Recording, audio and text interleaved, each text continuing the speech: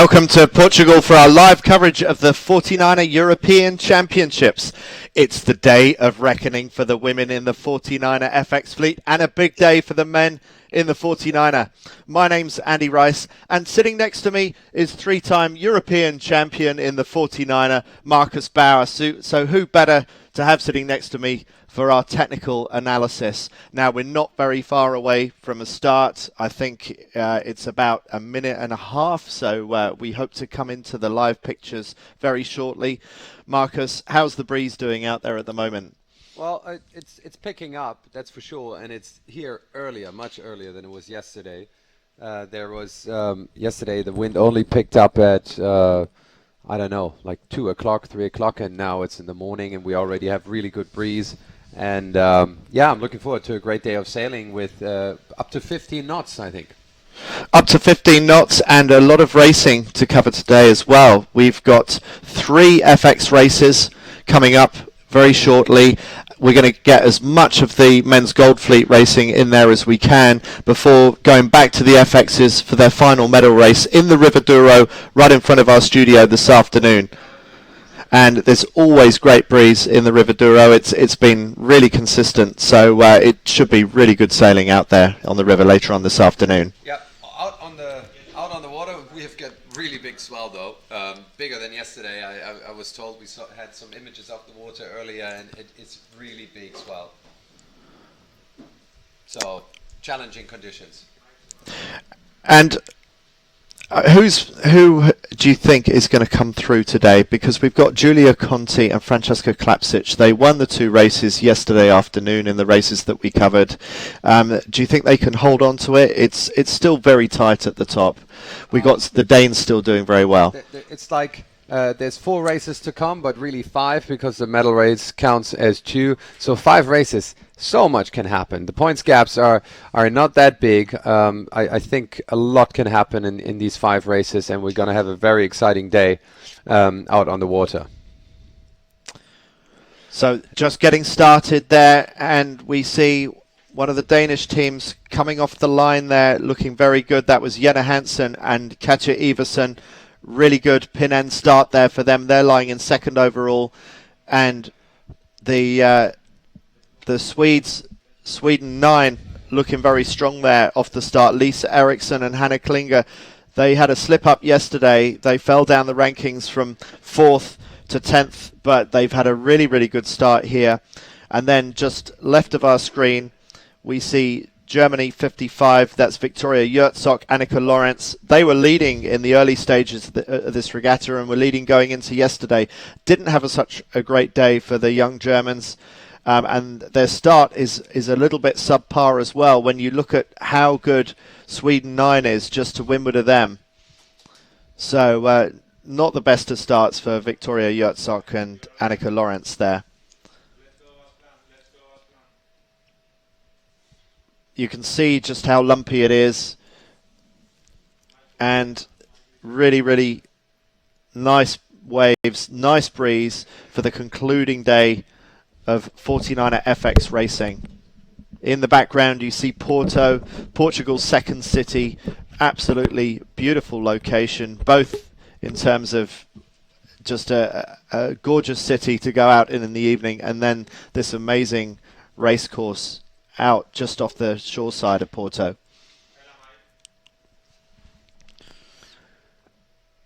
And we have our leaderboard. Marcus, what does the leaderboard tell us in these early stages out of the start? Well, first of all, we see in the mini-map bottom right that the course is very slightly skewed to the right, and there was a slight bias again to the left side of the line, and the fleet is spreading out as we've seen before. It almost again looks like a replay of yesterday. Probably 30% of the fleet heading out to the left-hand side, and the rest charging over to the right.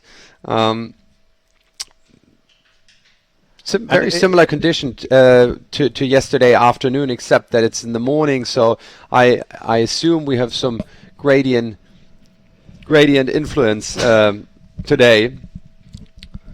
And here we are on board. That's on board with the Italians, Giulia Conti, Francesca Klapsic, and fully stretched down on their trapeze adjusters, and looks like sensational conditions. Also gives you some sense of the Atlantic swell out there. Constant adjustment of the mainsail by Klapsich on the right hand side, having to work the boat. Small tiller adjustments from Giulia Conti. And you can see on the mini-map the boats on the right-hand side. One of them, that was Giulia Conti, heading out to the right. She's still somewhat in the middle of the course, far away from the ley line yet. A lot of runway left.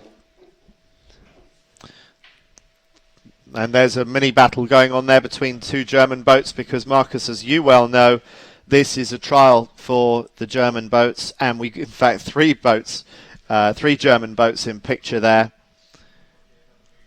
And at the moment, it's Vicky Herzog and Annika Lorenz who have the best of that German battle. This is the first of three events that the Germans are using for their Olympic trials. The Polish and the men are also using this as one of their Olympic trial events. Maya and Stoffers breaking into the top 7 there. I think that's the boat we see in the foreground. But the lead changing around between the Danes, Jenna Hansen and Katja Iversen, currently in the lead, but not much to choose between them and the Italians that we were on board with just now, and also Beckering and Dutz from the Netherlands. So those three really battling it out for the lead, and not much to choose between any of those. Mostly on the right hand side this time. Yesterday we saw them on the left, but in fact Ben Rimoka, of the 49er class, predicted that the right hand side would be the way to go, and so it seems to be. It was a factor in some of the racing earlier on in the week, and maybe some of the people got caught out yesterday because it was a little bit more of a left-hand track, but mostly extremely steady. Leading boat already closing in over the ley line now. That was Beckering, who's heading out to the way right-hand side now. She's got to be a little bit careful there. US boat in the picture, currently not in the top 10. That is Dellenbow and Barry. They're actually down in 24th place right now. But as you say, from the bottom of the bottom right hand of the screen, you can see just how much over ley line they're going. Really hitting the right hand side very hard. And in particular, Beckering, Dutz and Conti and Klapsich out on the right hand side.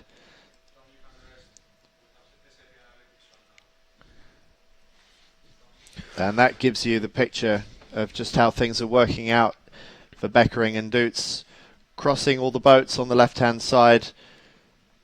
There's one boat coming from the middle that could possibly threaten them. We're looking at the SAP Sailing Analytics, and you can do that yourself. Just go to sapsailing.com and look at the race live yourself. And you can look at all the 25 boats and all their data, their average speeds and the distances they travel. In the lead at the moment is Beckering and Dutz. Now they're close to ley line. If they have no more tacks to do, then they're looking extremely good. But they do look like they might struggle to make it in one go. And they do look good because they've got very high average speed. There's the fastest boat on the course at the moment. 8.67 knots. They stand out quite a bit. Any other boats that fast?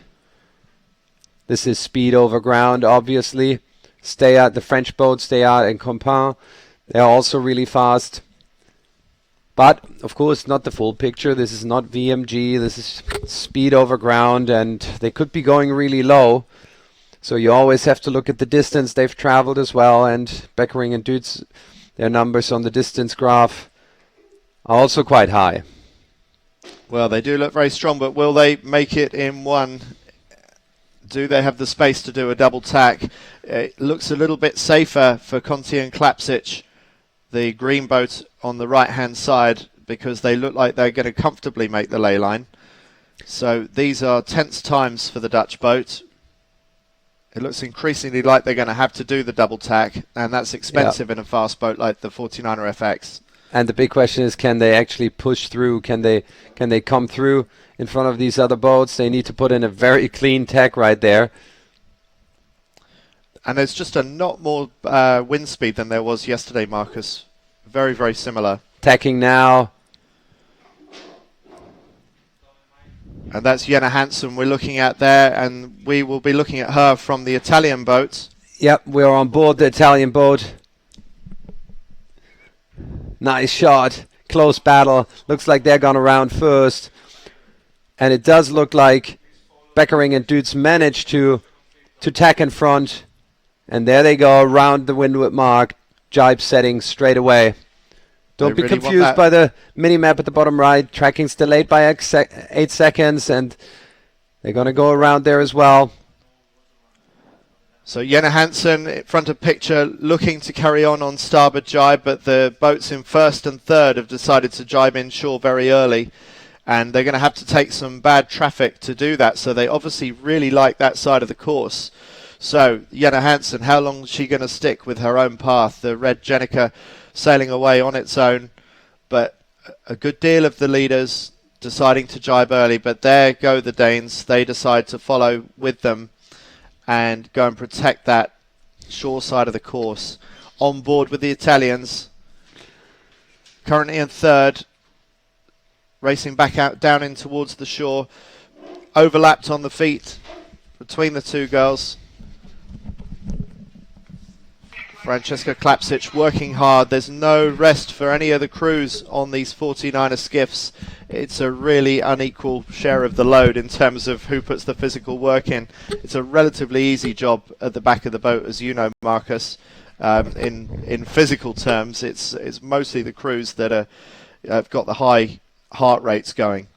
Yeah, they've got that Spinnaker sheet fully loaded the whole time, and then back on the upwind. They've got the main sheet, and they've got to pull the kite up and down. It's just much harder work. And that's an unusual procession we see there. We're used to seeing a procession out to the left of picture, but to see everyone jibe setting like that and all following the leader down to the right-hand side, you don't see that very often. It means that the right-hand side must have had a lot of promise. Denmark 7-1 looking good, though. It's a tactically really nice position there for the red boat for Jenna Hansen and Katja Iversen. So they stood on, they carried on, they ploughed their own lonely furrow, and it tactically looks very good for them for when they jibe back. For everybody else, they just think the right-hand side is so important, they've got to get back down that way as quickly as they can. And normally it's the back markers that you see doing this, but actually this time the back markers are chancing their arm and going out to sea instead. They're the boats on the left-hand side. So when you're at the back, you might as well try something different. See if the breeze comes your way and if it gives you options that the leaders don't have. But the leader's very much favouring that right-hand side. And the breeze has picked up to 12.7 knots, so the breeze seems to be increasing. And the thing to watch out for is that your angles change. When the breeze increases, suddenly the 49er sails are a lot deeper, and you need to factor that into your tactical decision making.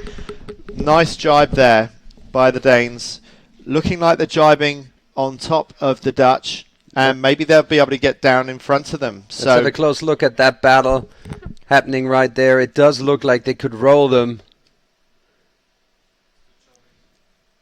Yep. And you can see that. Slightly different angle. The Dutch being sucked up into the wake of the Danish boat. So really nice move there. Great tactical decision making earlier on in the run to carry on and to set the Spinnaker on starboard jibe, and then putting them in a position to be able to attack the race leaders at the halfway stage of the run. Now this means that all the decision making goes to the Danes in terms of they have the freedom to choose whichever mark they want. And so which one are they going to choose? Well, based on how well the right worked, you think maybe they're going to do a jibe drop and go around the right hand mark, but it's there are other factors in that. There's going to be a lot of traffic if they do that. There'll be less traffic if they go out to sea. But it looks like, no, they've done the jibe jibe drop. So the Danes have led the Dutch round. The Italians are also going for that mark. So that tells you how strong the right-hand side is. Everyone wants to go round the same way. So this is in danger of turning into a procession, which is going to make life very easy for Jenna Hansen and Katja Iversen. By the way, by overtaking the Dutch boat, they just put themselves on the podium in the overall results. It's really close up there. A lot can happen. Only 10 points amongst the top 5 boats at the moment. So give us a rundown of the top 5 in the overall standings as things stand in this race. Beckering and Dutz currently in second position, got 38 points, and in second place Hansen and Salzkopf Iversen with 41 points. Conti Klapšić at the moment in third place, tied on points with the second place boat. And actually, Hansen went to second place. Sorry, so to fifth place, Jozok and Lawrence. It's 46 points. It's changing all the time, but now it's actually only 8 points between the top 5. So it's awfully close. So much can happen in the next races to come. And the sixth boat? The sixth boat is a Danish boat again. 3 Danish boats among the top 6. So a more even split coming out of the leeward gate, and some of the back markers choosing to go out to sea, but maybe it's because they just feel there's too much traffic following the leaders inshore. But it's interesting to see that the top 3 or 4 in this race are pretty much the top 3 or 4 in the overall standings. Yeah, and 3 Danish boats are actually in the top 6 overall as well. Really strong performance by them at the moment. So what we see on screen there, the results or the standings in this race are fairly representative of who the leading lights are overall. Absolutely. Best speed at the moment on Hansen and Salzkopf Iversen.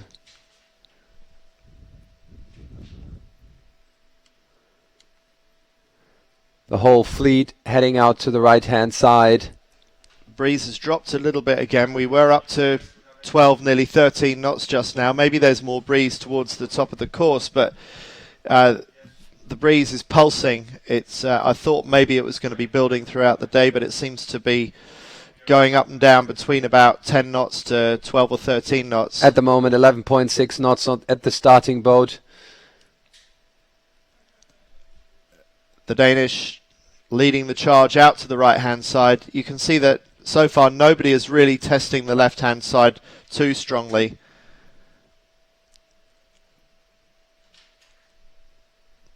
So Conti and Klapšić there. Currently in we had fourth some great position. onboard shots of them earlier. Beckering still in second place. Back on board with Conti and Klapšić.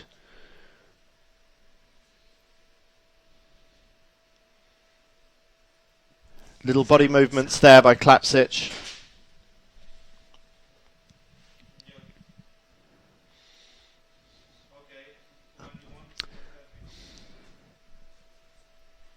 And you can see that the Danes in the lead are stretching away.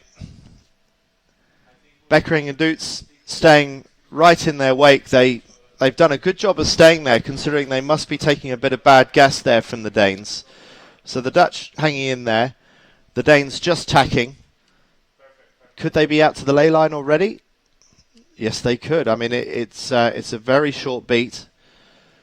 It looks like they might have just under-tacked the ley line a little bit, giving themselves a few options rather than putting all their cards on the right-hand side. That will give a bit of breathing space to the Dutch, who carry on a little bit beyond them.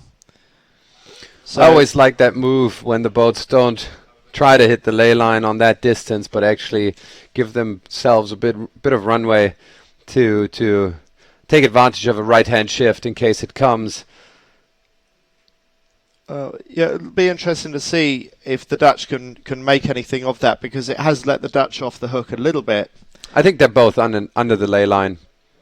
And certainly that's what Conti thinks, because the green boat is going beyond both of them. By the way, similar picture to yesterday where the boats are just drawing straight lines out on the water. If you look at the tracking, it's very consistent breeze. The slight movements we see are due to the swell, but there's no major shifts in the wind, at least not visible from the tracks.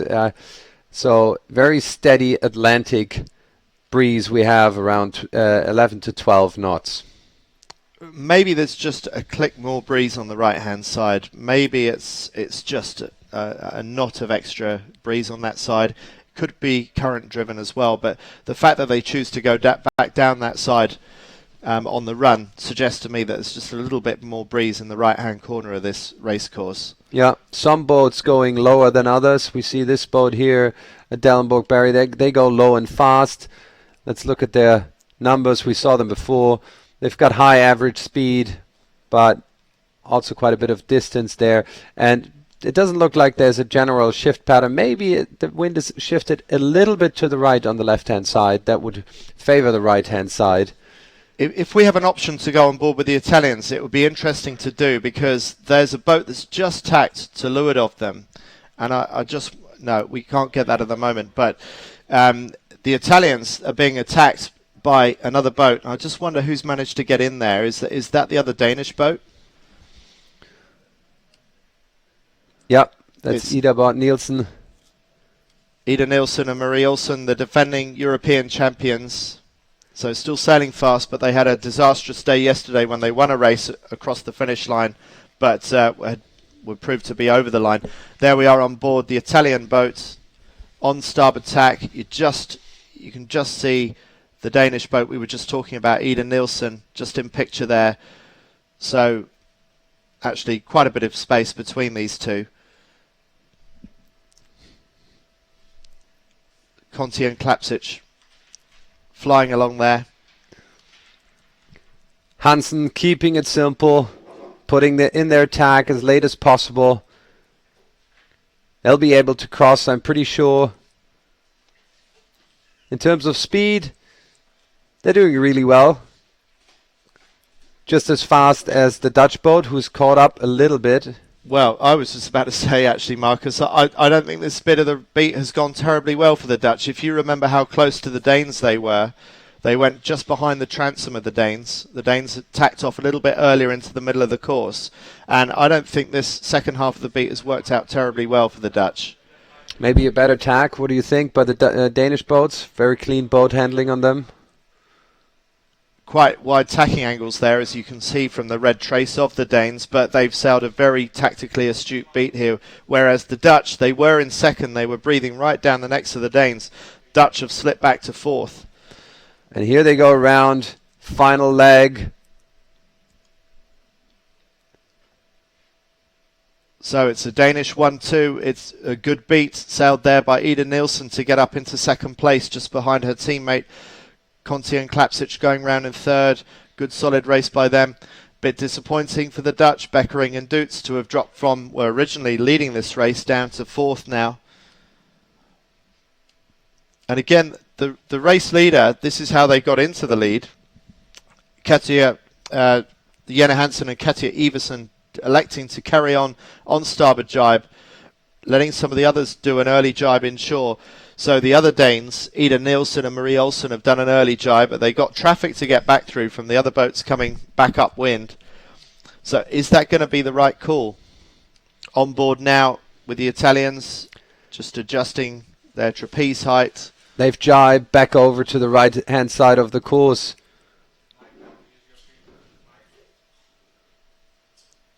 A lot of adjustment going on there on board the Italian boat. Changeable conditions by the look of it.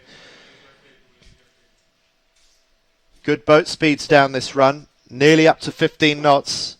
Got 13 knots of breeze, so the breeze is back up again. This is the strongest we've seen so far. And Jenna Hansen, she did jibe back, very similar track to the one that she did on the previous beat, the one that launched her into the lead ahead of the Dutch. So Jenna Hansen sailing a fairly solid defensive line down the middle of the course, letting Ida Nielsen, the other Danish boat, get out into the corner. Ida Nielsen gambling a little bit more on the right-hand side. Similar paying. move she made on the downwind before, where she caught up, and she's going really good angles again. She's going deeper than the rest of the fleet. Could be because she's going deeper in general, or because that position on the course just helps her to go lower. And she did just touch 15 knots there. And we're looking at some of the boats further back down the fleet. Turkish boat and a German boat, I think that was. But you can see there's the cross between the two Danish boats, and it's still looking very good for the leaders, Jenna Hansen and Katja Iversen, still well in the lead. But it looks like it's working out quite well for Ida Nilsson, who has successfully got in front of the Italians. So the jibe set has worked out for the Dane, even though the straight set also worked out for the other Dane, the leaders, Hansen and Iversen. And Beckering is getting attacked again from another Danish boat, and she could get rolled again. And now Conti is jibing on top of Beckering. He's going to have a hard time surviving there down to the finish. That's an interesting battle happening there right now. Can Beckering survive in the wind shadow of Conti and Klapschich and Denmark 10 should. I think they are too far away, so she could make it ahead. What do you think, Andy? Is she going to survive there? It's a tactically very weak position they put themselves in there. And, I think they've given themselves a lot to do. For a team that was leading this race, they're in danger of not even managing to stay in the top four. So let's keep an eye on that. But meanwhile, we can see that Jenna Hansen, Katja Iversen, nothing's going to stop them now. They're going to take the first race of this final day of Gold Fleet and medal racing. And when they've finished, Marcus, I'll ask you to look at how the overall scores are standing. But let's just follow this race through to the finish before we do that. Nice shot of the Danes coming towards us, going into a final jibe. And this should take them across the finish line. And a really solid race. A combination of good boat speed and really tactically astute sailing down the first run of the race to overtake the Dutch and take that race, followed by Ida Nielsen and Marie Olsen. So a Danish 1-2, and a very good race again by the Italians, Conti and Klapschich, winners of 2 races yesterday. Third place, very solid, very respectable for them. They are on Port Jibe. They're going to get across in front of the Dutch. Yes, they are. Or are they? That was close. I think the Italians still got that. The Dutch hung on for 4th place, and it's the other Danish crew of Schutt and Schutt who are 5th across the line. So the Danish 1st, 2nd and 5th. And Maloney and Meach, we didn't have much to say about them. It's a bit of a gap back after the first 5, but Maloney and Meach, winners of one of the races yesterday. The Kiwis, former world champions, in 6th, not quite firing on all cylinders. They could be overtaken by the Agerup sisters from Norway, so it's a very close battle between them. Now that was an interesting race, and we saw the contenders for this title battling out in front, and we can look at some of the data out of this race. Let's have a look at the speeds they did in this race. Average speeds on the top 5 boats was somewhat correlational to the race success. Only one really standing out is Beckering and Dutz in 4th place, who had higher average speed. And I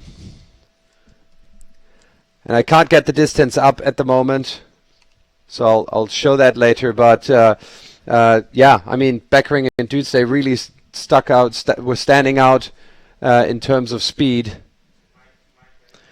Good performance on them for sure, but they put themselves in some difficult positions throughout the race and lost their lead throughout. Maybe we get a chance to replay that later to find out where they really had lost it. But what a convincing performance by the Danish team.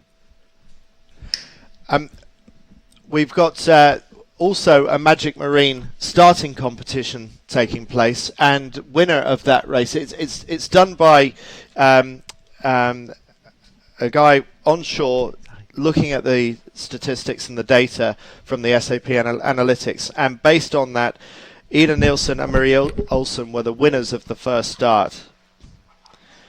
Let me just run you through how some of that works.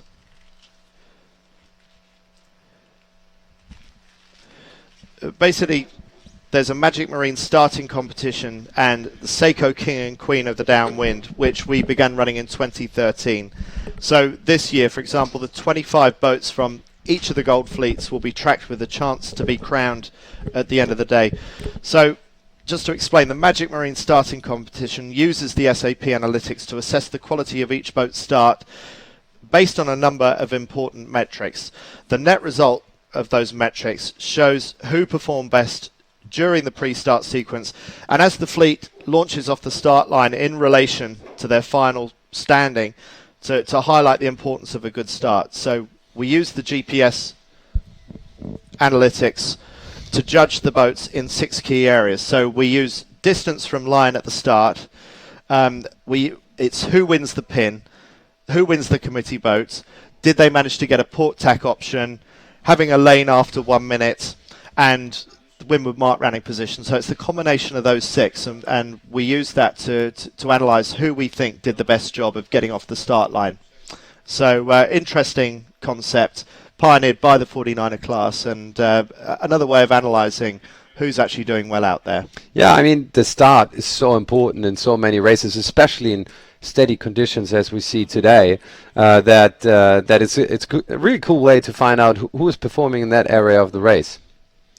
Well, we're going to take a break ourselves until we come back for the start of the next race, which won't be too long, but stay online because we're going to show you highlights from day 3.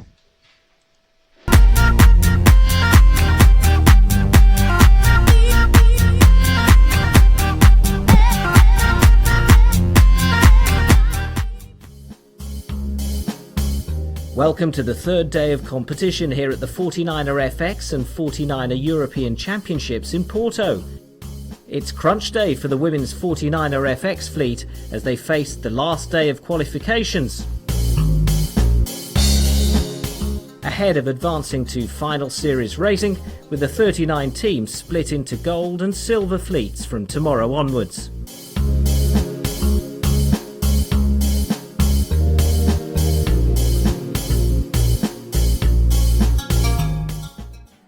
These are the world's top skiff teams with massive depth in performance, as well as European Championship podium positions. For many, the event is also part of their nation's selection events for Rio 2016. The local pairing of Lima and Costa found their local knowledge contributed to a superior performance, but not in the way you might think.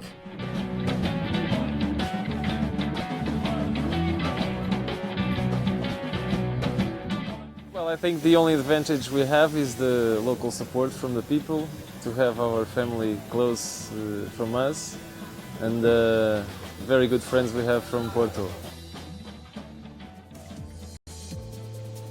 The Portuguese held on to their lead after a consistent performance in today's 3 races. Hounded around the track, they kept their cool as the wind picked up and the big Atlantic Ocean swell added another dimension to racing.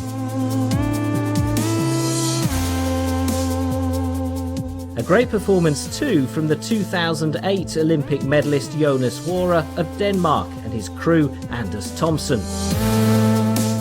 A bullet and 2 second places gave them the best scoreline of the day, propelling them to 4th overall.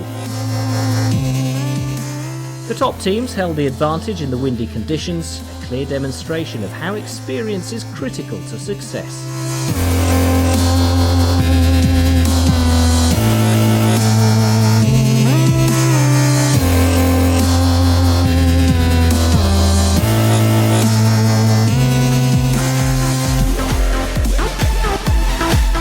As the women's 49er FX fleet arrived on the racetrack, the challenge intensified with the increasing wind. Only the top 25 teams would advance through to Gold Fleet racing and be in with a shot at the podium places, so a make or break day. While some teams sought to consolidate and protect their positions, others were forced to take risks and be smarter and tougher than their opponents for any hope of making the top 25 cut.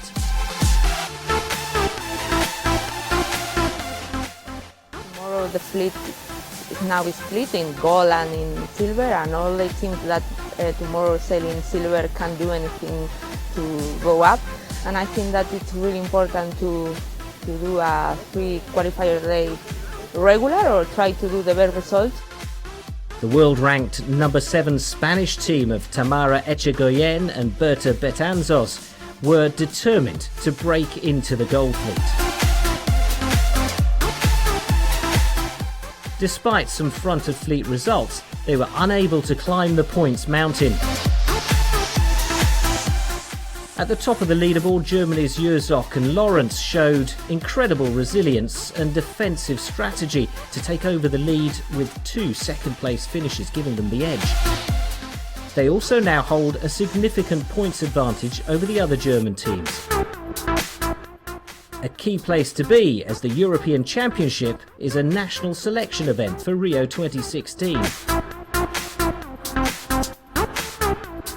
A surprisingly good day. Normally we have a hard time in the stronger winds and the waves, but we could do two really good races today with 2 second places. Being in the leading position is like a little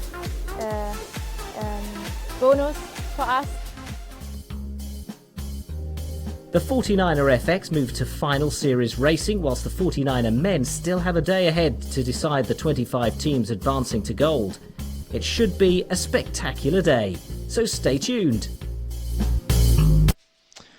So some of the big wave action here in Porto from earlier this week, and that makes me extremely envious to watch some of that footage there, Marcus. It looks like absolutely sensational sailing out there. It's so much fun to sail in swell like that, because you get to surf down these big waves, and sometimes you get to launch off a wave because they come from any direction really. The local wind is not that related to it, and sometimes you can sail straight against the waves on the upwind and totally launch off them. Like off a ramp. And we saw a video earlier this week from Nathan Outeridge, really, where the whole boat was in the air and then well, it would be nice down. to see that video again, and maybe we'll, in one of the breaks, we'll bring that video to you of that 30-second clip of them launching off one of those waves. And as Nathan Outridge said on his Facebook page, we love our foiling boats so much, we're trying to get the 49er foiling as well.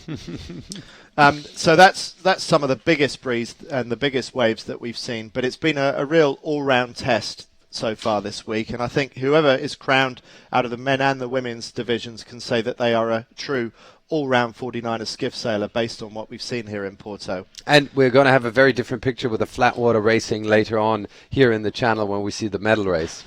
So let's go to the highlights of day 2 to just give you a flavour of a different... it's going to be a Magic Marine daily show that we're going to show you. This was from earlier this week when I chatted to some of the sailors about some controversial topics.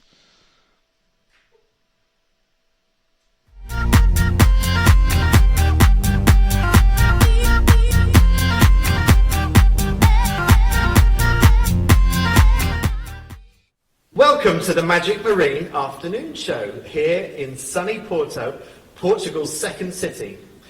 My name is Andy Rice, and joining me from Italy is Julia Conti, from Denmark is Jenna Hansen, and from the Netherlands is Annemiek Beckering. Welcome, ladies. Now we're going to be chatting to them a little bit later on, but let's just update you with where we are here in Porto. Let's talk you through the week's format. It's a 7-day regatta. Today is day 2, Tuesday. It's the second day of qualifying for the girls in the FX, but it's day 1 for the boys in the 49er. We've got 3 days of qualifying, 3 days of finals, and also on the final day, an afternoon of medal racing here on the River Douro. Now, we've got loads of ways of covering the European Championships. You can follow us on these Magic Marine daily shows. We're doing Gold Fleet racing, live GPS tracked, live TV broadcast on Friday, Saturday and Sunday. And you can send in your comments and questions to the 49er Facebook page and you can tweet us on @int49er and me at Sailjuice. So any comments or questions, please do get in touch and tell us what you want to know here from Portugal. So anyway, day 2, let's take a look at the highlights from the racing out there on the big Atlantic Ocean.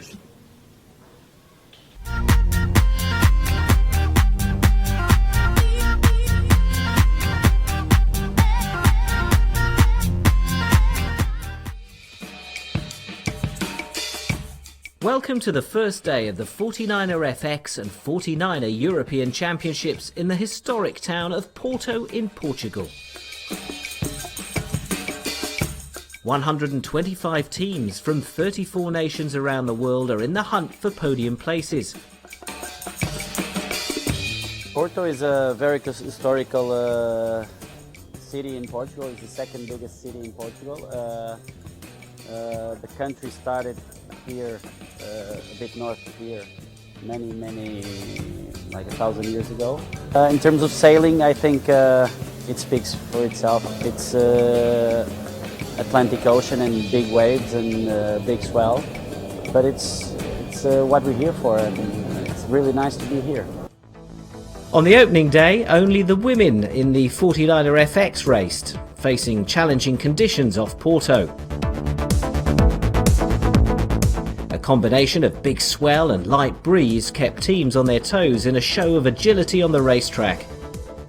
Teams needed to be aggressive to get their results on the score sheet early on this first day of the qualification series. For sure, the ones to beat here are the world-ranked number 2 pair, Nielsen and Olsen, European champions in 2013 and 2014. So there were some of the softer breezes from earlier on in the week. We've seen the strong and the light, and today it's a medium airs day. So it's about 10 to 13 knots of breeze. Marcus, it's full power conditions. We've already seen one great race of 49er FX racing, and we're about a minute away from the start of the next one. So 3-time European champion, where would you be lining up on this start line? Well, I wouldn't have the benefit of the sailing analytics where I actually can see the bias from the wind measurement device we have out there on the water, and I would have to measure the line bias with the boat, which works really well as well. You just put yourself in the middle of the line into the wind and then get your transit across the line, and I'd say probably 5 to 10 degree bias to the left, and that's probably where I would want to be. On the other hand, the right hand side seemed to have some promise, so you need to balance that against the bias on the line. So I would probably start 2/3 up, 1/3 up the line from the pin end. Well, in the last race, the winners of the last race came off the pin end, Jenna Hansen and Katja Iversen, and interestingly enough, they are one of the boats looking like they're going to come off the pin end of the line, the right-hand side of our picture. So they obviously want more of what they had a little bit earlier on when they went on to dominate that race. And just a few seconds to go to the start. Off they go. Boats are accelerating. The fleet's fairly well spread out over the whole line. Oh, someone's teabagged there just at a crucial moment. Not one of the leading lights, but that was poor timing there and an awful start for that boat. I think a Russian boat. And then it looks like another Danish boat has won the pin, and it's Jenna Hansen again, winners of the previous race, putting the hammer down. Marcus, why is winning the pin so important in the 49er FX? Because there's a wind deflection that the most leeward boat benefits from, and they're giving the, if you like, dirty air to all the other boats. It's actually the only position on the line where you don't get any deflected wind. So that's the golden position to be in if you want to be on the left-hand side of the course. If you want to head over to the right, you're locked in. You can't tack freely, and that's a problem. So the Australian boat we see in the picture and the Finnish boat, they would have big troubles tacking now and heading over to the right side, which is at the moment led by a French boat who is tacked out and went over, and we could see that in the mini-map. Let's focus a little bit on those boats, and a few boats have tacked out, but the lead is on the boats on the left-hand side. Things are still readjusting. Yep, the left-hand side boats are leading, but the lead's going back and forth all the time. So all well and good getting a good start, and actually it was a clear start. There was no one over on that line. But can Jenna Hansen and Katja Iversen get back across to the other side of the course when they want to, or has their good start off the left forced them to go further left than they wanted to? Maybe, and really interesting development. If the Danes can survive on that left-hand side, they're really being pushed out with no options. I can't. Let's have a look at those analytics on the screen and see if we can get a sense of what you're talking about there, Marcus. So just tell us, what do you see now? Well, we can see the Danish boat heading out to the left and maybe bending a little bit to the left, which would be good news for them. If the wind would shift slightly to the left, that would be advantageous for them to tack soon to sail over the fleet. But again, very steady breeze, very straight lines we see. It's also a sign of really good boat handling and really good sailing by the sailors. And just looking at the Danish boat, the green track on the left-hand picture, just look how quickly they tacked after the other boat tacked. I think maybe that was the Finnish boat, the boat from Finland. And yep.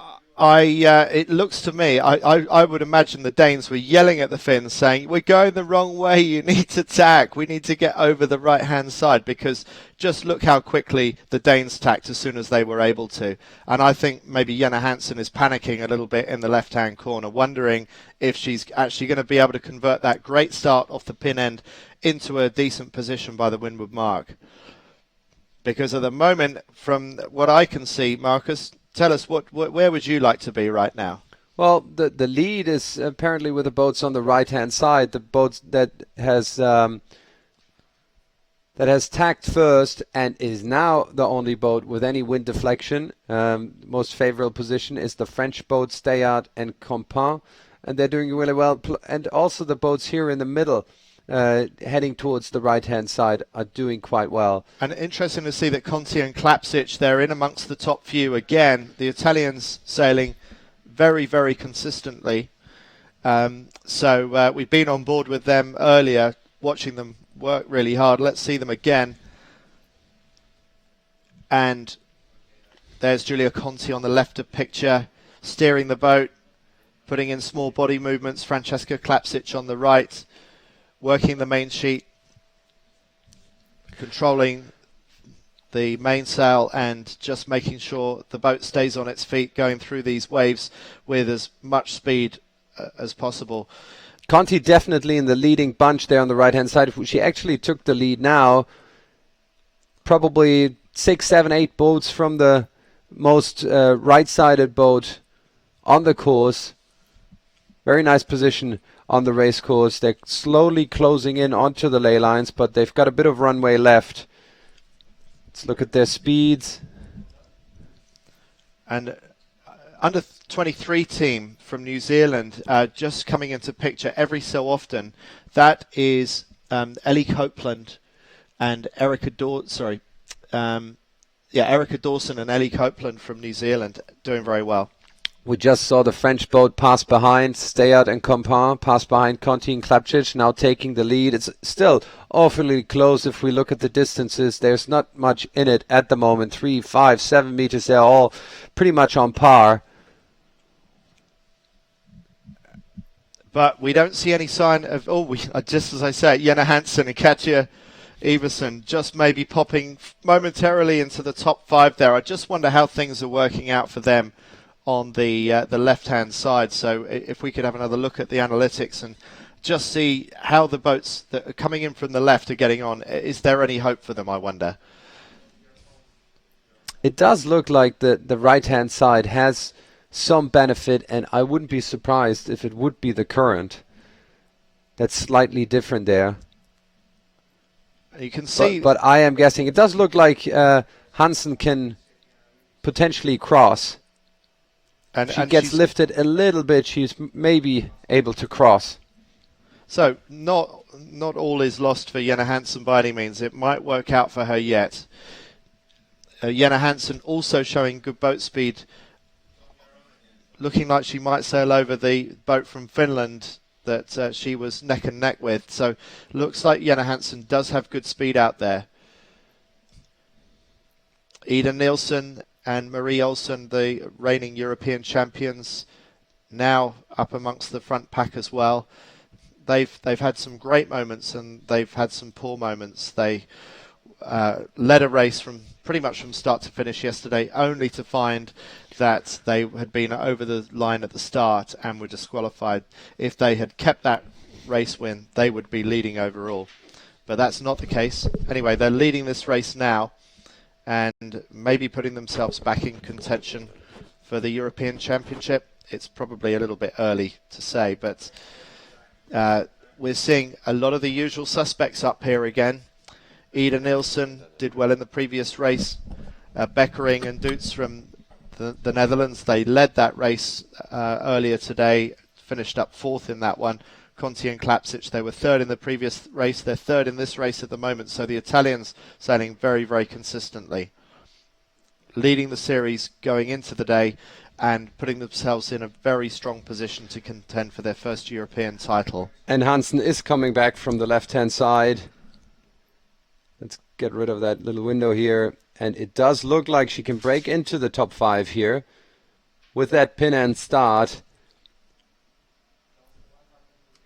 And the benefit for her is that she can probably call the ley line pretty accurately from where she is. So she probably only has one more tack to do. Whereas the other Danish boat that's leading, Ida Nielsen, is under ley line and is going to have to do 2 more tacks. So maybe Jenna Hansen is going to do okay after all. Bit of traffic for Jenna Hansen to get through, just ducking behind the leader. And there's the gaggle of boats on their final approach on the starboard ley line. Quite lumpy conditions. About 11 knots of wind speed.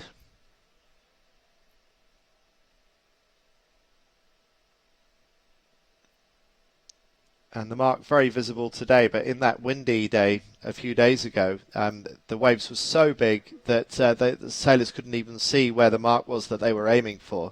It just popped out occasionally. Yeah, and the clever ones did a bit of homework before the start and got a transit on the shore just to give themselves a visual cue as to where they reckon the windward mark was going to be. There's Ida Nielsen and Marie Olsen going into attack. Looks like they're leading that pack coming in from the right quite comfortably. This should be a good lead for the Danes as they are about to go round the windward mark for the first time. But it's looking very tight behind them. Another Danish boat. There's Jenna Hansen just coming into picture. Jenna Hansen has come back from the left pretty well, but actually it looks like it might be the Dutch that could be leading around. So the Dutch just around in the lead. They led the previous race. And again, it's actually, no, sorry, it's a different Dane, but it's Ida Nielsen this time in second place. And it was Jenna Hansen who has also done well. She's got round in third, so she made the left work. Italians also looking good, round in fourth place, followed by the French, and then the Norwegians, and then the New Zealanders. But I don't think that was the Red Bull of Alex Maloney and Molly Meach. That was the, well, they're both young teams, I should say. Both under 23 teams, both the Kiwis. Erica Dawson and Ellie Copeland sailing very well. And that's the Italians with the yellow jerseys because they led going into today and with a third place from earlier this morning. And now lying in fourth, looking very, very well placed to do well at these championships. A podium looking very likely for the Italians, and they will be looking to hang on to those yellow Seiko jerseys and become European champions for the first time. And I have some intermediate preliminary overall standings we could look at. Let's get that up quickly to see what the score is. And Beckering would be back in the lead right now if she can stay in first place. And you can go down to fifth place where Ida Nielsen, the currently second placed boat, is with 50 points. There's only 9 points between the top 5. A lot can happen there. Interesting look. These are preliminary results, of course. But let's see how the race pans out further. So it's looking like it's developing into a 5-way battle for 3 medals. There's a bit of a gap opening up between the top 5 overall. And Alex Maloney and Molly Meach, the former world champions, just outside of that. They've got a lot on their plate if they're going to win a medal here from Porto in Portugal. So good sailing by Beckering and Dutz. They led the previous race, but they dropped to 4th after some tactical errors. Will they be able to hold on against the Danes breathing down their necks this time? The Danes always looking strong. Yeah, they're going to be in trouble again, I think, after the jibe. But they went a little further. They didn't immediately jibe set, continued on. Well, let's have a look at the analytics and see what it is that you're referring to there, Marcus. Yeah, we see Beckering jibing now. Let's zoom in a little bit further, but it does look like Ida Nielsen can pass. Yes, she has passed easily. She's going ahead.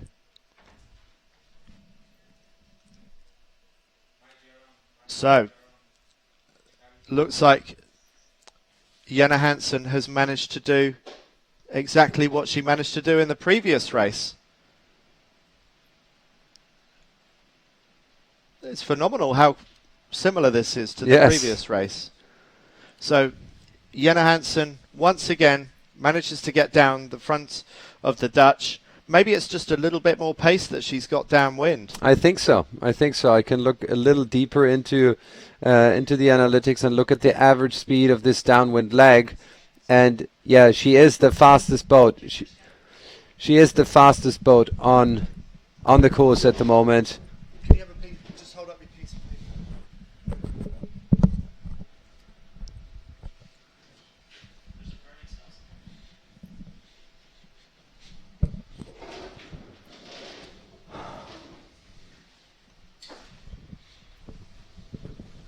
Hansen in the lead still.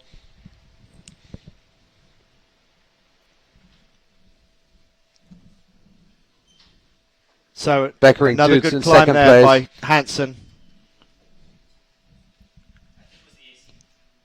Beckering and Dutz holding on for second place. But they'll be disappointed that the same Danes have managed to overtake them on 2 occasions. But as you said, Marcus, Beckering and Dutz still doing enough to hold the overall lead in the overall standings.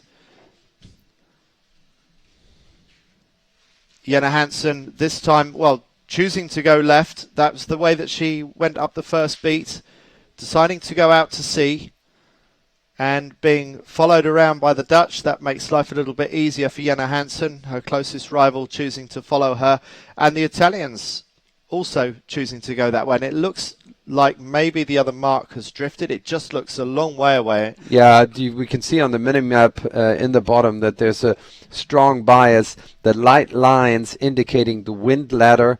The white lines are in a right angle to the wind. There are multiple advantage lines or leader lines, if you like, and the boats are climbing up that ladder. And you can see how far down that right-hand gate mark actually is. Well, someone's going for it. Yeah, that's a big loss. I think maybe it's the French boat. Let us see who decided to do that. While you're looking at that, just to note that the Schutter sisters, the other Danes, managed to overtake Ida Nielsen on that run. That was not a good run for Ida Nielsen. Really, really fell away on that run. I'm not sure what happened to her, but there you can see the French boat actually headed out to the right-hand side, and big disadvantage of that gate mark. It's way further down, and another boat follows, Dellenboek and Barry. Major loss on that side if you go around that mark. German and Norwegian boat going around the gate. The wind has dropped a little, I think. Let me check. No, it's still 11.4 knots. But the sailors are really bending their knees now. I think that's all the wind shadow from the boats coming down. And the wind's going to pick back up shortly as they leave that congested area from the leeward gate. You want to get out of there quickly. Breeze has got a little bit softer. No, well, I just checked. And at the start, there's still, 10 knots. But it's in the wind shadow. And I think the boats further up the course, they're already back up to pace. I think there is a little bit more breeze at the top of the course, maybe. It does look a bit softer, the images that we see from the bottom end of the course. Back on board with Francesca Klapsic doing the hard work on the right-hand side. Giulia Conti, smooth steering through big waves. The Italians still in third place in this race. You can see how much they need to work. Bending their knees, going backwards and forward. Nice red shoes too. Some people go barefoot in the 49er. What do you make of that, Marcus? Why do they do that, and do you recommend it? Well, I never did it, but I'd like to wear very thin shoes. I didn't want to distract me by hitting my feet, hitting my ankles. But I think it's really good if you've got a good feel for the boat, and also you don't want the weight of the shoes that far in. If you can avoid that, if you're on the heavy side, if you're a heavier team, it's really not weight benefiting you. So it does make sense to go barefoot. Well, the Kiwis, who dominate the men's division at the moment, Pete Burling and Blair Tuke, often sail barefoot in the lighter conditions.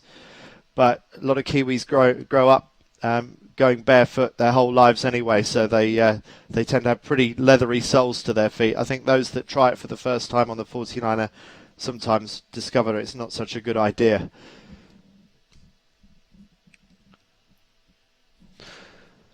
And it gives you some sense of the teamwork involved. Beckering taking the lead just now, by the way. On the highlights, on the SAP analytics. Yeah, but we can see it up left on the leaderboard as well. She's got really good pace there on the right-hand side. Higher average speed on this upwind leg so far. And she's going a little bit lower. If we look at these two lines, the lines of the... Let me disable that. If we look at this line and this line, they're slightly diverging. Looks like Beckering is just going deeper and faster. Back in second place now. Nice close battle going up this beat.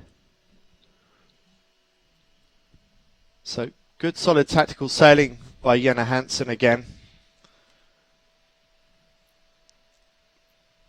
But just wonder if the Dutch are managing to get back at the Danes. Are they the faster boat upwind, the Dutch? Interesting development down the fleet, looking at the two German boats, which are in Olympic qualification. They're quite close to each other. It's not a stunning performance by the German girls at this event, though, is it? It started off well for Vicky Herzog and Annika Lawrence, but for the number of Germans that are in the fleet, there must be a little bit of disappointment that they're not breaking into the top 10 more than they are. But you often see that happening at Olympic qualifications, that they don't perform that well overall in the fleet because they're too concerned to look for their national rivals. Obviously, it's really important for them to qualify for the Olympics, so that almost matters more than the European title. It's true. They've got more goals out there than just winning the European title. It's keeping an eye on your compatriots and your competitors, especially in what's going to be a very, very tight trials battle for Germany. And what a trials it's going to be for the Danish, because we've got three Danes that really are either world class or close to world class. And two of those three Danes in the top three of this race right now. But, it's been a strange race for Ida Nilsson, because they were knocking on the door of leading this race. And it's having effects on the overall results. Looking at the overall results now, top 4 are really close together, but Ida Nilsson has dropped out of the picture a little bit with 55 points, now actually 13 points behind the lead. It's going to get increasingly unlikely that she can defend that title. And what we've got, the top two are tied on 42 points, Hansen and Beckering, and they are pretty much tied going up this beat. They are almost neck and neck, these two boats. So in the championship overall and in this race, the Dutch and the top Danes are absolutely neck and neck. Absolutely. They're so close together. There's just 11 meters between the two right now. So we've done 6 days of racing, and there's just 10 meters to choose between the two boats in the and no deciding. points between them. What a nice battle. And that shows how close the competition has become in the FX. And Conti and Klapsic, they've slipped to about 70 metres back. So it is turning into a two-horse race, a bit of a match race up there for the Danes and the Dutch. Just 8 meters behind. What a nice battle they're having there. We can see those boats in the left of the picture right now. They're coming up in the background.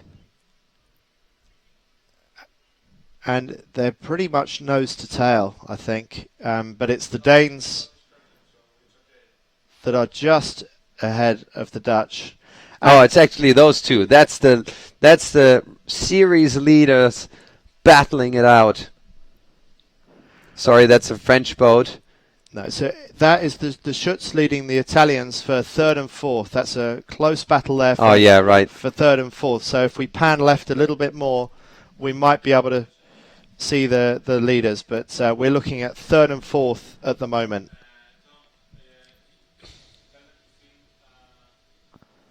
The leaders closing into the windward mark now.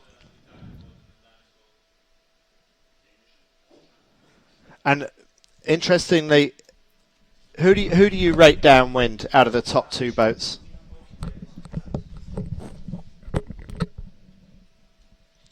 Marcus, who do you rate out of the top two boats between Hansen and Beckering? Or there we see Hansen in the picture. So Hansen round, Beckering round.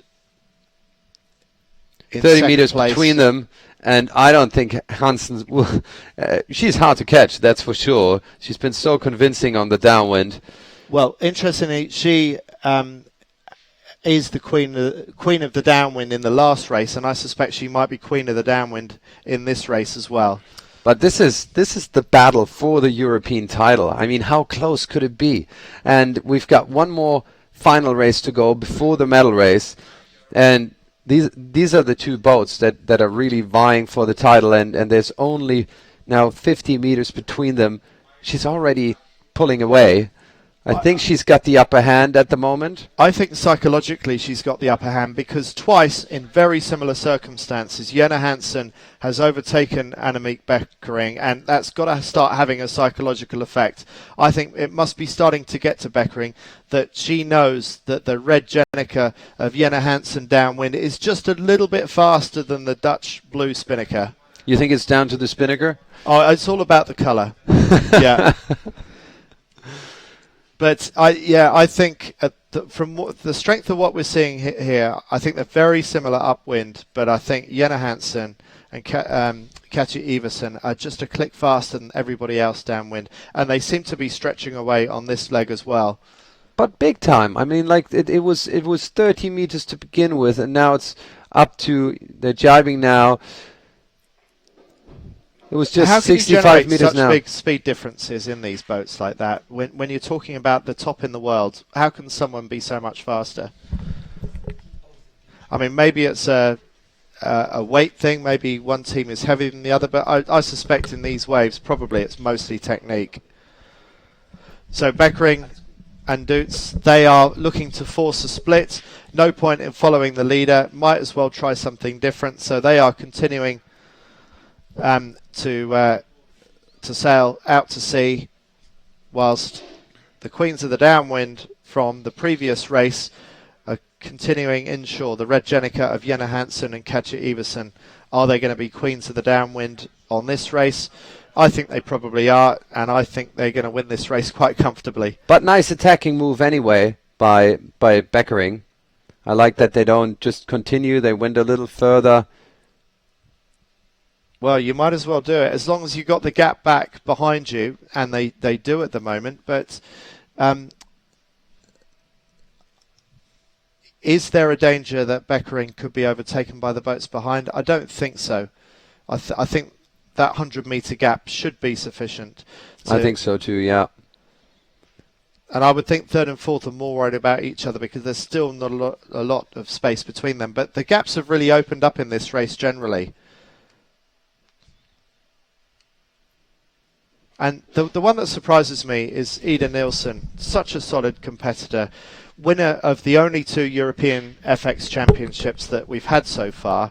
And Ida Nielsen just popping up into the top 6 just for a moment there, but more than 400 metres behind the leaders. And Ida Nielsen was second around the windward mark in the early stages of this race, and really quite surprised that that particular Danish team isn't performing in these conditions.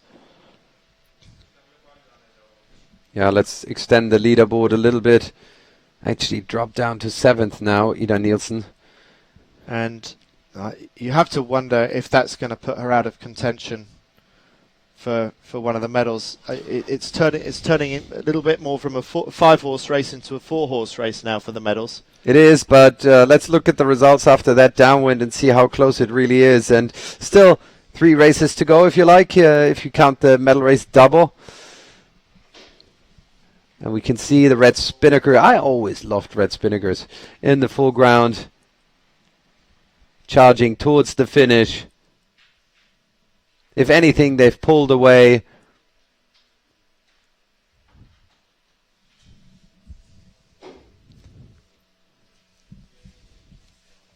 And again, looking at the SAP Sailing Analytics, the lines are just drawn absolutely straight. Very geometrical race, very steady wind conditions. And there's the finish line. So, from what you say, Marcus, it sounds like it's a boat speed thing, and maybe Jenna Hansen and Katja Iversen are just a little bit faster in these moderate air conditions, winning both races so far today. They must be feeling good about possibly winning the 3rd of the day. Yeah, I do think they have an edge today. They seem to love these conditions. What a great performance so far.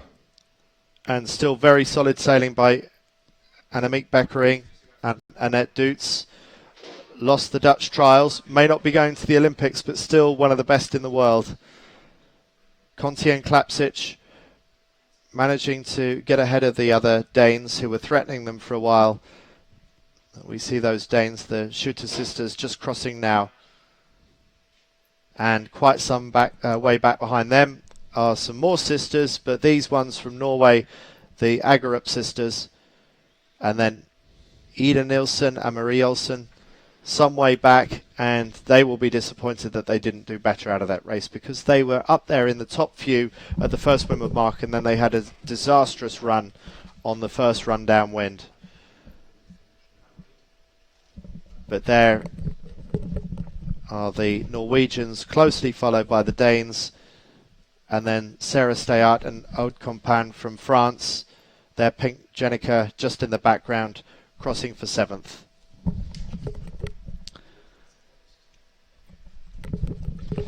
Right, so let's have a look at the live leaderboard and how the scores stand after this second last final race, after the final race number 5. So Jenna Hansen and Katja Iversen leading overall on 42 points, tied on 42 points with Beckering and Doets from the Netherlands. Conti and Klapsic, 3rd in both races today, 3rd overall. The Shooter sisters, 4th in that race, 4th overall. Bad Nielsen and Olsen from Denmark, the reigning European champions. They've got a lot to do if they're going to defend that title, because they were 6th in that race. They're on 54 points. They've got a lot to do to get back into the medals.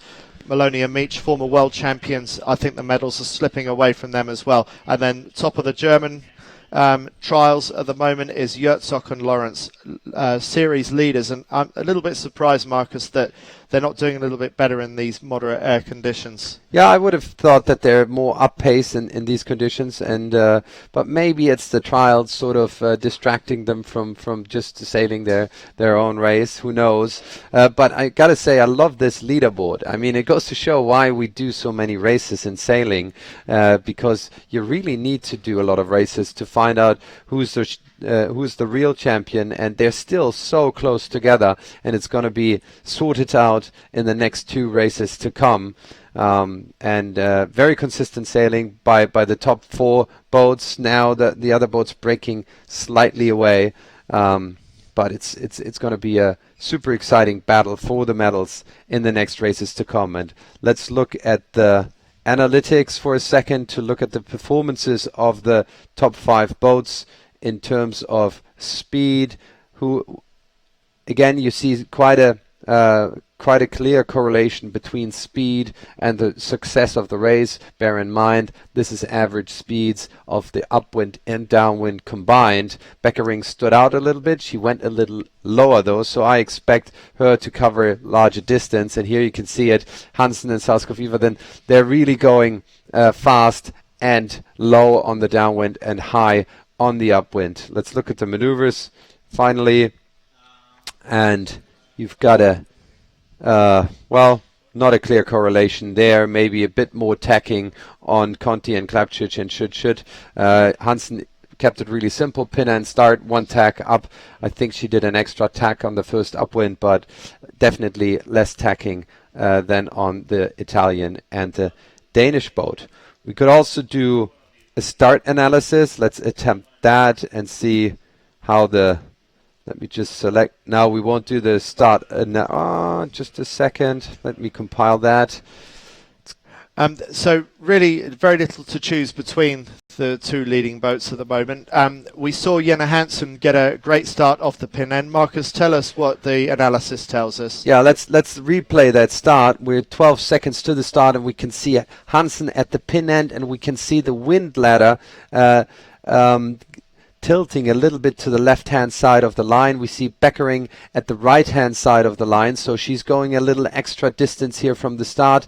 Acceleration-wise, Conti and Klapčić are tacking away because we can see the big dip in their acceleration graph there, and they're tacking right here because they've had some dirty air from the boat above. They had to bail out, and what a good job that they ended up top 3, I think, at the windward mark from such a weak start. They had to cross behind a lot of boats right there, but you can see Salskov Iversen, they were highest up on the wind ladder on the left-hand side with clear air to go. Interesting start, but you could see it's not the start that decided everything here. It was a combination of a clean start for Hansen on the left-hand side and then a simple upwind, but I do think there was the right-hand side was favored, and that was sailed really well by Beckering. She had a clean start up on the line, covered a little extra distance, but made up by going to the right-hand side and taking advantage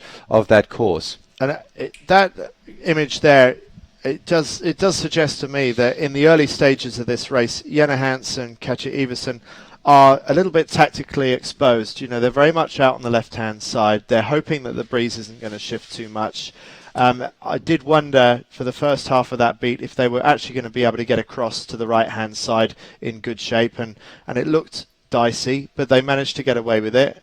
And they managed to win the race. But that pin end start leaves them tactically exposed, I think. Yeah, but, you know, if you have an unbiased line, if it's an even line, and if there's no clear side of the course, which is better, even then the pin end start is the favorite thing to do because you've got less wind deflection. If you know that you have to tack over to the right-hand side, it is not, because you don't have the freedom to tack. But we had a left-hand bias and not a clear advantage on the right-hand side of the course. I think it was the right thing to do. So and it worked. She made up for the slight favor, and we're just guessing here, but there seemed to be a slight advantage on the right-hand side of the course. She made up for that by having that great start.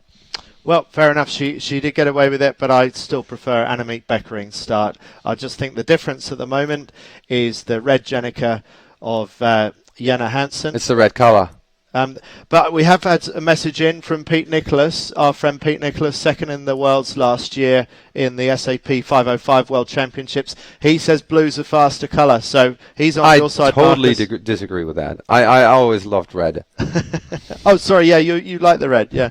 You like, well, Pete says blue's fast, but not on the strength of what we've seen today. He doesn't know what he's talking about. No, clearly not. 505s will give it to you, Pete. You know what you're talking about, but no, it's a different kettle of fish here.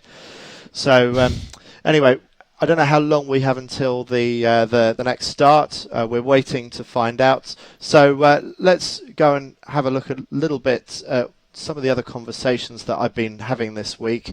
I don't know if our man behind the scenes, Dominic, can tee up one of the Magic Marine daily shows, but there was an interesting few chats that I had with sailors earlier on in the week. Sounds like we're going to go to day 2, Magic Marine daily show. So let's see what conversations I had earlier in the week, and we'll be back shortly for the next race of the 49er FX.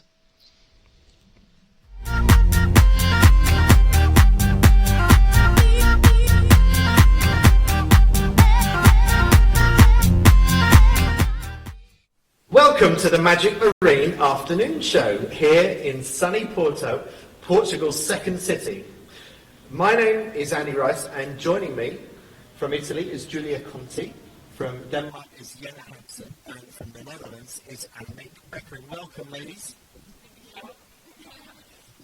Now, we're going to be chatting to them a little bit later on, but let's just update you with where we are here in Porto. Let's talk you through the week's format. It's a 7-day regatta. Today is day 2, Tuesday. It's the second day of qualifying for the girls in the FX, but it's day 1 for the boys in the 49er. We've got 3 days of qualifying, 3 days of finals, and also on the final day, an afternoon of medal racing here on the River Douro. Now, we've got loads of ways of covering the European Championships. You can follow us on these Magic Marine daily shows. We're doing Gold Fleet racing, live GPS tracked, live TV broadcast on Friday, Saturday and Sunday. And you can send in your comments and questions to the 49er Facebook page, and you can tweet us on @int49er and me at Sailju. So any comments or questions, please do get in touch and tell us what you want to know here from Portugal. So anyway, day 2.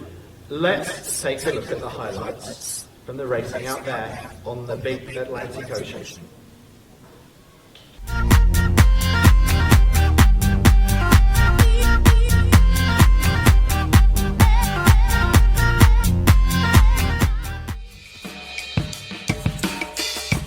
Welcome to the first day of the 49er FX and 49er European Championships in the historic town of Porto in Portugal.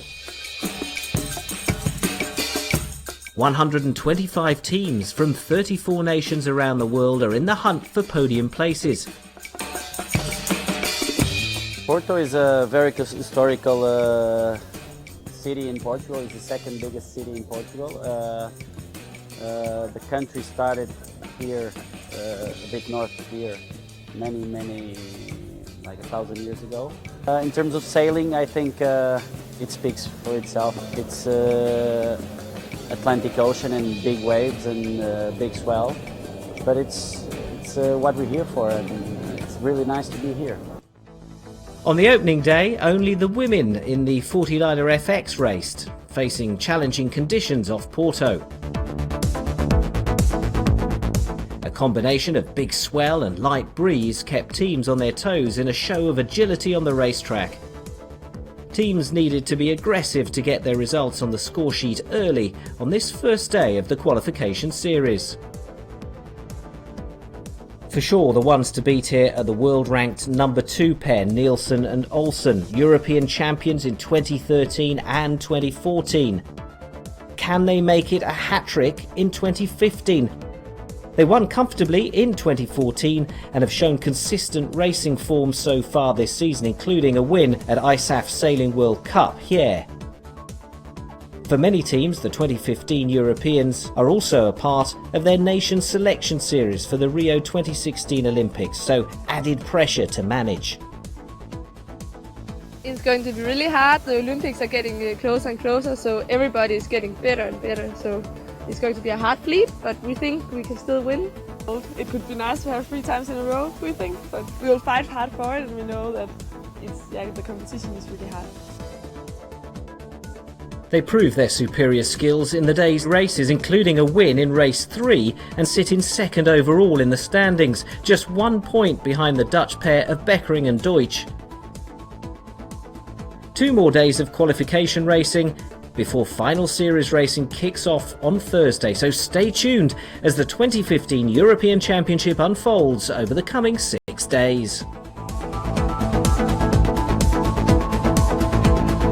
Welcome back for the third start today for the 49er FX Gold Fleet Racing. We've seen Jenna Hansen, Katja Iversen win both races so far today. They've done it by starting at the pin end of the line. That's the right of your screen as we look at the moment, near that orange flag on the right-hand side. There's 30 seconds to go, and I see a Danish boat is amongst them. And I wonder if it is the same Danes that have done so well by starting this way. Again, Hansen is heading towards the pin end. Let's see what strategy the second place boat, Beckering and Dudes, are going for. We saw them come off the near to the committee boat in the previous start, and they had a fantastic start, the Dutch. But at the moment, we're looking at the Finns and the Danes, the same Finns and Danes coming off the line as they did about half an hour earlier in the previous race. And has Jenna Hansen won the pin again? Yes, she has. Another fantastic start by the overall series leader. And how do the rest of the fleet let her get away with it? It's a clear start, and not only that, she's got daylight around her. And the Italians, they've had another bad, well, maybe they haven't had a bad start. Maybe they've decided that they're going to do a port tack option underneath the fleet and break out into clear air on the right-hand side. This is amazing. It's like a replay of the last race. Hansen winning the pin end, Beckering up in the middle of the line. They've got their patterns. They seem to love what they're doing. I wouldn't be surprised if this pans out exactly like the race before, but we don't know what the weather gods are going to do, and if there's any shifting pattern or maybe shifting tides that are going to make the left-hand side more expensive than they were before. I think things look better for Jenna Hansen than they did in the previous race. I actually think she's got a bit more space around her. One difference, though, there was less of a line bias on the left-hand side. We could go into start analysis to check that out, actually. I'll try that. Let's see if we can get that up. Let's look at the... Now, it's probably too early to do that analysis. We'll do that after the race, but I do think there was less of a line bias towards the right-hand side. Okay, so maybe it's going to be more difficult for Jenna Hansen to get back across, but the Finn that held her on for so long in the previous race is now tacked away, and I think Jenna Hansen, if she wanted to, could probably tack and get across to the right-hand side. That bunch of boats that we're looking at there, that's the bunch that Jenna Hansen will be looking carefully at, weighing up her options, thinking, can I get across the Kiwi boat? Can I cross that Red Bull boat? And can I cross the Swedes?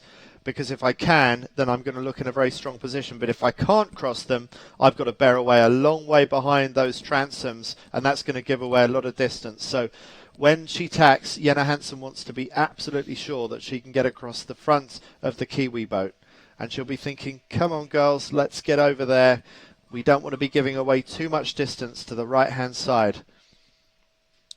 And I just wonder, I wonder if Annemiek Beckering has struggled a bit more from her third of the way down committee boat start than she did previously. I don't think she was as well poked out as she was in the previous race. I think Beckering is struggling a little bit more than she was in the previous race. Oh yeah, she is. Looking at the sailing analytics, she's really battling on the right-hand side in a bunch of boats, awfully close. A boat to leeward, that is Lutz Beuke, the German boat, just leeward of them. And if we zoom in a little bit, we can see that she's anything but free here. She has to luff. We can see her battling for some height here. Lutz Beuke going for a bit more speed right now. So not such a good position for her to be in at the moment. Unlike Hansen on the left-hand side, with a slight shift to the left. Oh, let's look at that a little closer. Can she actually pass over there? Yes, she could pass. She could pass ahead of Maloney and Meach. But it looks like they're going back a little deeper. Comparing these angles on the right-hand side, on the left-hand side, it does look like the right-hand side is going higher. Well, I'm feeling very similar to Jenna Hansen as I did in the previous race, wondering at this stage of the beat if she's going to be able to get away with it. I think tactically she's quite exposed, and I think she's given herself a lot to do to get back over to the right-hand side. Now, she managed to make it work in the previous race, but as you said, Marcus, there wasn't quite the same pin end bias off the line, so she didn't have that automatic advantage from the start. So maybe she's got a little bit less to play with this time in terms of being able to get back into contention with the leaders on the right-hand side. We should look at Conti and Klapšič, where they're actually also battling in the bunch of boats on the right-hand side, and they're back in the overall results. Way too early to call, obviously, in this race, but they're currently ranked around third or fourth, and that puts them back in the lead. As I said, too early to call. And actually now they're sunk in a bunch of boats here. No, sorry, that was Beckering. They're not looking good at all at the moment, whereas Conti and Klapšič, they managed to battle their way out. They've got two boats to leeward. That's Meyer Stoffers, the German boat, and Wedemeyer, another German boat to leeward of them.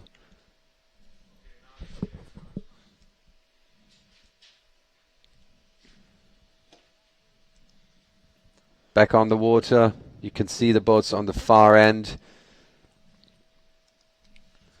So we haven't spoken much about Wedemeyer so far this week. We haven't seen them in this kind of position, and we haven't said much about Meyer and Stoffers. But Marcus, you're part of Sailing Team Germany. This is a better race for the Germans so far. Yeah, Wedemeyer, very young team. They've only sailed the boat for, I think, 3 years now.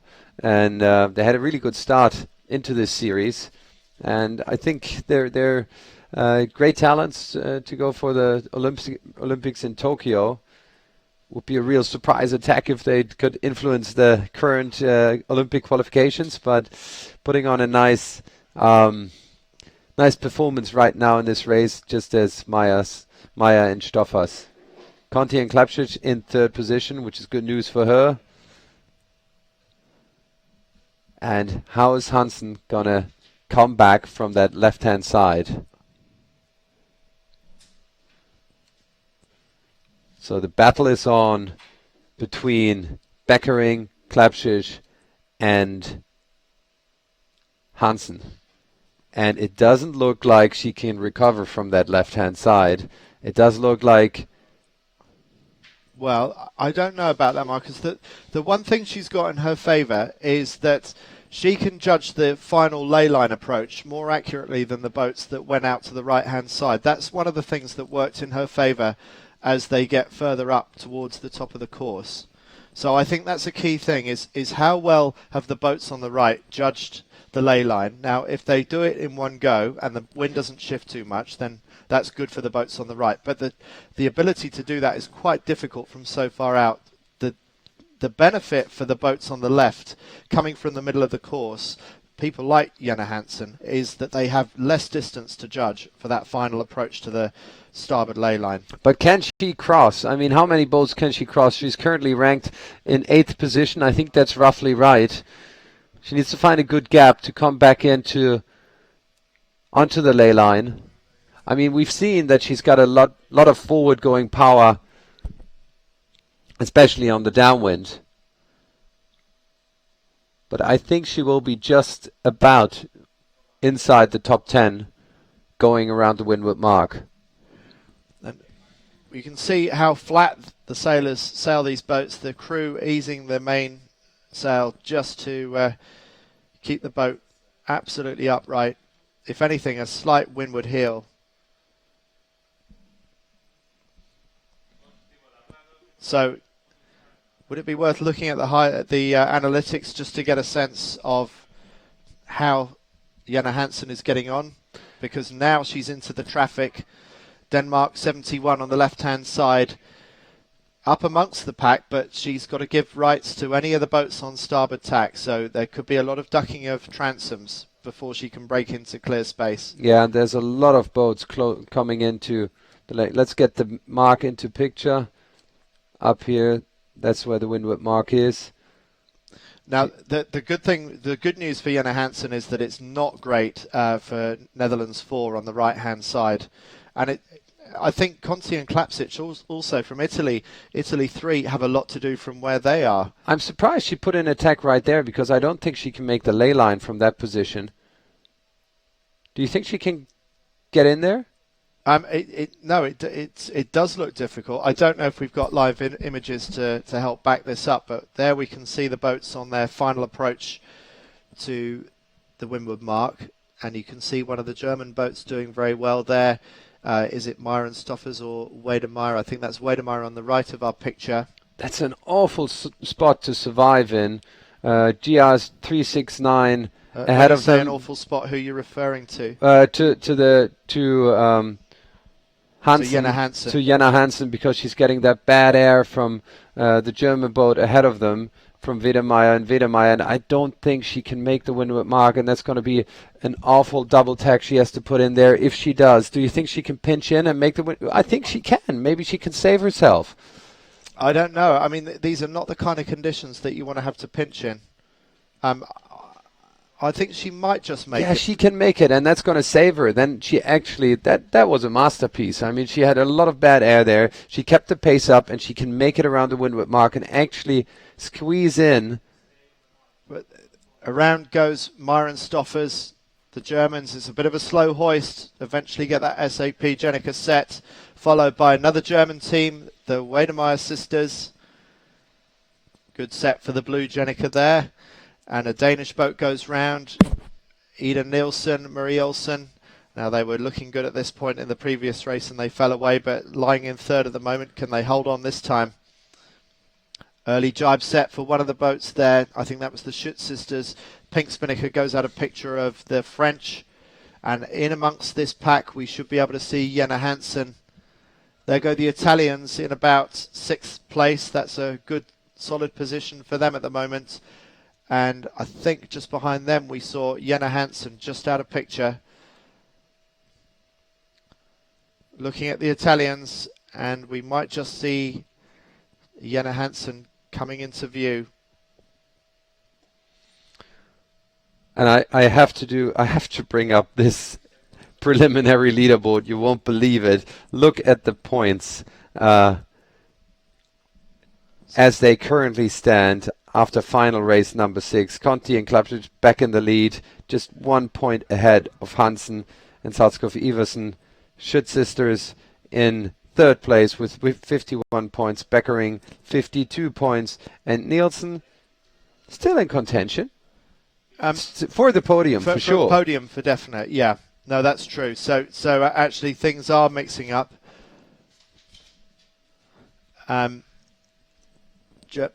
German boat just jibed, Norwegian boat just jibed. And this race looks like things could mix up a bit. This is not going to be an easy third win for Jenna Hansen and Katja Iversen by the look of it. They've got a lot to do to get up into the front few. And that has handed the advantage to the very consistent Italians. Not getting very good starts, but their ability to recover from some fairly average starts is quite impressive.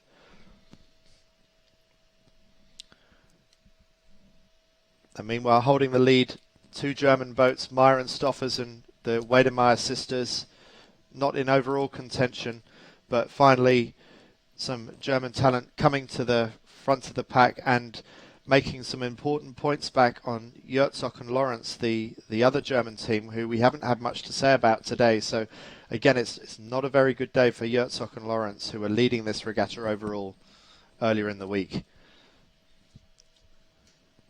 American boat helmed by Emily Dellenbourg in picture now.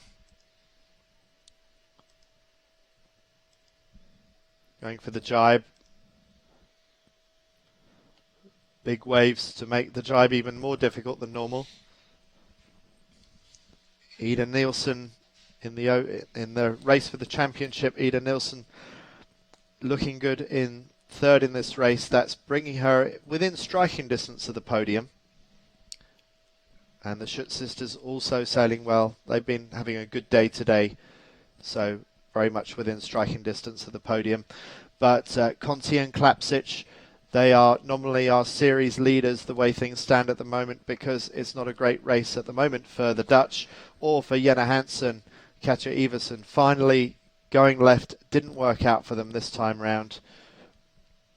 And Marcus, you mentioned about the start and the fact that, yes, they won the pin end, but they didn't have the advantage of any bias off the start. Yeah, it's going to be interesting to see whether the boats are going to head out to the right-hand side in greater numbers on the next upwind, because clearly the left-hand side didn't hold that much promise. There's not much in it, is there? But it's a moderate air day. Everyone can sail the boat very competently in these conditions, so it's marginal gains make all the difference. 11 knots out there still. And you got to be impressed with the Danish performance. I mean, 3 Danish boats in the top 5 overall. That is an amazing dominance. And what they do so well is that they seem to manage to stay good friends amongst it all.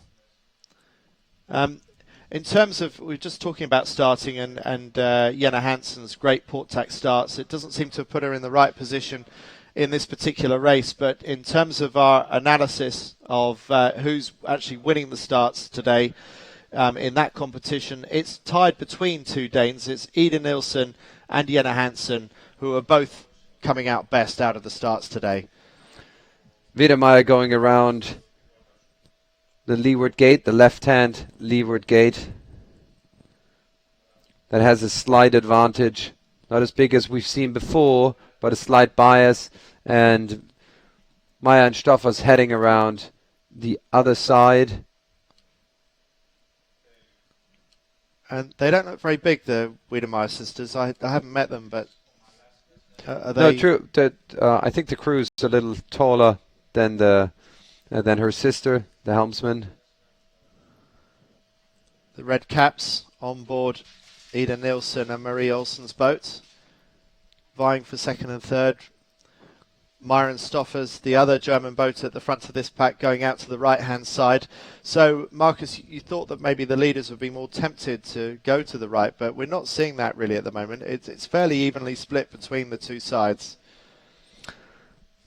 Yeah, it depends on what happens after they rounded that gate. Remember, there was a slight bias towards the left-hand side of the gate, and the boats are tacking now.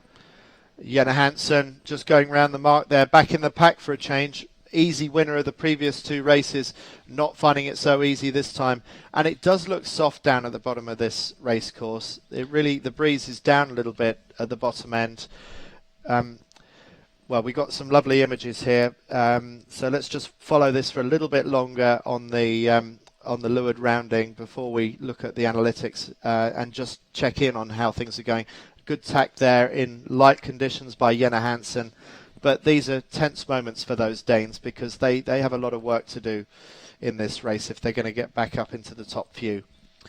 At least it seems like both sides of the course are paying, but it's not shifting very much, I don't think, is it, Marcus? I do think that the fleet is leaning towards the right-hand side a bit more now. We saw the Danish boat to Ida Nielsen tacking over to the right-hand side. Now Conti and Klapčić are heading out to the left-hand side. And looking at the wind graph at the bottom, we can see that the wind speed is dropping a little bit, and at the same time there was a 5-degree shift to the left just now. This could be diverted wind from all the boats that went around the leeward gate, and our wind measurement device is really close by there.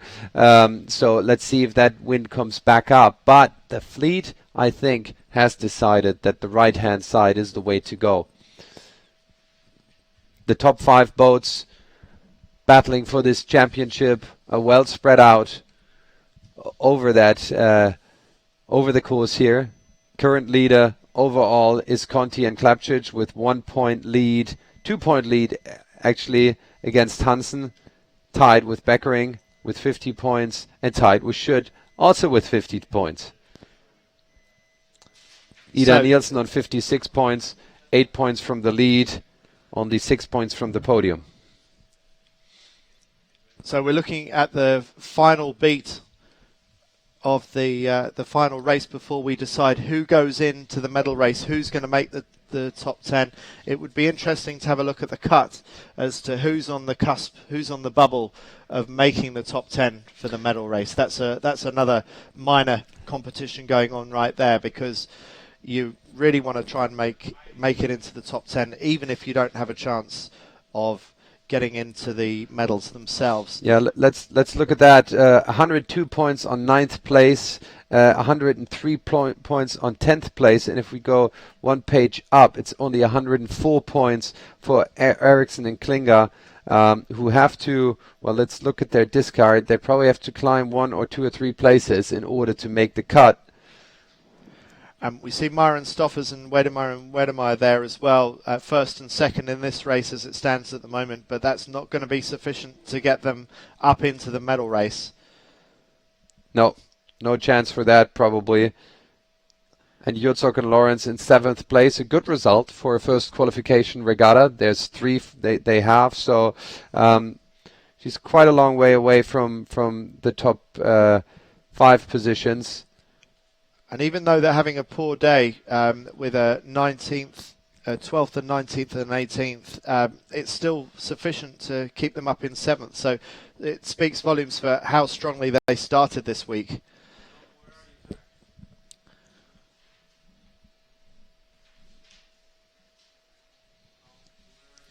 And so we're going up the final beat of the final race. We're looking at an Estonian boat further back in the pack. Tamiste and Sepp, that is, they've headed out far to the left-hand side. But looking over the course, the majority of the fleet is heading out to the right. And it's not looking terribly good for the Italians. I don't know if we can go to analytics and see how things are looking, but the Italians were looking pretty good around the leeward mark, but having gone left, I think, Marcus, your prediction about the right being the place to be, it looks like that might be coming true. It looks like the more solid bet to go right on these race courses. I mean, it's for us, it's a little hard to judge from here on, but we have to look at where the sailors put their bets, and they usually do that for a reason, especially on the second upwind. They've got the experience from the first race. And actually now it's 2 races, and the tendency is pretty clear. Everyone wants to go out to that right-hand side. But going round the left-hand mark and then tacking over, it looks like that was the wrong call. It was the ones that decided to go right early that are doing well, and I think there's been a bit of a gain for Beckering and for Doots, the Netherlands 4 on the right-hand side.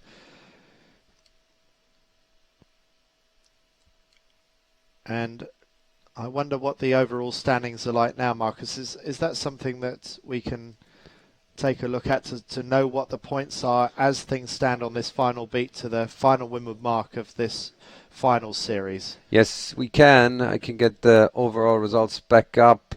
One thing that I just looked at the larger picture, at the map, and there seems to be a land effect on the right-hand side that helps the boats on the right-hand side. Okay. We can look at that a little later, but let's look at the leaderboard.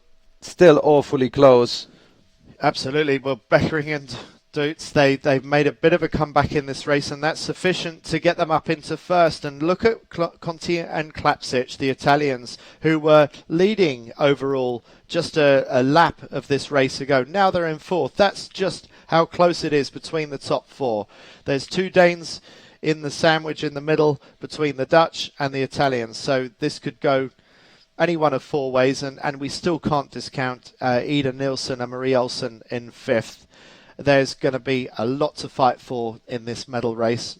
No one is going to be able to focus on any match racing or any of that. It's going to have to be a straight race between the top 5 to decide who's going to get those 3 medals later on this afternoon on the River Douro. It's going to be a change of course.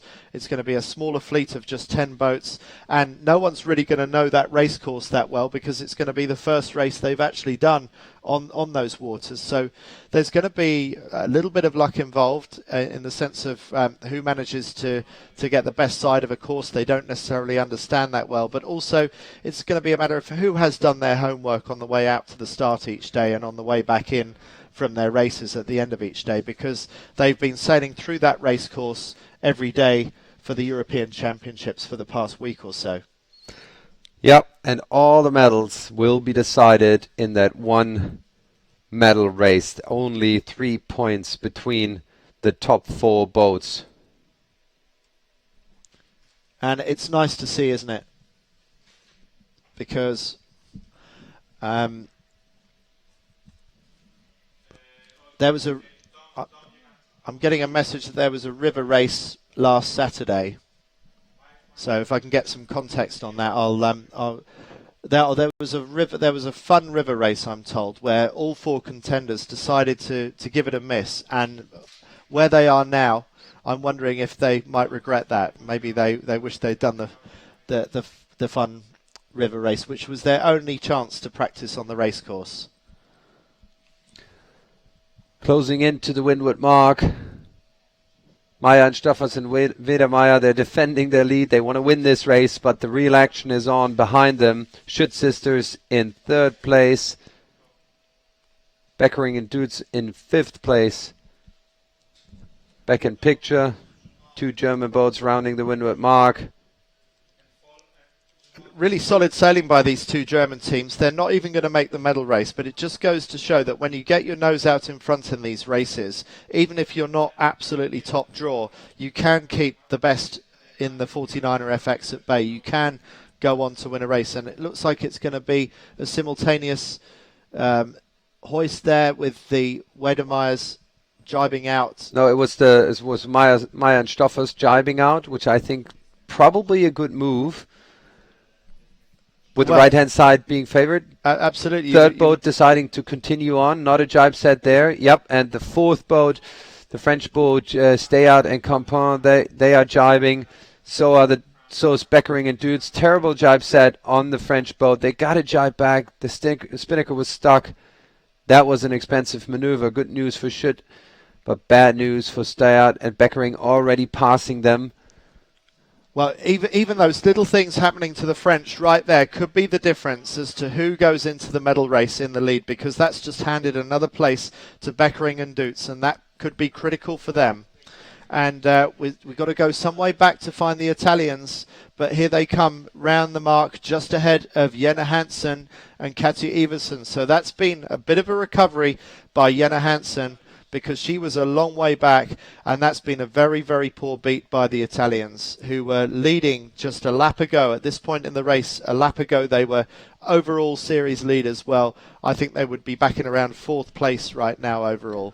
And that tells you how much we've got to look forward to this afternoon in the medal race, because we've got 5 serious contenders for the medals in that medal race.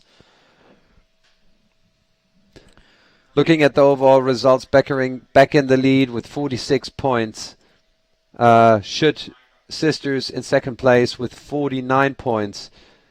So that poor Spinnaker hoist by the French, even though they're not actually in contention, the French are having an effect on the leaderboard, and that was a golden ticket to Beckering and Dutz, who have never been the standout boat in any of the races today. But they're very, very solid, very consistent. And it's a very close race in this final Gold Fleet race between the Schütz sisters and Beckering and Dutz. And there's not much to choose between them. As you can see, there's place changing going on all the time. And if we could have a look at the analytics at some point when we've a little bit further down the course, it would be interesting to highlight the Schütz sisters and also Beckering and Dutz, just to get a sense of how that battle is going, because the points are so close between those 2. Interesting to look at the distances of the leading 2 boats. Meyer, they put in a jibe set. They're now 40 meters ahead, despite the fact that they rounded behind Wedermeyer's. Not much though, but it does seem that the right-hand side is turning out to be the favorite side again. But the split is being it's being decided fairly soon. because they're coming back together, and so the Dutch have jibed on the right-hand side. Will it be sufficient to get down in front of the Schutt sisters, the purple trace on the left-hand side? I think maybe the Schutt sisters are in a position where they might be able to jibe on the Dutch, and that would be yet another time that the Dutch would be jibed on by a Danish boat. It's happened to them an awful lot today, and it's one of the problems of coming back from the right-hand side. But it does look like Beckering has a good chance of passing this time, just squeezing through, and that's huge for her in terms of the overall leaderboard. She's got 45 points now against 49 of the Schutt sisters. Can she pass or can't she? It does look like she can pass this time around. Well, I'm still not so sure, Marcus. It's going to be the moment of truth in the next 10 or 15 seconds, but I think that maybe the Schutt sisters could get a piece of the Dutch here. It's the purple trace against the blue trace on the right-hand side. I say she makes it. I say she makes it. So close. Oh, I mixed it up. I'm sorry. Of course, you're right. It's the Dutch boat. No, I thought it was the leading one. And, of course, the arrow is pointing to that one. And you're right, Andy. That's awfully close. And, whoa, it looks like they're going to cross sides, but surely the Schutt sisters are going to jibe. Are they going to carry on beyond the Dutch? That's Surely interesting. not. That's interesting. Why do they let him get away there? I don't know. That to me looks like a tactical mistake, but we'll have to see if it turns out that way. What have they seen on the racecourse that we don't know? Because that to me looks like the Schutt sisters have handed a tactically strong position and they've given it over to the Dutch. Absolutely. That was the golden ticket, I think. They could have jibed on top. Why didn't they do that? Well, easy to say from our helicopter view in the studio, but here we are coming into the finish. This looks like Myron Stoffer's about to take the race win. It's going to be a nice way for them to finish their regatta, but they'll be a little bit disappointed that they weren't able to replicate this performance sufficiently to get into the medal race. But hopefully coming up behind the Germans about to finish here, we're going to get some more insight into what is going on between Beckering, the Dutch helm, against the Schutt sisters, because the Schutt sisters, it looked like they had control of the Dutch. Looking at the finishing line, it seems like the right-hand side is favored. And can Beckering cross over to the favored side? I'm thinking if she heads to the wrong side of the finish, she can't get her. If she heads towards the right side of the finish, she could. So it's about the bias on that finish line that we see there, and it was very, very close there between the two German crews.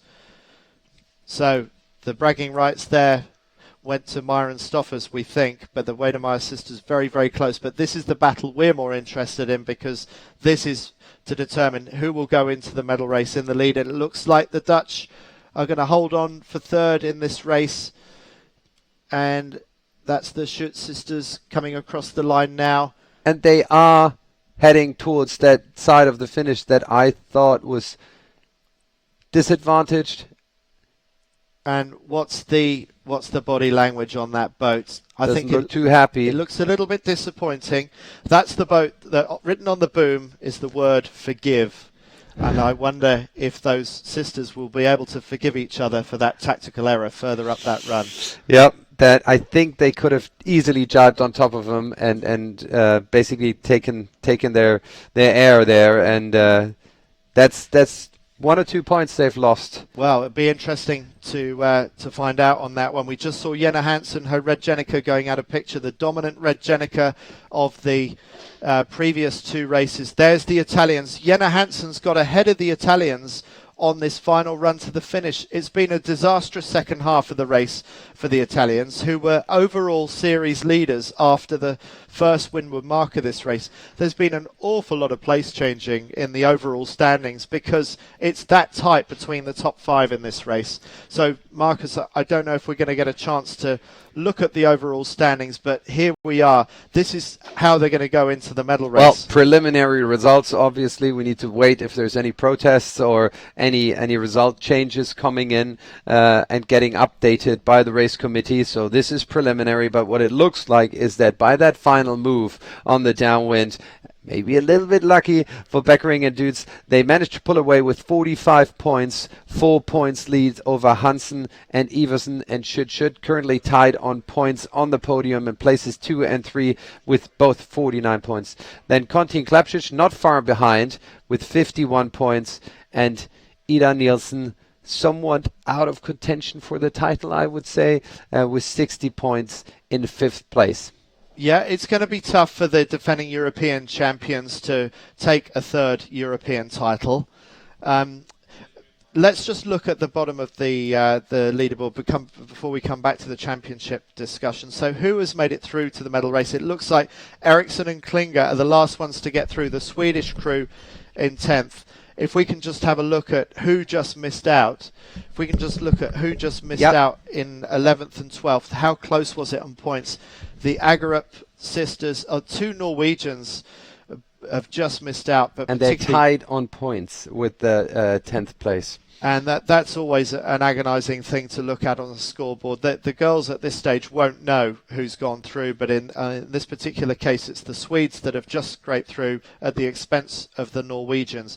Let's go back up to the top of the leaderboard again and just look at some of the implications of that. So Beckering and Dutz, they had a good final run. It was a poor final run by the Schütz, and those 3rd and 4th places probably should have been the other way round. That would have meant there was just a 2-point gap between the Schütz sisters and Beckering and Dutz. As it is, Beckering and Dutz have a bit of a breathing space, but let's not forget that in the medal race, not only is it non-discardable, but it's a double points race. So even though there's a 4-point gap back to Hansen, effectively that's only 2 places in a race. So basically there's really not much to choose between them. The ones that I feel sorriest for are the Italians, because they dropped to 9th. They had an awful race just then. They were in contention for a top 3 in that race to match the other 2 3rd places that they had earlier on in the day, and they could have been going into that medal race in the overall lead if they'd have just been able to hang on to their position where they were at the first windward mark of that race. So there's an awful lot to play for, and we're really looking forward to bringing you the medal race later on this afternoon. Now we're going to go to some 49er men's Gold Fleet racing in about 30 minutes from now. But in the meantime, Marcus, is there anything that you want to?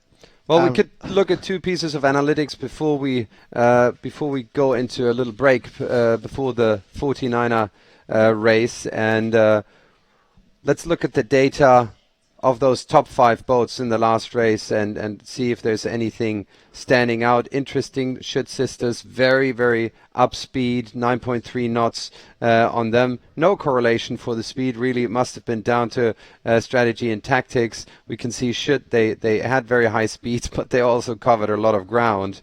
Beckering Dutz, sort of convincing,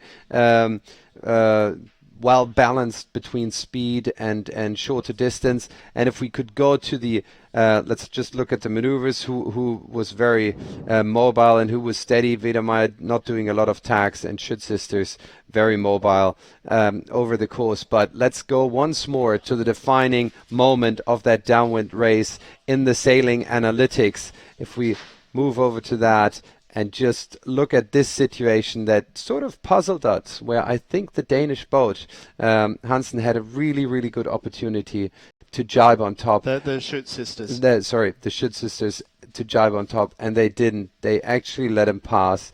That very much surprised me. I think they had a great opportunity here to go on top, but they didn't. And maybe looking back after the medal race, this might have been one of the defining moments of this championship. We should make a note of that, because when the points are this close between 4 or 5 boats, it's those little moments that can be the difference between getting on the podium or not.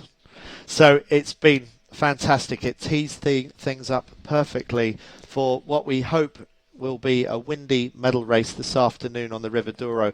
It's always been a little bit breezier in here than it has been out on the water, out on the Atlantic Ocean. They had about 10 or 11 knots out there, and looking out there now on the River Douro as some of the 49ers are going out for their racing, it looks like there's a little bit more than that, maybe up to 14 or 15 knots. So that would be a fantastic way to finish the 49er FX racing.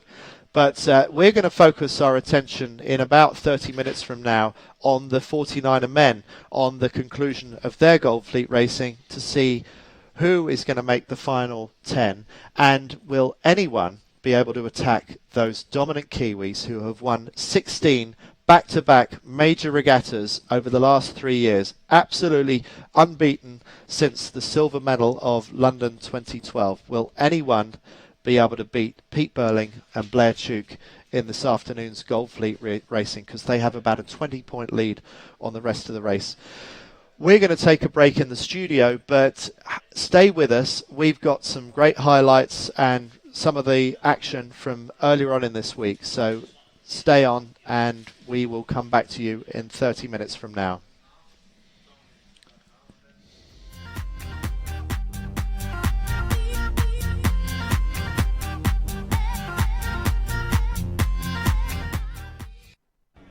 Welcome to the Magic Marine Daily Show in Porto, Portugal's second city.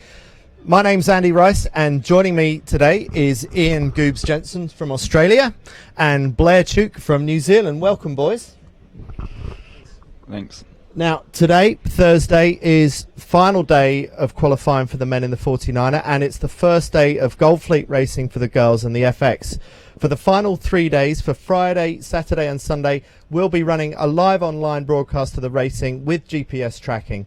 Now, anything you want to ask us, send us your comments and questions to the 49er Facebook page, or tweet us on @int49er or @saljuice, which is where I am on Twitter. But firstly, boys, I just want to ask about yesterday, Big Wednesday. I mean, that looked absolutely awesome. Let's just take a little look at that video, which has gone viral already on Facebook and around the web. So let's just play this out now. This is you, Goobs, with Nath, and just talk us through that moment. Were you aware of what happened there? Yeah, we actually thought we were going to get a bit of water down the chute. We just as we were coming to the top mark, the swell was pretty big, and one stood up right in front of us, and we just stepped back, and the boat lifted off, and that's about it. But and what do you do? I mean, do you worry about anything breaking on the boat at that point? Do you release sheets to try and reduce the impact? You sort of, Nath ease the jib, which is good, and I ease the main, because you know when you land you're going to slow down, so you have to build the speed again. But it's probably not great for the boat when it lands on the back of the hull, because it makes it a bit softer and probably ages it a bit. But bit of fun. Yeah, a bit of fun though, a bit of fun. How about you, Blair? Any takeoffs for you yesterday? No, not like that. That was some pretty awesome footage, but you know, I think it's quite hard for the cameras to catch everything that happens out there, so no doubt some other people did some good airtime, but no, certainly the swell was pretty big, and on Port Jibe downwind was really quite tricky. Really got surfing, which was pretty fun. There's a buzzy bee above us. I don't know if anyone can hear it. It's one of the drones that's filming the boat park at the moment, but we'll press on and hope that the buzzy bee goes away a little bit. Just on the racing or the sailing yesterday, I mean, it looked like you had to sail uphill on some of those waves yesterday. Have you guys sailed in waves that big before?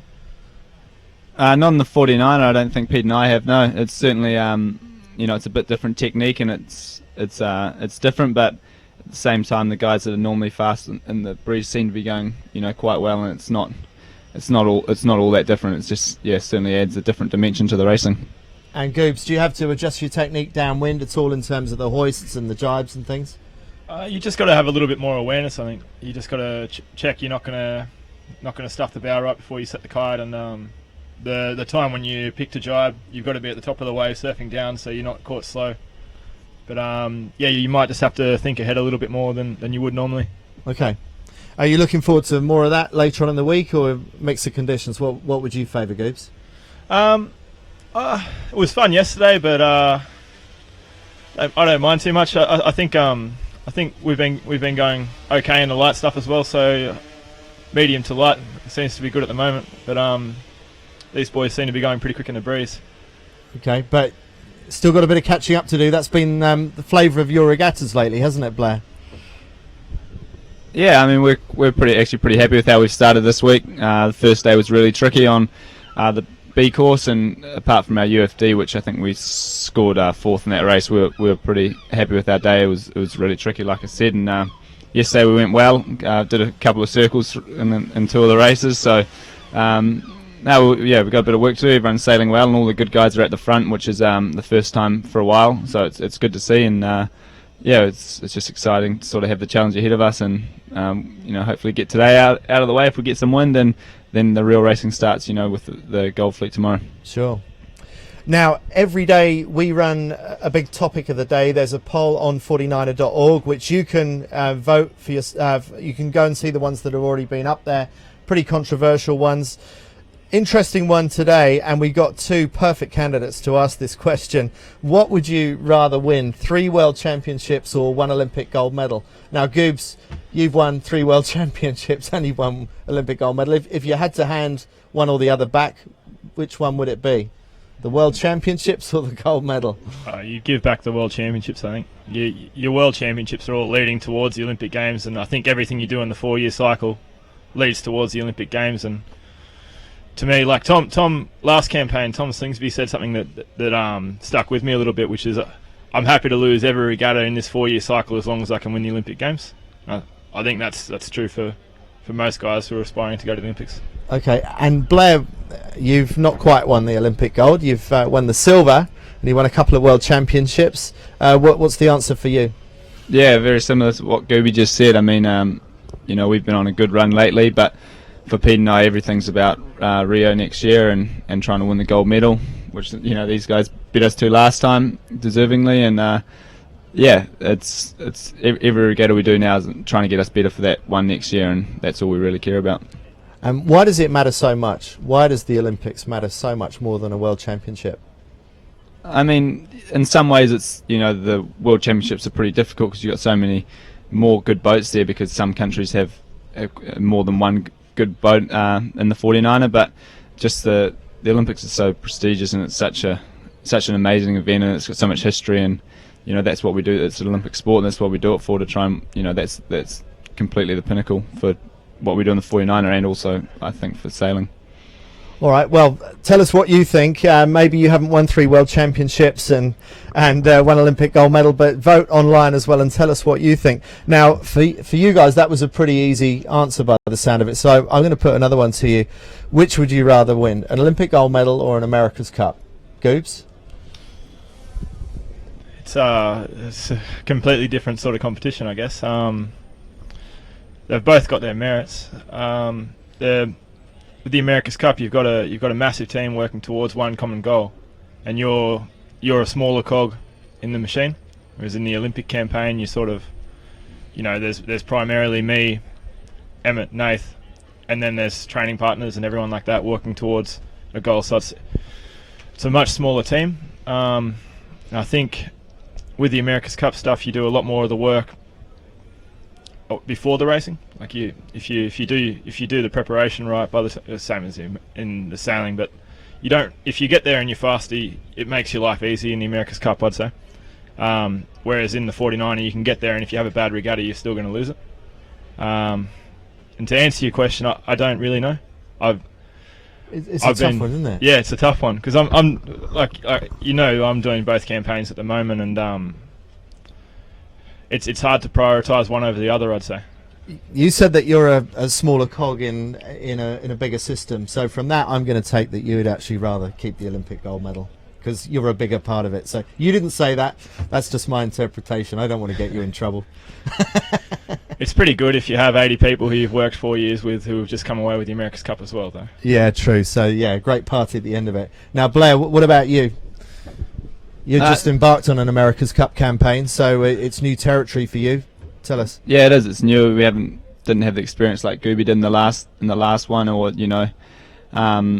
and we didn't win the gold medal last time. So I think we are in a bit different situation. So for Pete and I, right now up until Rio, our main focus is on trying to win a gold medal, and along the way we're still learning to be part of the new team with Emirates Team New Zealand, and it's been really exciting. And like Gooby said, we're only a small part of what is a big campaign, and at the end of the day, we're a small part of what would be winning the America's Cup. So that does make it exciting. It means you get that whole team aspect and stuff. But yeah, I think for Pete and myself, trying to win the Olympic gold next year is the most important thing. Now, the 49er is nearly 20 years old. When it came along, it was one of the most exciting things in sailing. It's still pretty exciting now.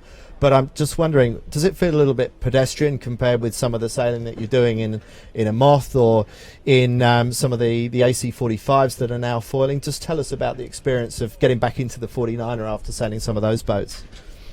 I think the 49er, the racing's still really good. I mean, you're not going as fast as sailing the Moth or the AC45 or any other sort of foiling boat, but it still feels like you're going fast when you're wiring downwind and and the waves out there. Yesterday, I don't think anyone would have sort of said that it was pedestrian-like at all. And then the competition's so fierce that you make one mistake and you get punished for it. So I think because everyone's sort of pushed and the top guys are all so close together, that's what makes it so exciting for me. Goops, what about you? Still like getting back in the 49er? Yeah, absolutely. We've spent a bit less time in the 49er this year this campaign than we did last time, and so every time we jump back in, there's new challenges, and there's always stuff to work on now.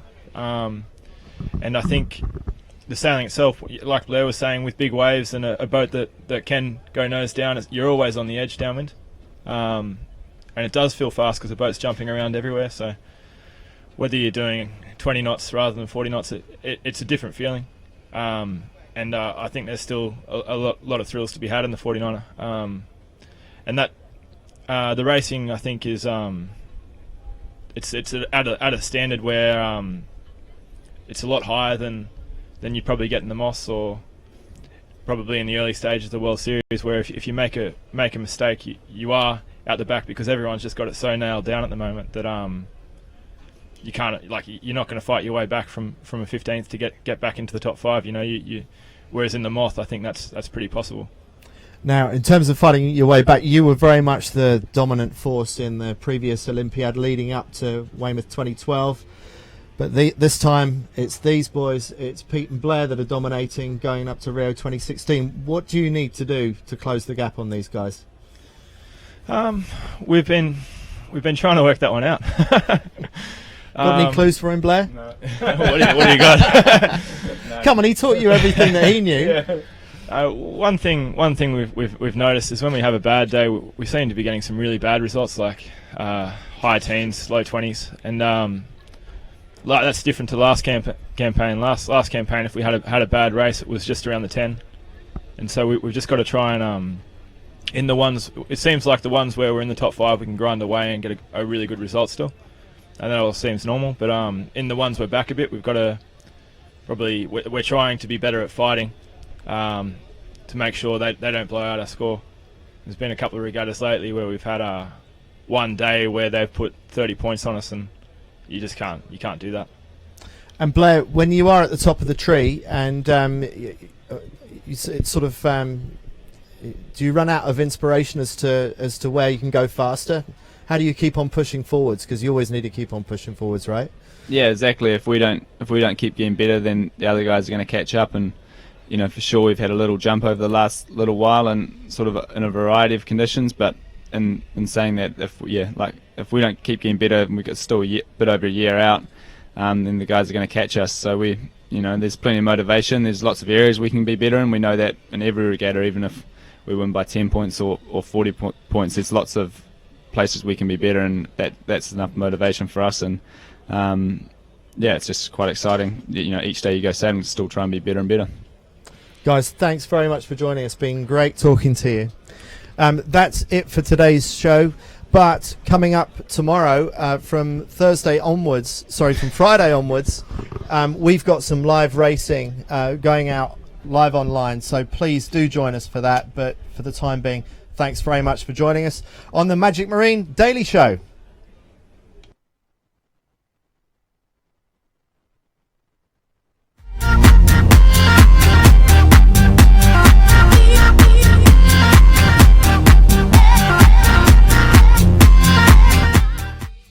Welcome to the Magic Marine afternoon show here in sunny Porto, Portugal's second city. My name is Andy Rice, and joining me from Italy is Julia Conti, from Denmark is Lena Hansen, and from the Netherlands is Annemiek Becker. Welcome, ladies. Now, we're going to be chatting to them a little bit later on, but let's just update you with where we are here in Porto. Let's talk you through the week's format. It's a 7-day regatta. Today is day 2, Tuesday. It's the second day of qualifying for the girls in the FX, but it's day 1 for the boys in the 49er. We've got 3 days of qualifying, 3 days of finals, and also on the final day, an afternoon of medal racing here on the River Douro. Now, we've got loads of ways of covering the European Championships. You can follow us on these Magic Marine daily shows. We're doing Gold Fleet racing, live GPS tracks, live TV broadcast on Friday, Saturday and Sunday. And you can send in your comments and questions to the 49er Facebook page, and you can tweet us on @int49er and me at @Salju. So any comments or questions, please do get in touch and tell us what you want to know here from Portugal. So anyway, day 2. Let's take a look at the highlights from the racing out there on the big Atlantic Ocean.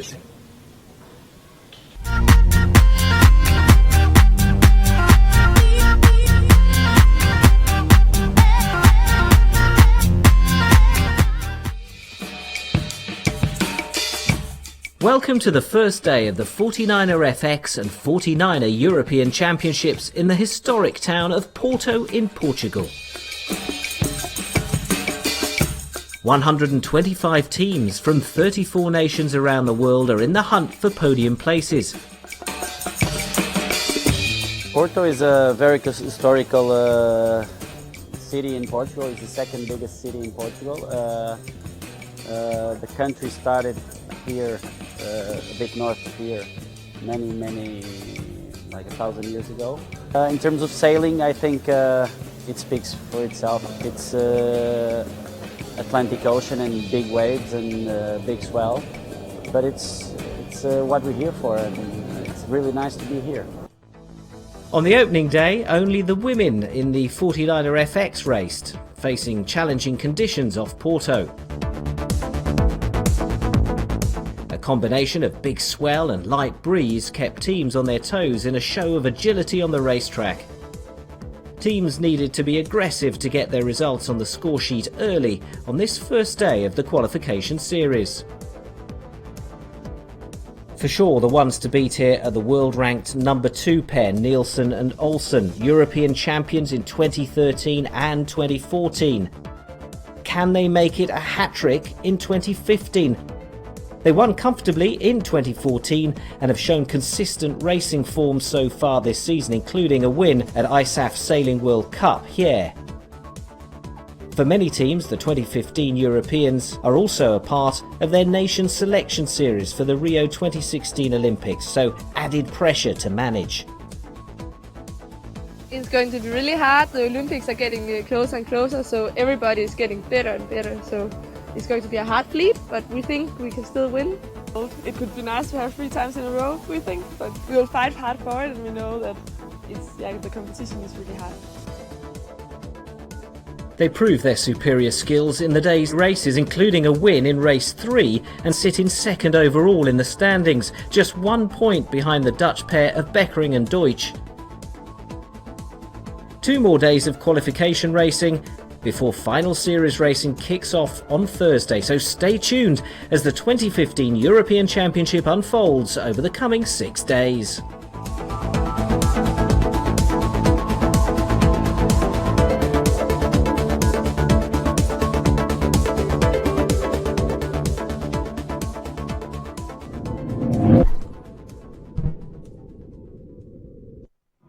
That was day 2. What was it actually like? I heard it was pretty tough on the thighs today, but maybe you'd better help me explain that, Julia. It's nothing like it looks like in the harbor, because here it's blowing 15 knots, but outside you have to divide with 3. So it's maybe 5-6 knots. in our racing area, and it actually looked like regatta. So one side was always favored, the right. You had to hit the rocks, and not hit the rocks, but try to, because they were underneath the water, and you had to keep an eye on them actually. And yeah, so it was pretty clear the pattern of the racing area, and we managed to have good sides, which next to them was the right side, and have a good day. Classic late guard stuff, isn't it? Start at the committee boat, tack off, and get out to the right. Yeah. And your scores, we're still in qualifying, so it's not the whole story. We've got two halves of the fleet, but you ended up the last three races 4-2-1. So getting better by the race. Yeah, absolutely. Yesterday we didn't have a good day. It was hard to book the race course, especially the first two races. And so today we went to the water with clear ideas of what was going on, and it paid off, fortunately. And Jenna Hansen, it's tough amongst the top Danes, isn't it? So what's the goal here? You've got a bit of Dane racing, and also you've got a European Championships to go out and win. What's the priority? The priority for sure is to go out and win.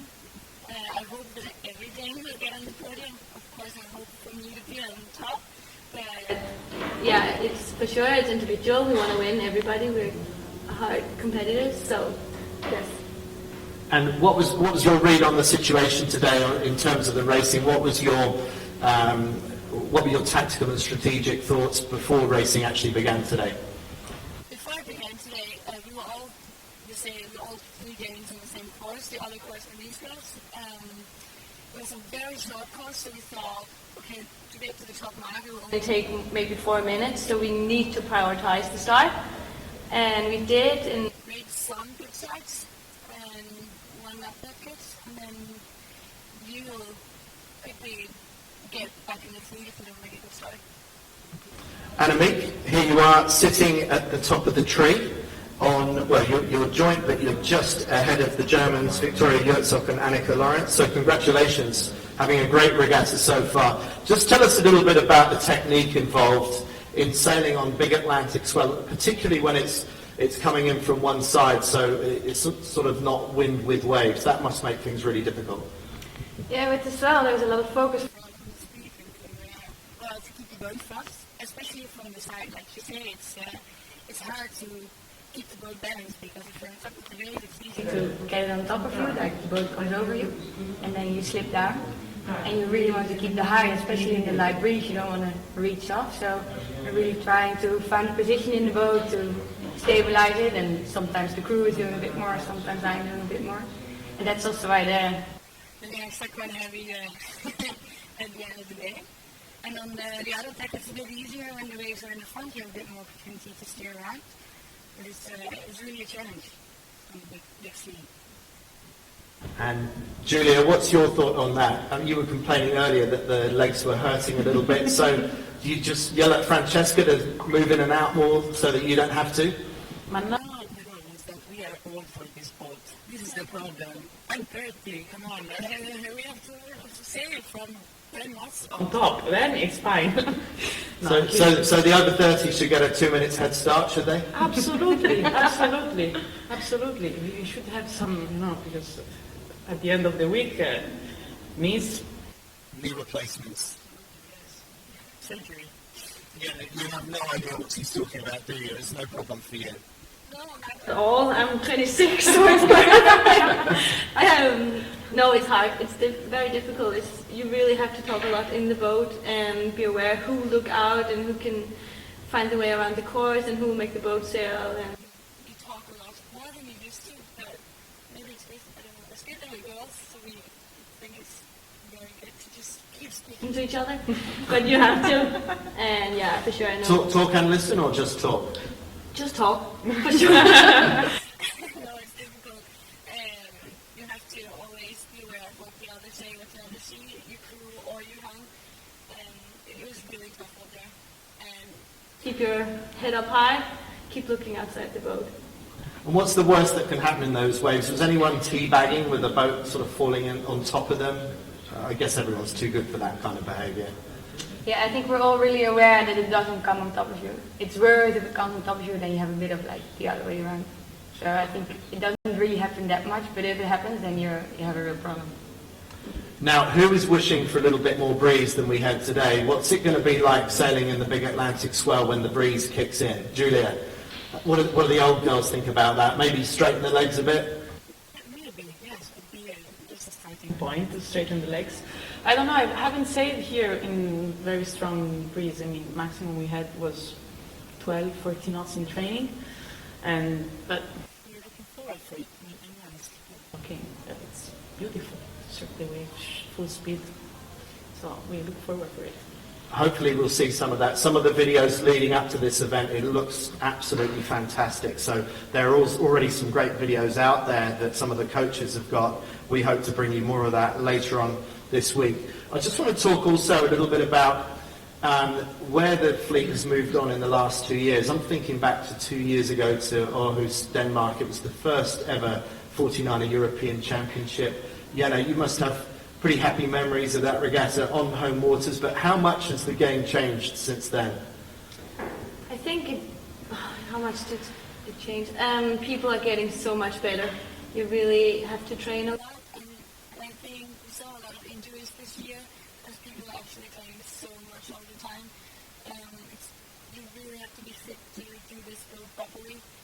And it's getting tough, really. Every little mistake you make and you can lose 10 boats because people are just in such a high level. So we have to keep sailing. I'm very happy that we have 3 boats from Denmark, so we have each other to Push each other all the time.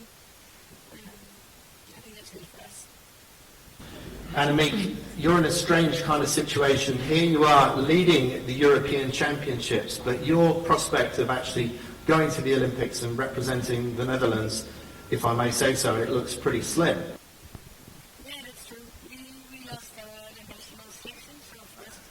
It's going to be really hard to go to the games and it's out of our control, so for us the focus is also like not there anymore, and this is the first big regatta we started again, and our goal.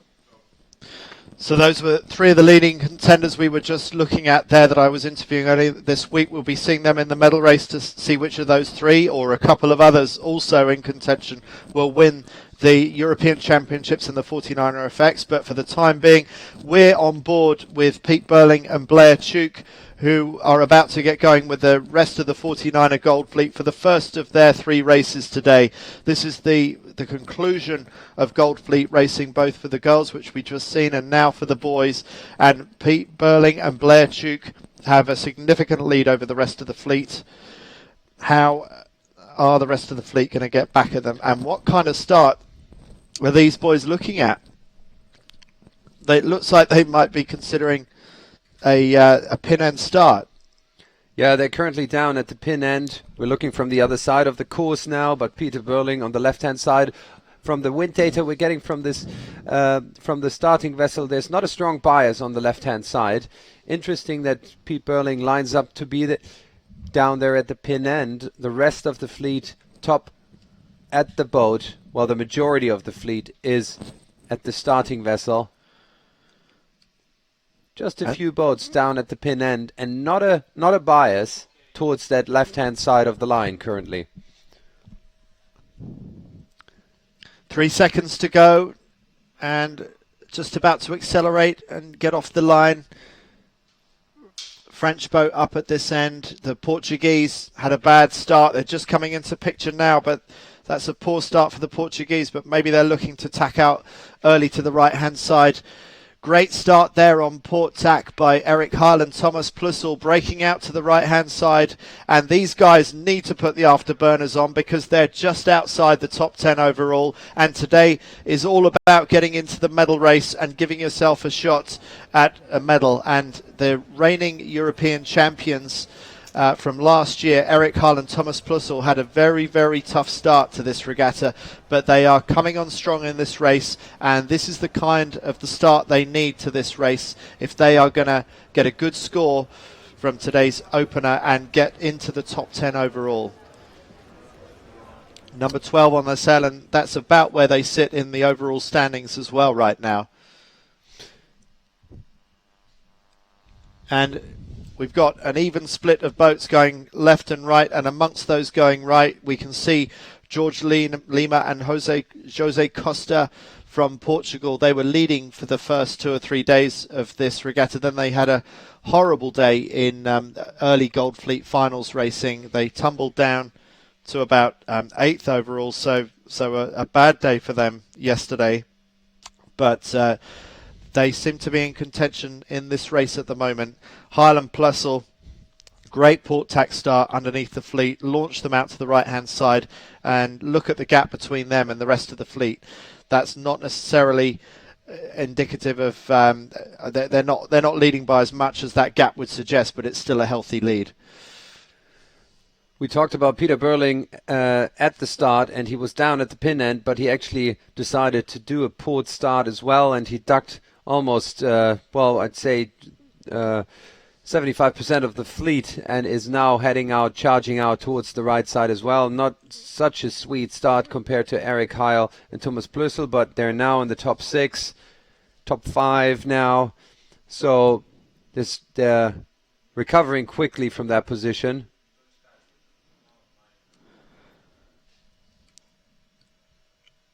And all the boats except one now on port tack, heading towards the right side of the course. So they've experienced how strong the right can be at this venue in Porto in Portugal, and everyone looks like they're going to hit this side very, very hard indeed. But at the moment, it's Eric Heil and Thomas Plüssel leading the charge out in that direction, rewarded for that slightly brave port tack start underneath the fleet, still having to get across a few starboard tackers at the committee boat end. Wind is very consistent at 10 knots. And there we have the analytics that indicates even the boat on the left has now tacked. The whole fleet of 25 boats all on port tack now. Dylan Fletcher and Sign and John Pink leading the pack over there. Eric Heil still up there in the mix. And who is that on the far left, all by themselves on the far left of the fleet? That is... That's Fletcher's Sign. That's Fletcher's Sign, yeah. Well, they do love a pin end start. That's their favourite start, to come off the left-hand end and to go out to the left. But is it a dangerous tactic on a day like today when the rest of the fleet is so keen on going right? There's been a 10-degree shift to the left in the last minute. That's down at the starting boat. We're getting that data. Very, very steady wind speed-wise. 10 knots flat. And that shift has put 2 British boats in the lead, Fletcher and Sign and Pink and Bithell in first and second. But Highland Plussel, such is the strength of their start that even with the shift in breeze, they are still now actually moved up to second place again. So, and they've tacked. They're the first to get onto starboard tack and should be able to cross everybody comfortably.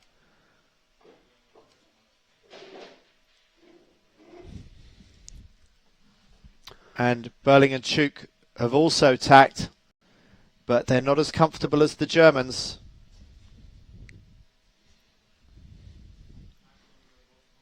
On board with Burling and Chuk. No one knows how to sail a 49er faster than these guys. Chuk making a quick adjustment to the Vang there. And then straight back, stretching his body as far as he can. They're currently lying in 10th position. Trapezing very low to the water. Chuk just signalled that boat to cross them. Burling and Chuk want to carry out to the left-hand side. Burling doing a lot of looking around, just checking in, making sure that he's happy with his positioning on the racecourse. Another quick adjustment there by Chuk. Eric Heil and Thomas Plüssel, early leaders in this race and still leading now. 25-meter lead over the Brazilians. Currently not in picture. Polish boat, we can see them in the background. And this is better from the Portuguese George Lima and Jose Costa. Terrible day sailing yesterday for the previous series leaders, but up in the top few in this race.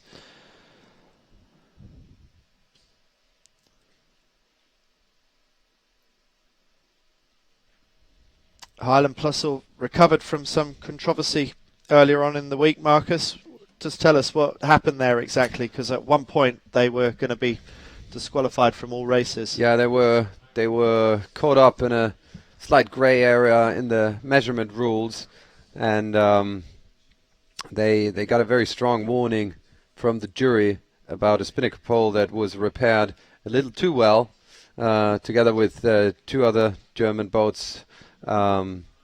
So that was a bit of a shocker for them, because it could have meant that their Olympic qualification could have been busted completely, and there was surely no intention to gain a competitive advantage, but it was well, maybe a little bit unprofessional to how can I phrase it, to upgrade a boom through a repair, and it looked really nice, and it looked really good. It wasn't meant to gain any competitive advantage, I'm sure, but it was questionable whether it was within the rules. Well, fortunately for them, there was a change of decision. They weren't penalised, but they were asked to change that bowsprit very, very quickly. So I believe that they're now using a different bowsprit to the one that they started the championship with. And they'll soon be launching that bowsprit as they hoist the Spinnaker at the first windward mark. And the way they're going, they should be the first to get there. It's been a really solid beat by the defending European champions. I should just clarify that they're not the outright open European champions. That was Pete Burling and Blair Tuke last year in Helsinki. But in terms of the leading European team, they were first. They were second behind the Kiwis, but first European team. So they can also claim to be European champions. Some wonder whether non-Europeans should be able to compete in the championship, and others wonder whether there should whether Eric and Thomas should be able to claim to be the European champions. And in fact, I was looking through the roster of European titles through the history of the 49er class. Now, I can only see your name down there twice, Marcus, but I think you believe that you've won 3 European championships. I definitely remember that. The first one was in Weymouth, actually. Maybe you missed out on that one. And always international first. Oh, so maybe that one wasn't included, because that was 90. That was actually 97. But let's go 97. back to 2015. That's a long time ago. Well, I just want to put the context there, Marcus, that you do actually know what you're talking about. It may not always sound that way, but we need to give him respect. Thanks a lot, Andy. Respect is due. How did you do in Weymouth back then? I won a race. That's about as far as I'll go. All right, so back to this race. Eric Heil back in the lead, but it's very, very close. The Italians, I think when they'll tack, they'll fall behind, and I suspect that Eric Heil's going to make the ley line here. I don't think he has to put in an extra tack. Boats closing in onto the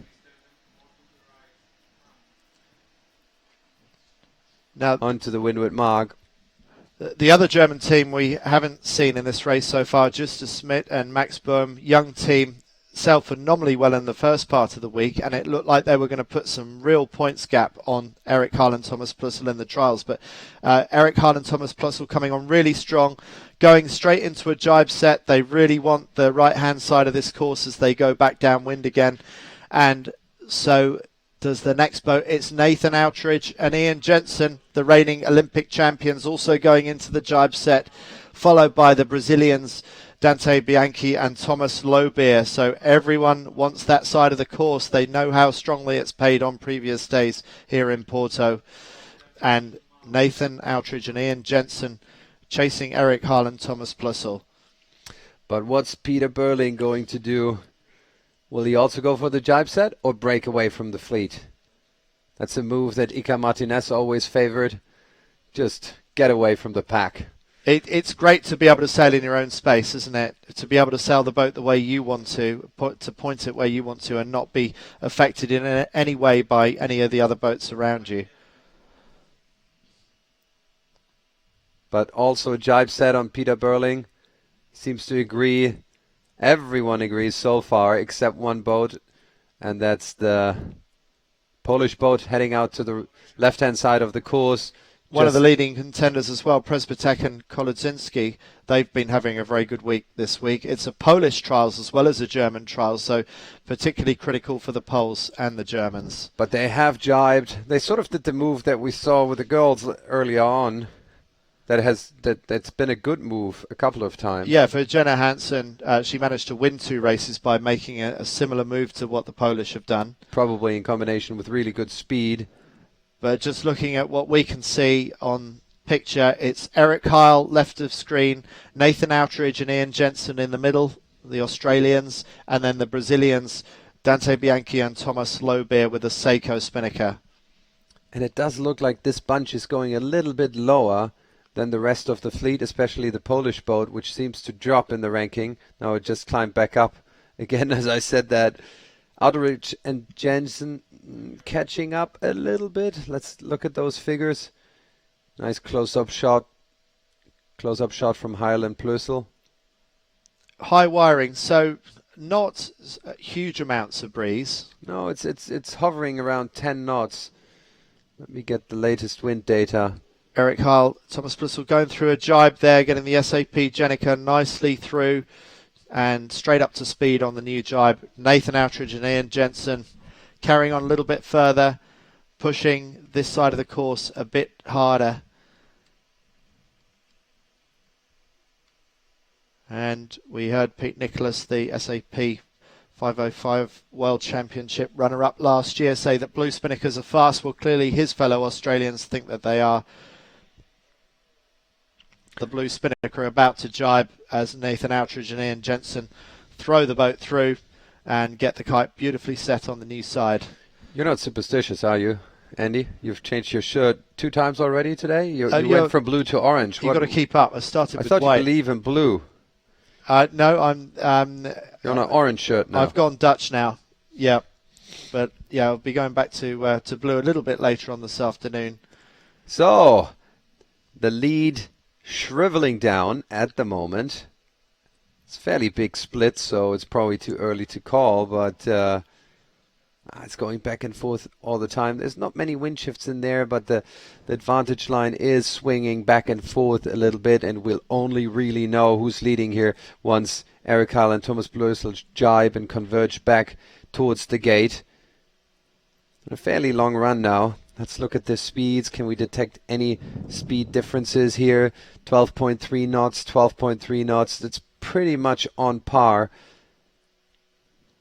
And what side would you fancy of the next beat, do you think, Marcus? I think I'd lean towards the right. Yeah. Simply because it seems to be in fashion. Everybody wants to go there. If we go to the sailing analytics and look from on top, we can actually see that the course lines are converging. Eric Heil is going a lot deeper than the Brazilians and Nathan Outridge, and that's because they're actually luffing up towards the gate. They maybe went a little bit too far, overstanding the ley line a little bit. I just think that maybe Eric Heil and Thomas Plössl have a little bit more breeze where they are, and maybe they're just managing to sail a bit deeper with a little bit more breeze. Yeah, and clean air.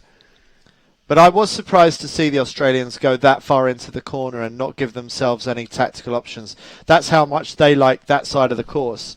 And it looks like the left-hand gate is favoured. So maybe you want to go around the left-hand gate because it's closer, but do you want to go around the right-hand gate because it's taking you out to the right-hand side? I'd want to go around the left-hand gate, what Eric Heil just did, because there's going to be a lot of dirty air washing down from all the spinnakers that chose to go to the right-hand side of the course. I think Eric Heil is doing the right thing. He's probably putting in an early tack after that rounding, and he's going to come back towards the right side with a lot cleaner air than the boats heading out via the right-hand side of the gate. That's also disadvantaged. Well, that's an interesting thing, isn't it? Outridge and Jensen and the Brazilians possibly going out to the better side of the course, but having to eat a lot of bad gas from the other boats coming downwind in order to get that way. And we can see in the background, Eric Heil has tagged, he's converging back, but he's doing that above the fleet.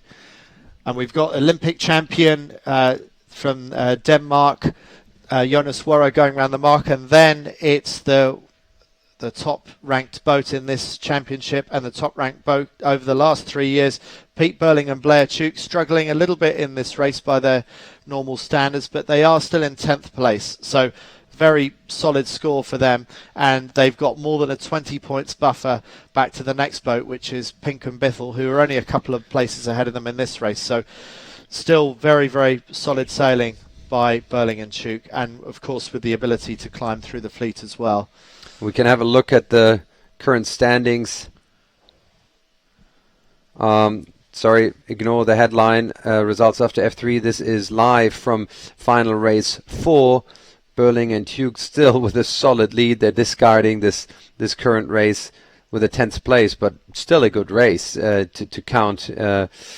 And in second place, the Polish boat currently lying in 6th. And look how close it is in the battle for the silver medal.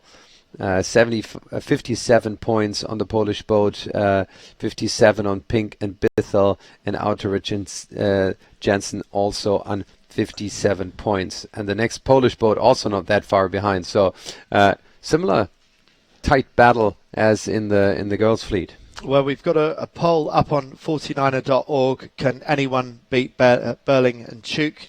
And I haven't looked at that poll lately, but you can vote as to whether you think they can be beaten or not. They've gone unbeaten now for 16 major championships over the last 3 years, and I would be surprised if anyone would put any money against Burling and Tuke winning the European Championships here in Porto.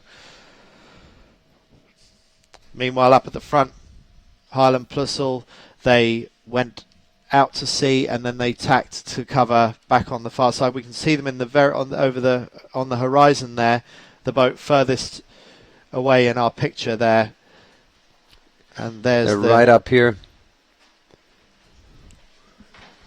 Everybody's snaking a little bit here, but all in all, very, very steady breeze, very steady conditions. But some of the boats like Burling and Tuke that you've highlighted there, having to sit in behind the bad air of some of the other boats, and that must be pretty painful. In fact, so painful that I think they've just tacked out there. So it was getting too difficult to live there, and the Kiwis having to tack out to look for a lane of clear air, which might be quite difficult for them. Outridge and Jensen continuing onto the right side. Overall, currently in second place. Pink and Bithell. Let's highlight them. Now, it looks like the Brazilians are almost beginning to threaten for the lead with Eric Heil and Thomas Plussel. So maybe it was worth taking the bad traffic and the bad air at the leeward gate to get out to the right-hand side earlier than the Germans, because I think the Germans have given away a little bit of their lead. With that said, they're in a very strong tactical position. Let's see what happens after the Brazilians are attacking here. And that's the Brazilians who have tacked now onto starboard. Are they going to be able to get close to Eric Plussel and Thomas Heil? Sorry, Eric Heil and Thomas Plussel. Can they pass? Lobia sailing beautifully here, getting across most of the fleet. But I think Heil Plussel are going to pass ahead of them. Let's get the distance. Yeah, they're 42 meters ahead. Maybe that's going to shrink up a little bit. There they are, yeah, easily passed. So, yeah, still quite a comfortable lead there for the Germans, looking very much in control. And it looks like they're heading towards the ley line. They're quite close already.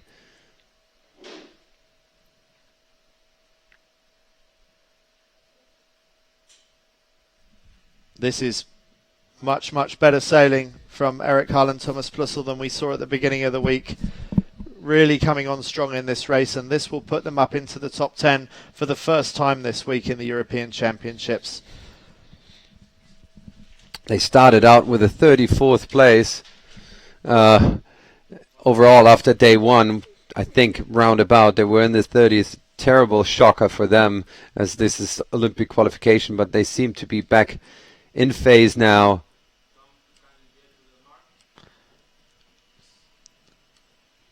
So tacking onto the ley line now. So it looks like that's their final approach. They will have tried to judge the ley line from a long way out, but have they got it right? We'll have to wait and see. Or is there a danger that the Brazilians could get there in one go and have the Germans sailed extra distance? I'm sure they're too smart for that. And as you pointed out a number of times, Marcus, with this wind direction, it's very, very steady and probably quite easy to call your ley line when the breeze is as stable as this.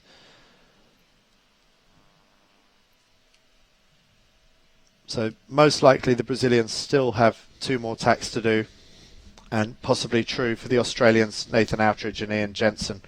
Quite a big gap between the top 3 and the rest of the fleet.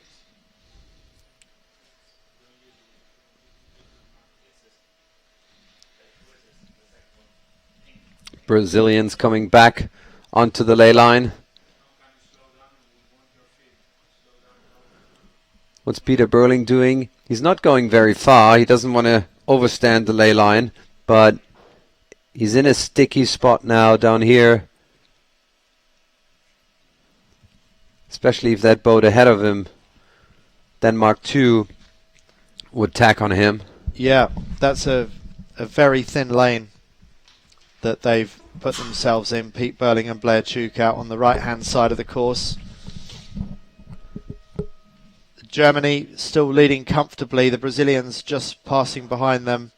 Probably going to tack just to windward of the Germans' line. Nathan Outridge and Ian Jensen already tacked, and the Brazilians tack now as well. On board John Pink. They're currently in 9th position. That's GBR 6.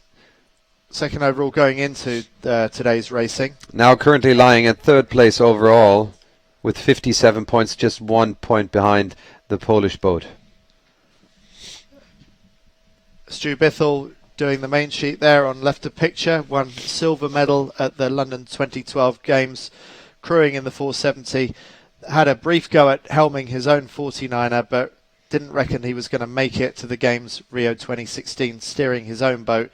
So he's teamed up with John Pink, a former silver medalist in the World Championships back in 2009 at Lake Garda. And these 2 guys are really starting to get their act together as a team.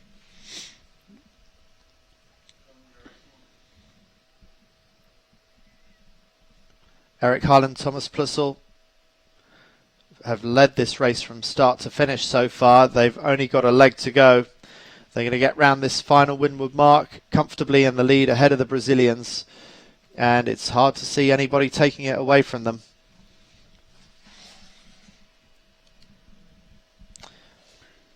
Just about to go round. What will they choose this time? Will they go for the jibe set? I bet a jibe set. And off they go.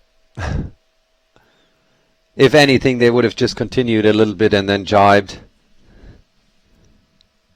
Healthy lead of more than 50 meters. Brazilians just about to go round. So really the battle going on between John Pink and Peter Burling, but a lot of catching up to do between those 2. Yeah, this is not a standout race by any means for Burling and Tuke, but it's still good enough, and we're on board with them now.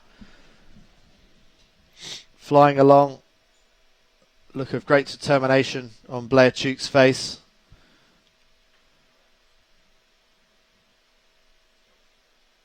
Sailing very close to the water, maximising their leverage, maximising their weight. Pete Burling in particular, very tall, one of the tallest in the fleet. That always helps. But wearing their booties today, obviously. Yeah, really not barefooting. No.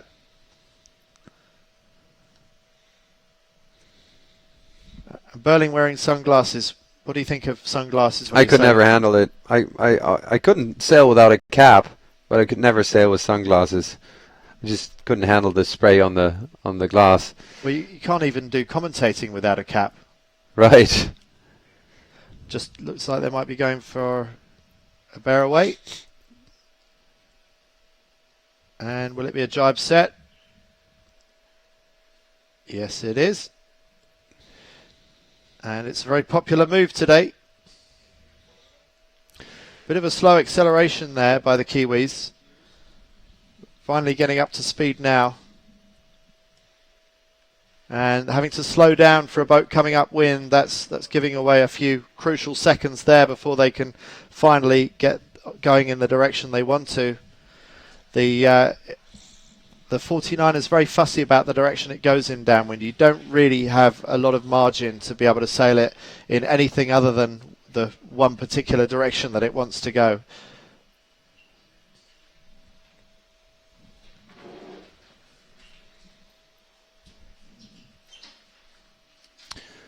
Both high wiring, high trapezing.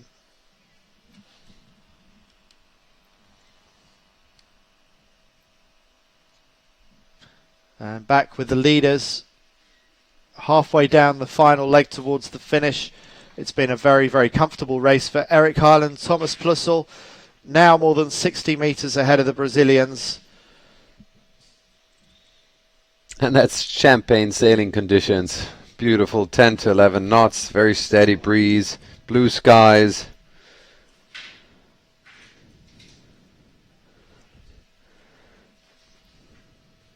And as I mentioned earlier, on 49er.org, we've got a poll running. Can anyone beat Burling and Chuk? And so leave us your answer there. Boat's going downhill right now.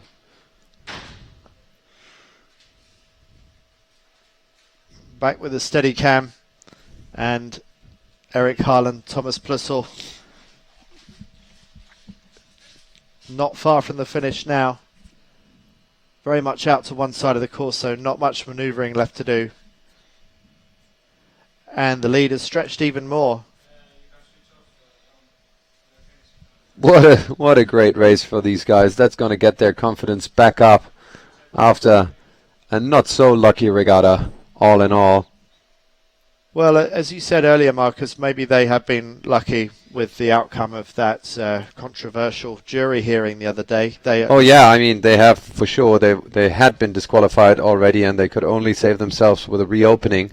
I think it was a well-balanced decision in the end by the jury, because their Olympic campaign could have well been in shatters, and the potential infringement I don't think would have matched that sort of penalty. No, it would have been very tough for them to have been disqualified from all races. But I think it's highlighting or drawing the fleet's attention to the fact that they do need to be very careful with any changes they make to their boats. Of course, the closer you get to the Olympics, the more serious these issues get, and everybody should be very aware and very professional with how they treat any sort of rule question. And that's one of the difficult things about sailing a really strict one design, where basically the rules in the 49er class, unless it's specifically written, you're not allowed to do anything to it, are you? It's even take a paintbrush out and paint something. Which effectively is what they've done to the bowsprit. It had a layer of clear coat on it. Yep. Okay, closing into the finish with an almost 100-meter lead over the Brazilian boat. The leaders of the series sort of, I wouldn't say buried in the fleet, but the first one in the pack following Blair and Tug is Outeridge and Jensen, currently in 4th place. And then the Polish pair, Januszewski and Nowak, in 6th place, currently lying, let me check, 2nd overall. Brazilians crossing the line now, and I'm always impressed when these guys do well, because they're not full-time sailors. Dante Bianchi, not only is he a dad, but he's also a practicing doctor back in Brazil, so he's not a full-time sailor. So to get a second place against some of the best in the world is a really impressive achievement by the Brazilians. But they are not, they might be part-timers in how much time they can put into it, but they're not part-time in their attitude. They're taking it very seriously. They want to get to the games. They want to represent their own country on home waters at Rio 2016. Good result by Plazzi and Molinares, part of a very strong up and coming Italian squad made up of young sailors, and then Nathan Outridge and Ian Jensen actually slipped back a bit behind the Italians, but still got a 4th place. Not too bad for the London 2012 Olympic champions. And then 2 Polish teams fighting it out with each other. Great rivalry on the water. Great friends on shore. And Schmidt and Böhme in 7th place. I'm a bit surprised to see them there in the end, because they were 13th around the first mark, then 11th around the leeward gate, and they came back up to 7th. It's good to see that they have some forward-going power. Really impressive game by them. Pink and Bithell also gained from 10th to 8th place. So let's look at some of the data we're generating and see if we can make some sense out of that. Heil Plössl, how did they win? Did they win with speed? Surely looks like it, looking at the data. 9.78 knots on them, fastest boats among the top 4. And let's look at the distance. They weren't the ones covering the largest distance, so they won on distance and speed. And let's look at the number of maneuvers they did. Very little maneuvers. They started with a port start. That saves them 1 tack already. So the least number of maneuvers out of the fleet. Typical medium air race, or typical data for a race win in a medium air race. And a very straightforward racetrack, really. It mostly is about boat speed today. But that was a great example of what is known to some as the port tack option. It's not a port tack flyer. It's not crossing ahead of everybody else on port tack, but it's starting underneath the rest of the fleet. And let's see Marcus talk us through it, because I want to see how this works for Heil Plössl. Yeah, let's look at the start once more. And the top 3 at the start, all on port. All of them had a port start. Heil Plössl, probably the best one, because they got out the cleanest. At the start gun goes, and it's the blue boat bottom right, and they're heading out to the right side. They have to cross 2 boats, and off they are, clean. And Plazzi and Molieri, they have to cross a couple of boats behind, and then get out cleanly. So in a way, a bad start in terms of distance to the line at start signal, and especially afterwards. But once you've got the clean air, you've just got a much better chance of getting out of the sticky start. And what you can see in this graph is that there's not a strong line bias. Looking at the wind ladder, it's practically parallel to the starting line. So there was no favorite side, really. And what you can also see is a slight wind bend around the bunch of the fleet. You can see that Bianchi and Lober, and especially Plazzi and Molieri, once they pass the other boats, they're luffing up. That's the wind deflection that's blowing around the fleet. And so once you get out there, you get that luff that almost regains what you have lost by going behind.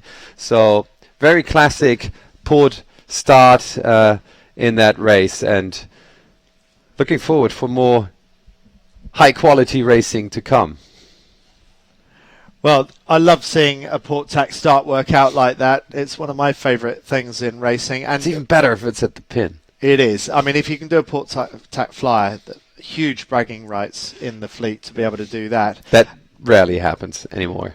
No, it doesn't happen, but it's really interesting that was a great piece of start analysis there, to see the top 3 finishers in that race all starting on port tack underneath the fleet, giving away the start, but sort of investing in themselves, really.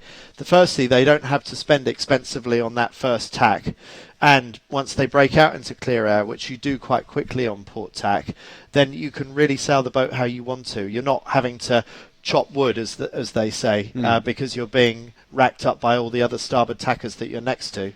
Yeah, so, and again, freedom to tack with right of way once you tack. It's got a lot of advantages. Yeah, so it's good to see that things are changing a little bit, and I just don't think we would have seen that 10 or 20 years ago. So many boats starting on port tack, and I think it was Chris Nicholson, the winner of the first 3 World Championships in the 49er. He was one of the pioneers of that starting technique. Yeah, I also remember a World Championship in Lisbon, Cascais, where Stevie Morrison won in the end, and almost every race he did a port start at the starting vessel, headed out to the right side, and that was just the sea breeze pattern was you had to be out there first, and he managed to do that much better than the rest of the fleet. That's very true. So another Portuguese venue where it really pays to go right on a regular basis. Yeah, actually just down the coast. Yeah.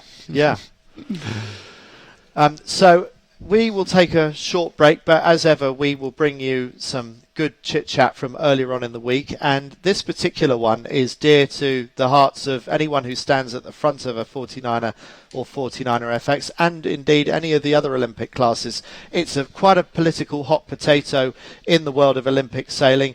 It's about cruise rights, and I'm speaking to 2 of the best of them. Here's what they had to say.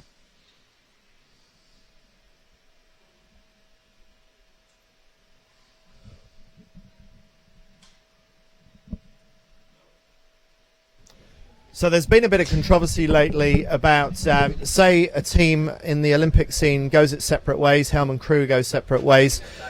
Who keeps the ISAF world ranking points? Well, at the moment, it's the helm. And some of the crews have been a bit disgruntled about that. So we ran a poll on 49er.org. Funny thing is that the helms are running away with that vote right now. The crews don't seem to be showing up, or maybe the crews don't feel that they deserve it. So we got 2 crews here. Now, probably hypothetical question for you both, because you're in very happy marriages in the Olympic scene with your respective helms. But if you were to go your separate ways, let's say, Blair, you and Pete, let's say there's an injury or something, that Pete is injured and you want to carry on with somebody else, but you don't get to keep the points under the current system. How do you think it should be? Yeah, it's a really tricky one, and there's certainly been a bit around this area lately, and I think for everyone, I think, in the sailing world agrees that the crew and the helm should be equal, with how, whether that's the commentators talking about the team, whether it's Burling and Tuke, or rather than just say Burling, but as far as... Does that upset you? I need to check up on that. No, but it's just, I think everyone I think in sailing agrees that in the 49er, or this is how I see it, any sort of double-handed boat, that it's an equal partnership, whereas say in the bigger boats and the cup stuff, then fair enough that the helm, cause you can't say everyone's name on the boat anyway, and the helm has, is rightly so, should get the credit, I think. But in the 49er stuff, it's quite, I think it's 50-50 partnership, and as far as ranking points go, it's a tricky one to try and split them up, or to leave them with one person to make it fair. It's always going to be a hard one. I don't personally don't have the answer as to how it should go. That is a tough one. I'm just wondering, going back to the A-Class Worlds in Takapuna last year, was it? Now, Glenn Ashby won it, but in second was Blair Tuke, and in third Pete Burling. So maybe the points should go to whoever beats who in another championship when it's mano a mano. I mean, that's maybe another way of splitting the points. What do you think about that? Yeah, it was good. It was good to beat Nathan that one too. Gooby wasn't there, but he probably would have. I reckon he would have been up there too. So no, it's like I said, it's a really hard one, and I think Gooby might want to speak to it a bit more rather than check in all on me. Yeah, I got a question for you, Goose, because you got a second place in, I think it was Miami at the beginning of the year, sailing with Joel Turner. So am I correct in thinking that? Yeah. So you've shown Nath that you can go out there and do it with another helm if you needed to. So well, you must have been pretty pleased about that to begin with, and then just tell us what you think about the whole crew rights issue. Yeah, no, I think Joel's an excellent sailor as well, so it makes it a bit easier when you've got someone who can pick a shift and his boat handling is all sorted. But to do with the crew rights and the skipper rights, I think it should be even, I think if you split, then the points split with them. Like Blair was saying, I think the crews and the skippers are even parts on this boat. If you take off Blair and you put someone else on the boat, Pete will suffer, So you split the points. That means both of you go tumble down the table, sort of midway down the table kind of thing. That's the best that you can do with this, is it? Sort of, that's the best compromise. I don't know if that's the best compromise, but I think that'd be better than if like in the NACRA recently. This is where this whole issue started, I think, where the Argentinian crew was at a World Cup without a skipper because the skipper was injured or sick. I think that the fact that she has no points and no right to sail when they were second at the Worlds or third at the Worlds or whatever they came is not really fair on her. And I don't know if splitting them is the right thing to do, but I think it's better than just leaving all the points with the skipper. Well, there we have it from the Cruise Union. So get voting on that poll, because the Helms at the moment are running away with it. So if you want to redress that balance, get online to 49er.org.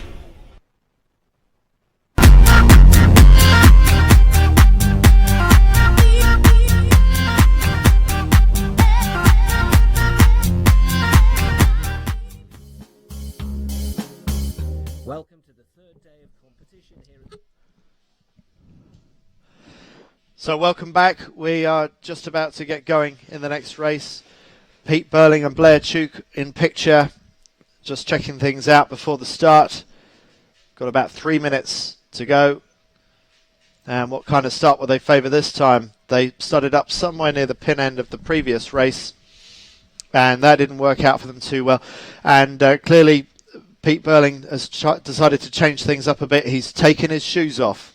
He has made the big call to sail barefooted, so this means business. It's time to get serious when he takes his boots off. 3 minutes 30 to go. Blair Tuke deciding better of it, so normally they both go barefoot, but one on and one off. Barefoot, that's like bare knuckle fighting? I think so, yeah. I mean, look at the size of those feet.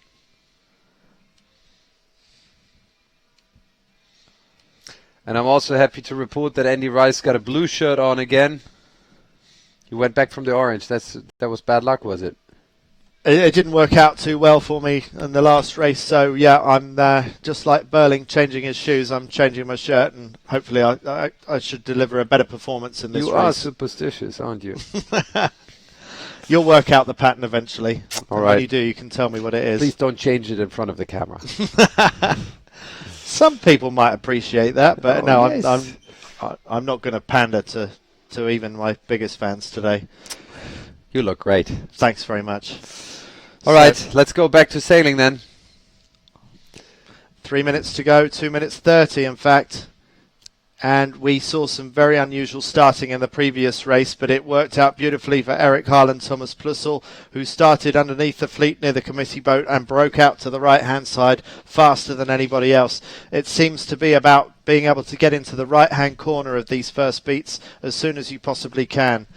And that black pole that you can see on the starting vessel, that's our wind measurement device that gives us live wind data off the water, and it tells us that there is no real line bias at the moment. It's a very, very even line.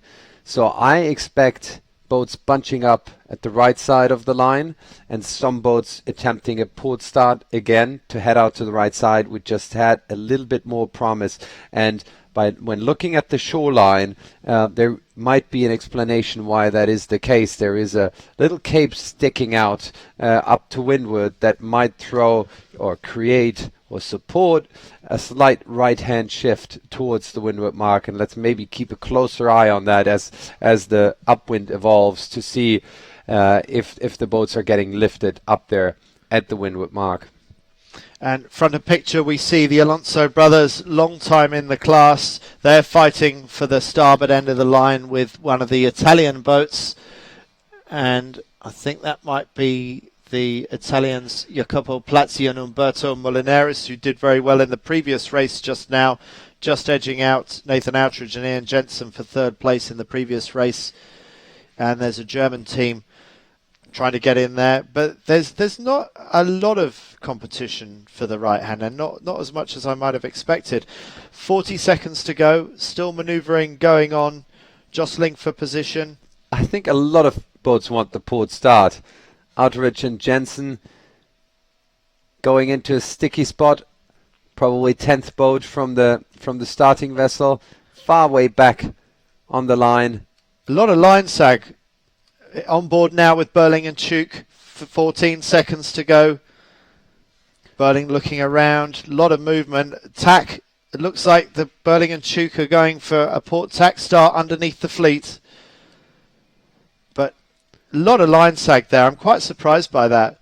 Yep, seems like they didn't get their transits, and off they go. Good start for the Spanish. They'd fought hard for that side of the start, and they do very well. They go into an early tack, but who is it that has broken out early to the right-hand side again? I can't quite make out the numbers yet. German boat, Schmidt-Böhme, I would assume. No, it's a different number. Then it's 115, I think it is. Third German boat in the fleet, Fischer and Graf.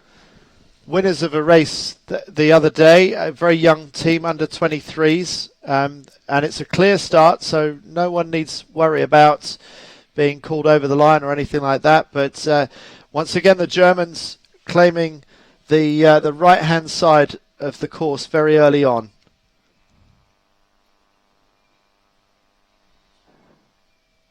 And quite an even split in terms of boats going left and boats going right. And I thought we'd be seeing more boats on port tack following the example of Fischer and Graf, because the right has been so strong so far today and on previous days here on this venue. Yeah, I'm actually a little bit surprised that not more boats battled for that port start up at the starting vessel. I would have expected a bit more action there, but it's actually half the fleet heading out to the left-hand side still. Now the majority is tacking over. And one of those boats on the far side is Nathan Outridge and Ian Jensen, but amongst those going right in our picture, not that easy to make out, but amongst them is Pete Burling and Blair Tuke, and also John Pink and Stu Bithell from Great Britain, who were second overall going into today. But you can see the first and second in this race, the Spanish and the German crews, are the two that were fighting hardest for the committee boat end of the start line. So it does look like that was the key move at the start, was to fight the battle for the committee boat and put yourself in a position where you could tack and get onto port tack very early on in this race.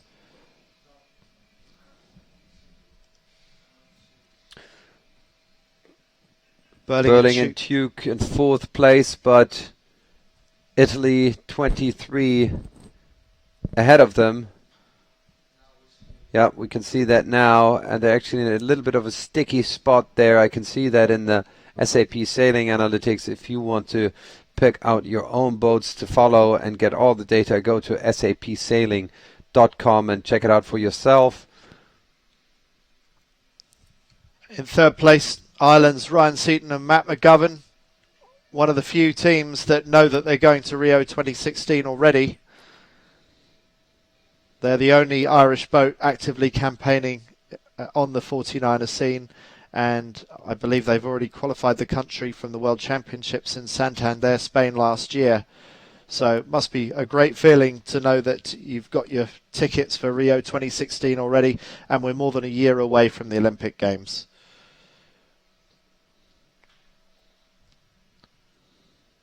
The Alonsos from Spain, very good sailors, but yet to represent their country at the Olympics. I'm just very, very impressed by Peter Burling's performance, because in the sailing analytics I can see that he climbed out of a very, very sticky spot with a boat in leeward and ahead of him, and he's just surviving there in that situation. That's if you can do that sort of magic. You can see his blue trail here, New Zealand 1. He climbed out from being very close to this Italian boat underneath, and survives there. That's the sort of power you need to climb out of a start and out of sticky places after mark roundings. And not only that, he's starting to give some bad air to one of his closest rivals, John Pink and Stu Bithell, because just a minute or so back they were in a very clear lane of their own, and it seems that the Kiwis can find this extra gear of height. They can keep their forward speed, but they can find an extra bit of height, and they are starting to make life very difficult indeed for John Pink and Stu Bithell, who are, as I say, one of the closest rivals to Burling and Tuke, albeit more than 20 points back in the overall standings. So yeah, this is a race that you could imagine Burling and Chuk winning. After not winning the start, for sure. And they're closing into the right-hand ley line. Now it's going to be interesting to see who takes early, who takes late. I expect Burling to take very, very soon. I don't think he wants to be caught out above the ley line.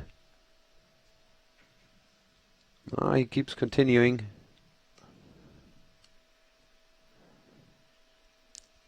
Platzi and Molinaris of Italy now just in the lead from Fischer and Graf, who have been leading most of this race so far. And the Swedes, Bergstrom and Versternas, move up into contention for the first time in this race. And Outridge and Jensen, who had gone left early on, they're coming up into consideration, along with another Olympic champion from 2008, Jonas Warrer, crewed by Anders Thompson from Denmark. So the leaderboard changing all the time. And again, an indication, Marcus, of the straight tracks that you talk about. It's a very, very steady day. Boats coming in from either side of the course. It's about small gains in boat speed. That's gonna be what makes the difference.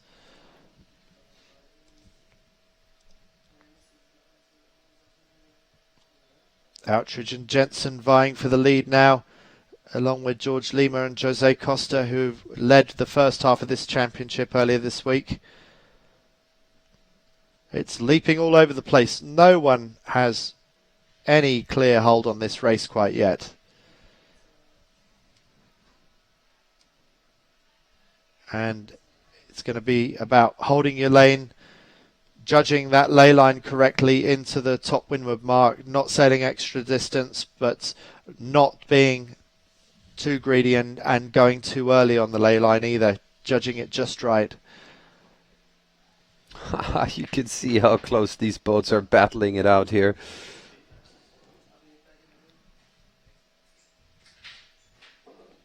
So now Ryan Seaton and Matt McGovern of Ireland move up into the lead, but as soon as I say that, Platzi and Molinaris, it becomes the Italians' turn again. And I think we must have seen about 10 different boats leading this race so far. No clear pattern emerging quite yet. I don't know what the analytics might be telling you, Marcus. Do you see anyone that you would like to be out there right now in particular? Well, high average speeds on Bergstrom and Vastenast, but also a lot of extra distance. So I assume they are going very low. Good speeds on Outridge and Jensen. Hard to tell at the moment. It's a very, very close battle. In terms of positioning, Ireland are looking pretty good in the middle of the picture. And Nathan Outridge. No, it's another boat just to the right of Nathan Outridge and Ian Jensen. In some rookie fleets, you very often see the fleet at this point in time already over the ley line, but I think there's very few boats which actually went too far.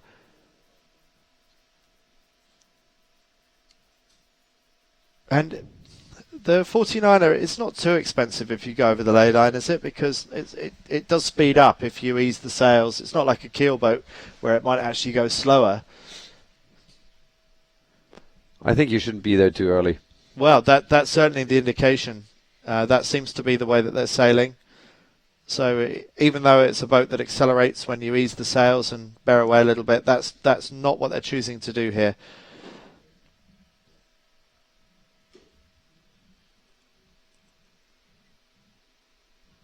John Pink and Stu Bithell on the far left, tacking over, but they've got a lot of work to do. Are they going to be able to get across those boats coming up to them on starboard, or are they going to have to duck some transoms? I think that the big question is, can the Australians, can Outridge and Jensen make the windward mark? I think they're heading towards it. They're luffing up. They're really trying to get there to avoid those extra 2 tacks. And they want to get ahead of the Italian boat, Italy 23, Platzi and Molinieri. And Burling and Chuk will have a lot to do coming in from the port side of the course with no rights. it'll be interesting to see how they manage that. Platzi and Molinaris getting around pretty much dead even with the Irish, but the Irish have the position to be able to do a jibe set straight away. The Italians carrying on for a straight hoist. Then it's Jonas Warra, Anders Thompson going for a straight hoist. Jose Costa, George Lima going for the jibe set. Australians actually managed to get in there without an extra 2 jibes. John Pink and Stu Bittle amongst that group going around at the back of the top 10.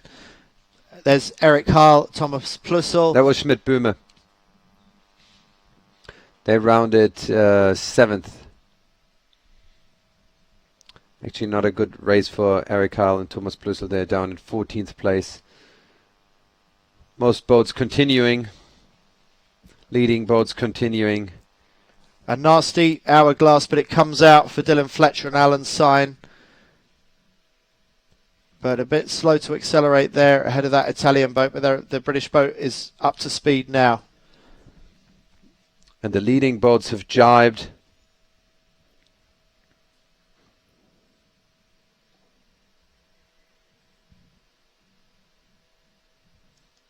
Good boat speeds downwind. There's Eric Harlan, Thomas Plussel to the left of our picture. And further down, I think that's Germany 115 that I'm looking at. Schmidt-Böhme. Well, I thought maybe it was Fischer Graf, but it could be. Oh yeah, you might be right.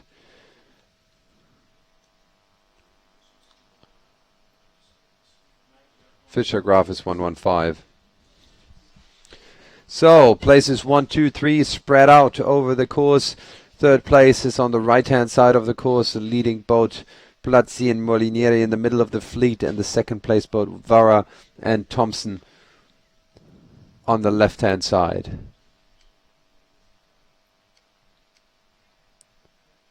Let's highlight the 3 leaders.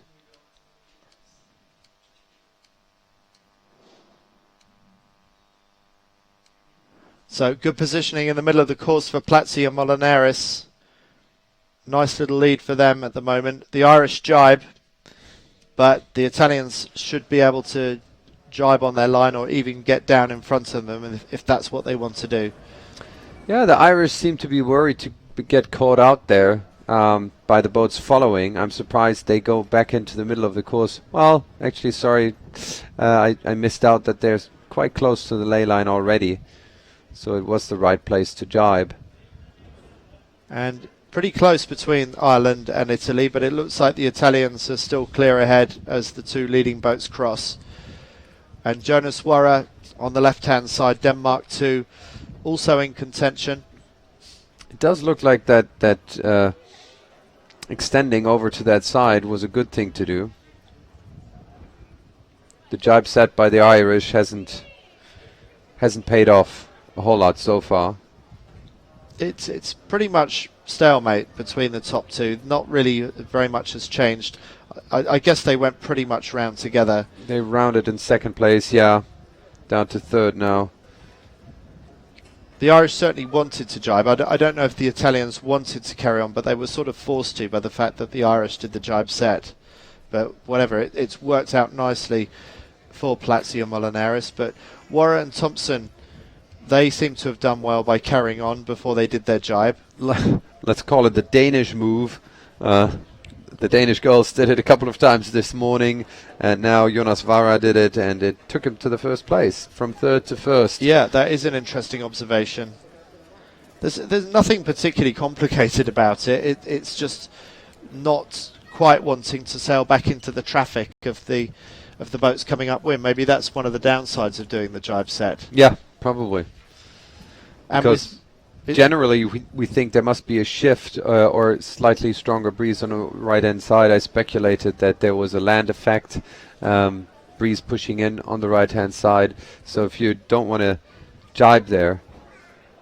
Jonas Warra going round and choosing to go round the right hand mark, and he's got round just ahead of the Italians. So the Danish are the new leaders, but going out the other side of the Irish, going out to sea. And we saw Eric Hull and Thomas Plussel choose to do that in the previous race, which they won. So maybe there's a little bit less traffic for the Irish to deal with as they go back upwind, going the way that they have done. Spanish go round. They were certainly high up in the lead early on, but they've dropped back a few places. David Gilmour and Reese Mara about to go round. This is the Langer brothers from Argentina. They were third overall going into today. A phenomenal set of scores that these young brothers have put together. Two of the five sons of Santiago Langer, the two-time Olympic medalist in the Tornado multi-hull, so they come from great sailing stock in Argentina. And then we're looking at George Lima and Jose Costa, the Portuguese team that were leading for the first half of this week, but it all went wrong for them yesterday with a terrible set of scores in the first day of Gold Fleet finals. So I think maybe their chances of winning a European title on home waters have slipped away. They dropped down to, I think it was 8th overall going into today, so they would certainly hope to hang on to a top 10 in this regatta, and they will be looking to get back into the podium if they possibly can. And we're seeing a pretty even split of boats going left and going right. No one is really well, the fleet collectively are saying the right isn't that important, but it will be interesting to see how the Irish have done, because they've done similar to what Eric Hull and Thomas Plussel did in the previous race. They tacked out to the left a bit before going back over to the right in a clear lane of their own. But they're going a lot deeper than the boats on the right-hand side. The Irish have tacked back to the right-hand side, and they're going awfully deep. They might just be footing. They want to go over to the right-hand side, get there as quickly as possible, because they don't trust the left-hand side. It could be that, because the strange thing is the boats further left of them seem to be pointing higher than them, so it's only the Irish that are really ploughing their own strange track there in the middle of the course, lower than everybody else, and you have to hope for their sake that they are not only going lower but going a lot faster for going lower. Otherwise they are in danger of losing a lot of ground and a lot of places, and the Irish at times have been in the lead of this race and was certainly in the top three as they went round the bottom mark. So it'll be interesting to see how that works out as they get closer towards the windward mark for the final time. Jonas Worra, Anders Thompson leading out to the right hand side, and they have put a bit of distance between themselves and the Italians just on their windward hip. So good positioning for the Danes.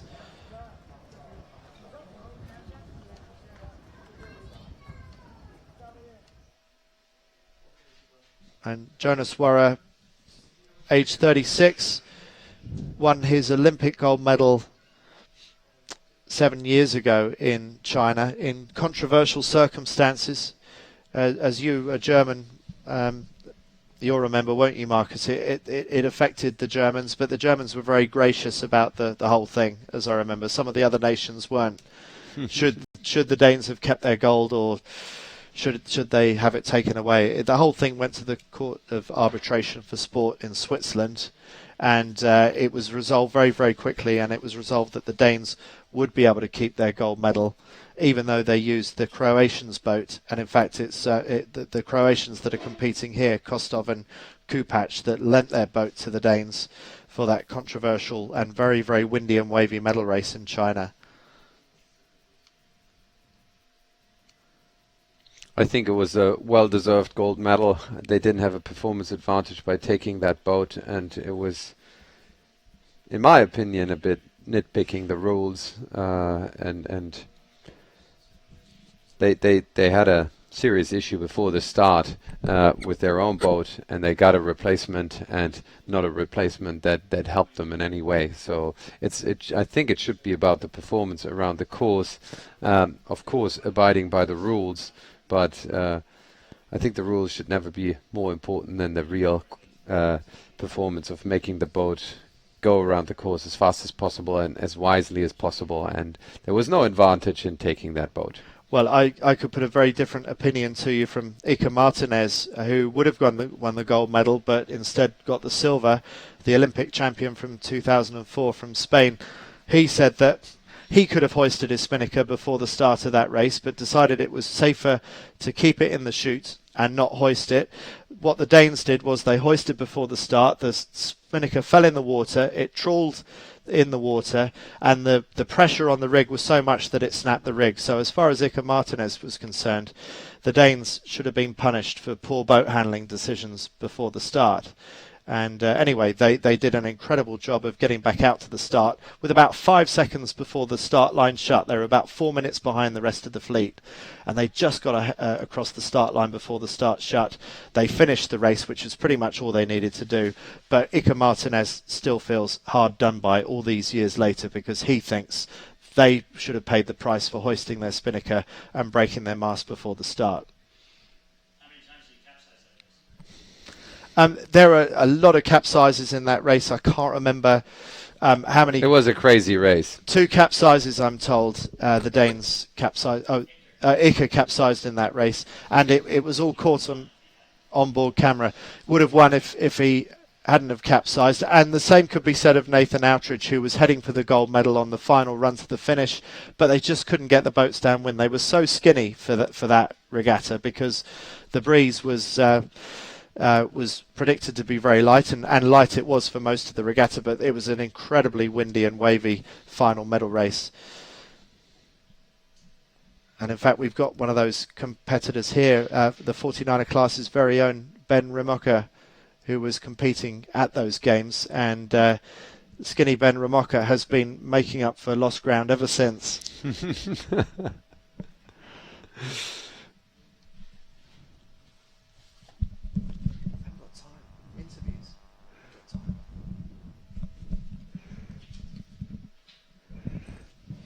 Boats closing in towards the windward mark. We see the jury jetting through the picture, making sure everything is correct. Vara Thompson on the ley line. We can't see them in picture at the moment. We see...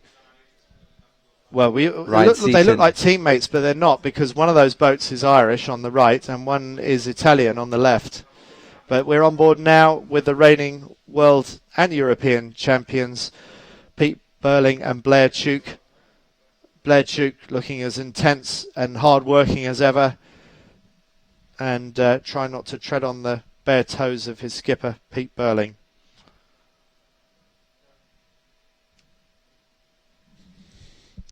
It looks pretty breezy when you see it from that angle. They always look very powered up, and the boat is absolutely charging through the water. Still 10.6 knots. Breeze hasn't picked up, but it's nice perspective to see how the boats are moving and how the sailors are working hard all the time, especially the crew. Well, it'll be interesting to see how Pete Burling and Blair Tuke emerge in the overall standings after this. It seems like they're having a bit of an average day, but I suspect that pretty much everybody else is having a similar or worse kind of day. And I can't help thinking that even though they're not starring in these races, they're probably still putting points on the fleet. Boats going around the windward mark now. We're still on board with Pete Burling. He's going to go around in just a few seconds. And that's Max Bohm, Justus Schmidt going round there, the young Germans.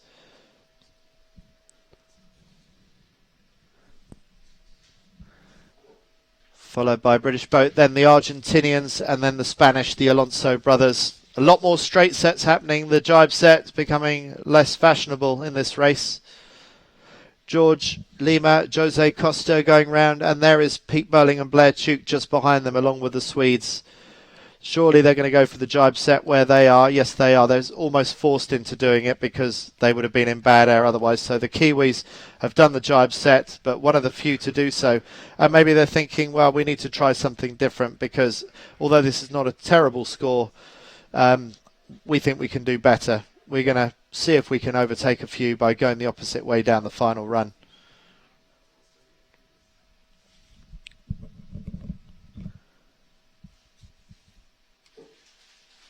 Boat nicely up to speed, right at the back of the boat.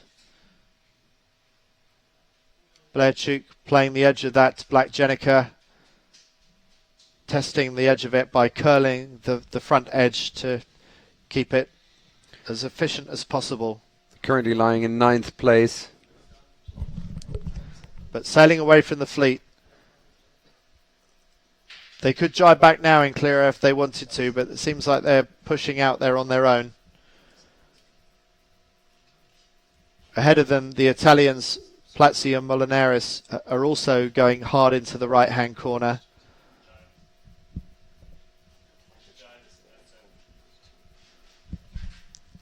The Italians have just jibed. Burlington, that's the Italians that we're looking at there, in fact. So they're now jibed and on starboard jibe, sailing back towards the middle of the course and seeing if they can attack the leaders, Jonas Warra and Anders Thompson from Denmark. Nice leaping of the boats there. Breeze must have picked up a bit. It is up to about 12 knots. 13 knots. So the forecast said that it's going to go up to 15 knots today, so I think we're going to see an increase in the breeze. It is superb sailing conditions, lovely sailing conditions. It's going to be even nicer inside the bay later on. Yes, because we're having a change of course for the final medal race this afternoon for the girls in the 49er FX. The boys have 3 more races of Gold Fleet racing tomorrow in the morning, and then they do their medal race tomorrow afternoon at the mouth of the River Douro, which has consistently been breezy all this week, even when there's been no breeze out on the Atlantic Ocean. There's always been good breeze here in the River Douro, which is not quite big enough to hold one of the 25 boat Gold Fleet races that we're looking at, which is why we're out on the rolling waves of the Atlantic. But for the final medal race with just 10 boats, it should be the perfect setting and great spectator viewing for anyone from Porto who wants to come down and watch, and also a great backdrop for us as we watch on TV later on this afternoon when the top 10 girls compete. A nice jibe there by Jonas Vara and Anders Thompson of Denmark, looking set to win race 5 of the Gold Fleet finals in the 49er men here in Porto. Closing into the finish line on this second final race before the medal race tomorrow. Oh, actually, no, that's not true. There's 3 more final races tomorrow happening, 1 more today, and then the medal race tomorrow afternoon. Yes, there's still a lot more sailing to be done for the boys, and for those that are just outside the top 10, that gives them hope, and for those just outside the medals, it gives them hope that they can still win a medal. And maybe Jonas Warra, after winning that race with Anders Thompson, believes that one of the medals could be his. That's a little bit more like it from the Olympic champion of 2008, because he went into the day in 10th place, but that will have done him some big favours and he should be getting up into maybe the top 6. We'll look at just how that affects the standings. That's the Irish number 8 coming across the finish just ahead of the Italians, and just behind them the 2012 Olympic champions from the Weymouth regatta 3 years ago, Nathan Outridge and Ian Jensen. Another solid score for them.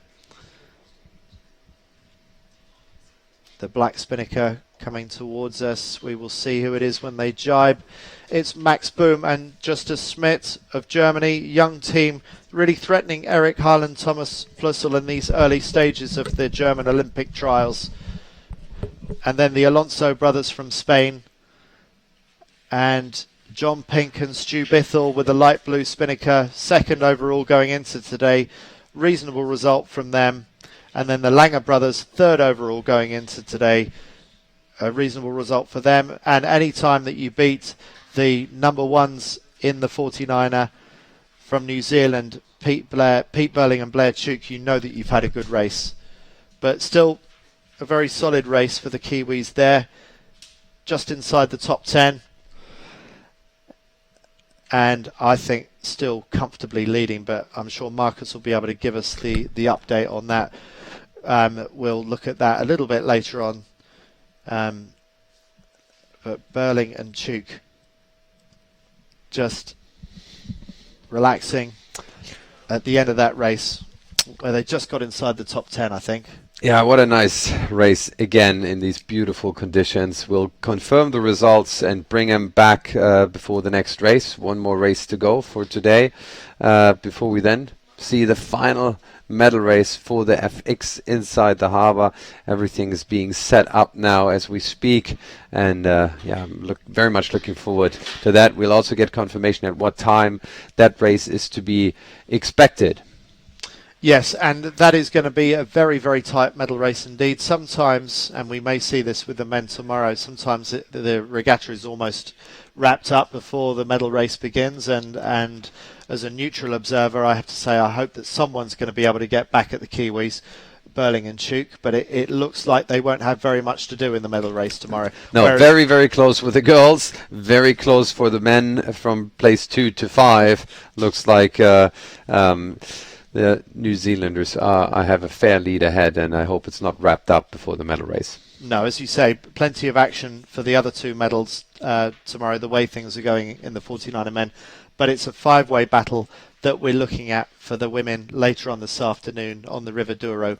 And we got fantastic blue skies, blue water here in Porto.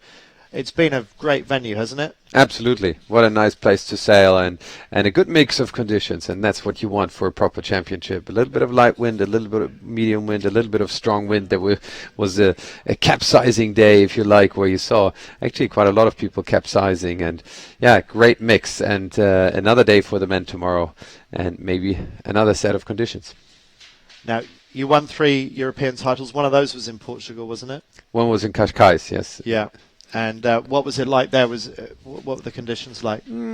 Actually, it was also a mix of conditions. Actually, back then, through the week, the wind shifted, and we had some offshore and onshore breeze. Also a good mix. And I think in general, quite nice venues here where you don't always get the same conditions. Not sea breeze every day, but you get some gradient influences, and they're challenging venues, especially with the extra swell that you very often have.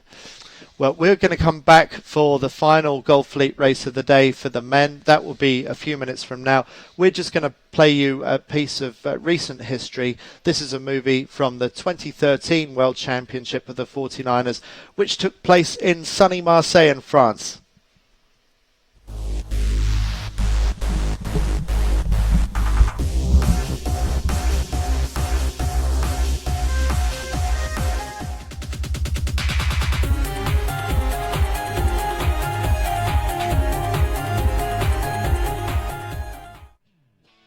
A racing showcase at the 2013 Seiko 49er and 49er FX Worlds in Marseille, France, which attracted the best skiff sailors in the world, from Olympians to newcomers to the class, all intent on delivering glory round the tracks.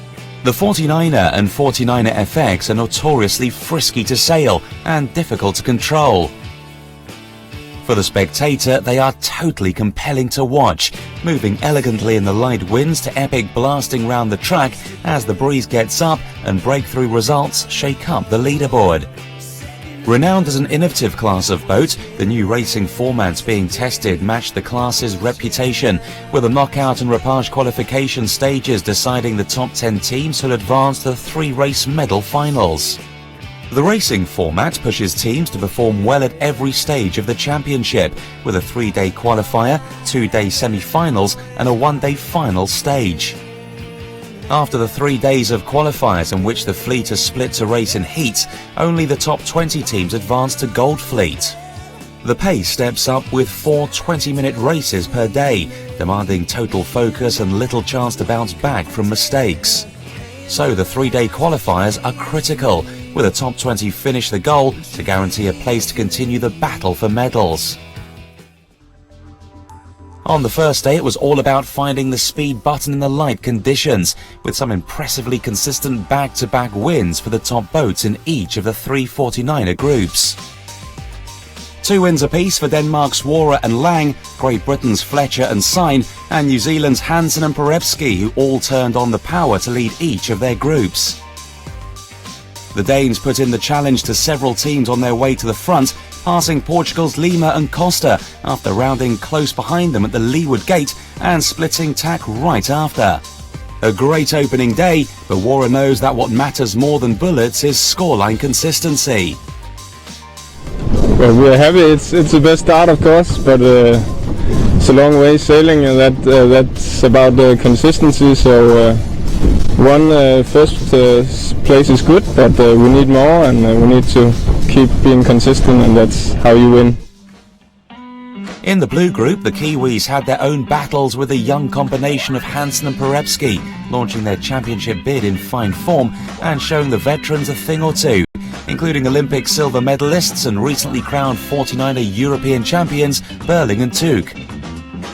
Racing in course area C, the red group faced the lightest conditions with many puffs and holes across the course, as teams had to virtually sniff out the wind.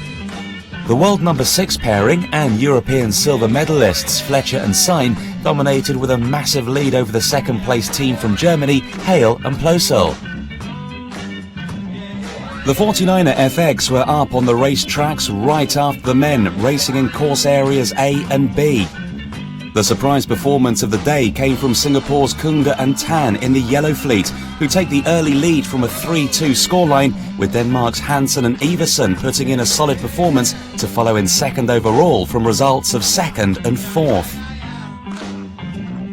Over in the blue fleet, Italy's Conti and Klapsitz delivered the most stable performance with 2 3-place finishes to end day 1 in a tidy 3rd overall. As with the earlier racing for the men, getting into the speed groove was key to success, as Hansen explained. It looked like it was okay. We were finished second in the race. So we could see the other girls were going in a high course and we were going a little bit more speed. So we think it's quite fine.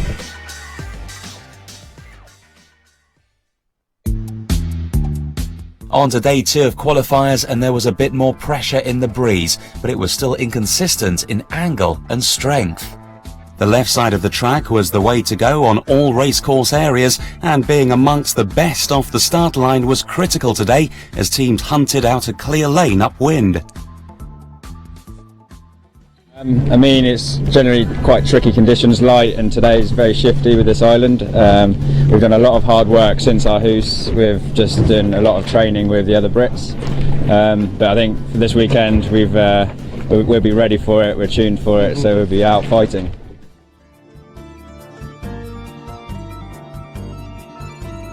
The discard race factored into the scoring today, which assisted Denmark's Wara and Lang to stay in second on the leaderboard. Of day 1's top 3 dominant teams, the most consistent performance went to the Kiwis Hansen and Perebski, who delivered a 3-7-9 to sit in 3rd overall, carrying a tie-break advantage over teammates Berling and Tuuk. Major disappointment on day 2 in the 49er fleet for those dropping out of the top 40, who are now relegated to continue their racing in the silver fleet. The wind dropped by the time the 53-team 49er FX fleet took to the track and got even lighter, with 2 races for the yellow fleet and only 1 race possible for the blue fleet. In the yellow fleet, overnight series leaders from Singapore, Kung and Tan, put in another showcase performance, crossing the line in 5th place, but couldn't put in a follow-up in the next race and shift to 2nd overall.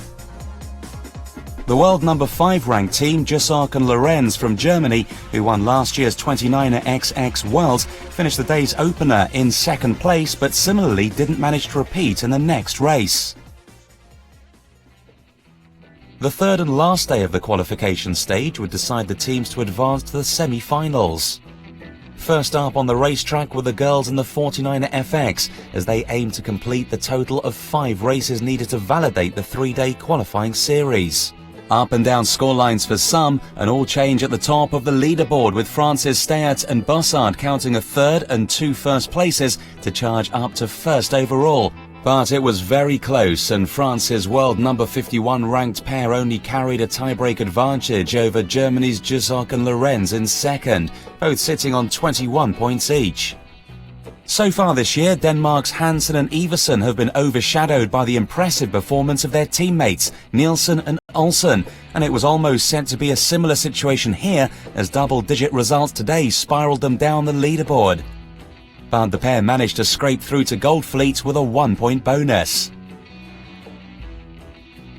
Looking ahead, the weather was set to change from the light and shifty light breeze to some stiffer wind, which is certainly what the world number one 49er FX pair of Maloney and Meach were hoping for. When we were training here before the regatta, it was a lot windier than this, so I think we're looking forward to the weekend with a little bit more breeze, able to stretch our legs, I guess, and yeah, I think the conditions will be good. It's a little bit tough, really light, but I think we're just trying to get consistent finishes and just trying to piece together a nice race. So I think we can handle it. We just need to get everything together. Apart from that moment, racing had just started to get interesting at the 2013 Seiko 49er and 49er FX World's Championship in Marseille, with the top teams very close in points and everything at stake.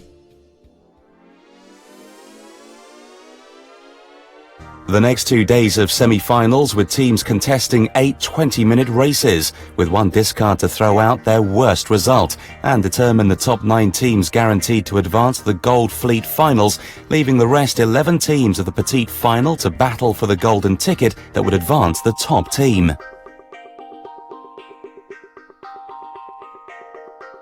In the 49er Gold Fleet, another demanding day of racing, with the unpredictable breeze delivering unpredictable results for the teams as they went head-to-head in the intense 20-minute battle around the track.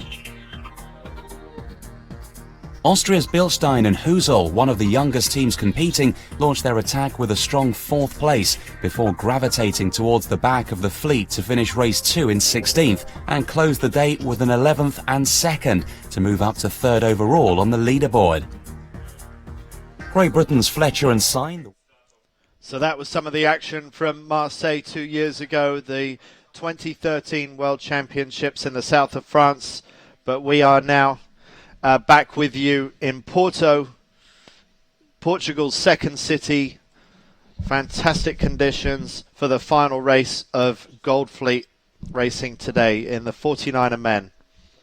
25 of the best teams in the world competing here, including the Kiwis, Pete Burling and Blair Tuke, who went into today already with a big lead, and they haven't been starring, but they are still getting their scores inside the top 10, and that's going to put them comfortably in the lead still. We've got about a minute until the start, and what side will pay this time? Now we're on board with Pete Burling and Blair Tuke, manoeuvring to get into position. Their starts haven't been that strong, but they show good ability to recover. And the Spanish, once again, like the committee boat end of the line, they did very well at getting off the right-hand end of the line, better than anybody else. That was the Alonso brothers in the previous race. And there's quite a bit of line sag in the middle again as they get going. And again, the Spanish have got exactly the start that they wanted, but who's going to be amongst the first to break out to the right-hand side? Because this has been a very key move, a very successful one in previous races. They look a little bit lower on the angle as they sail out of the start this time round. And yeah, and it does look like the right-hand side was the better side to start in general. Another German boat that comes out here. It's Max Boom, Justus Schmidt. This is the third different German boat that we've seen do this today. Eric Harl and Thomas Plussel in the first race did this to great effect and won the race. Then we saw the younger team of Fischer and Graf do this, and okay, they didn't manage to hold on for a top few result in that race, but they certainly did very well out of the start. And Justus Schmidt, Max Boom have decided it's their turn to represent Germany on the right-hand side of this course. And you can see that they've already got a nice little gap on the other boats around them.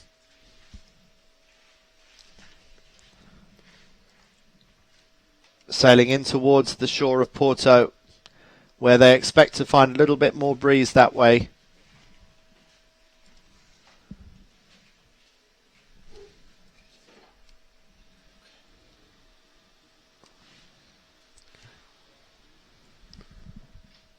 So Schmidt and Boom, the early leaders, with the Langer brothers third overall going into today. They're lying in second in these early stages of the race. And then the young British team of James Peters and Finn Sterrett also up amongst the top few, along with the Olympic champions of 2012, Nathan Outridge and Ian Jensen from Australia.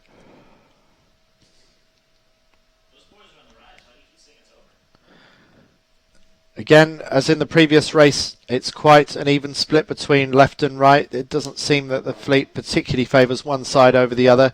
The breeze is a little bit softer than it's been earlier in the day, but it's still about 9 knots. And the great thing about the 49er, especially with the newer, taller rig that it uses these days compared with the early days of the boat, it really does power up quite effectively and even not very much breeze. And the working weight of the sailors has gone up in recent times as well. The magic number, somewhere between 155 and 160 kilos for the overall crew weight in a 49er. And everyone always wants to know what the top teams are operating at. What's the weight of Pete Burling and Blair Tuke? Pete Burling, one of the biggest guys at the back of the boat in the 49er, and people reckon that they're operating at about 158 kilos of body weight. No sign of Burling and Tuke in the front few in these early stages. Looks very comfortable for Justus Smith and Max Bohm out here on the right hand side. Actually, Burling and Hugh got spat out to the left hand side at some point, and they're really heading out to the left. That's probably going to be a difficult spot to recover from. Their starts have not been that great today, so I don't think they're in line for winning the starting vest of the day.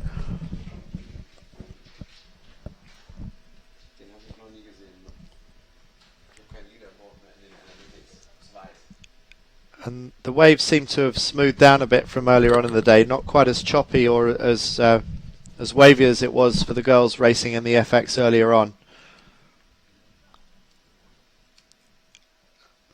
And a different Italian team coming to the fore this time, Tita and Cavalli. So many good Italian teams in the 49er these days.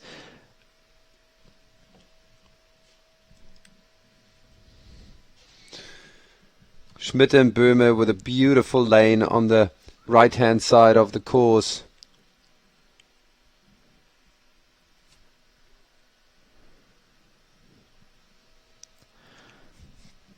And Tita and Cavalli, they were 13th at Weymouth and Portland, the ISAF Sailing World Cup event a month ago. They won at Lake Garda earlier on this year, but that wasn't against the hottest of competition. But they're certainly up-and-comers in the fleet. Schmidt and Böhme tacked underneath the ley line.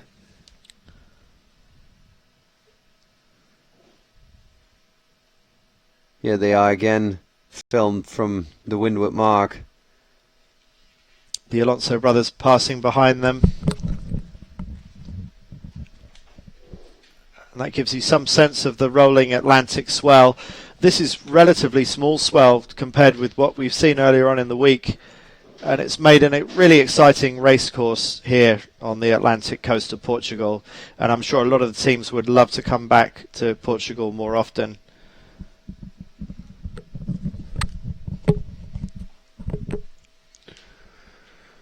Another German boat passing some way behind them. That was Fischer and Graf. Justus Smith and Max Bohm at full stretch. Sailing very effectively. But they only have a 10-meter lead over Tita and Cavalli. Not much in it.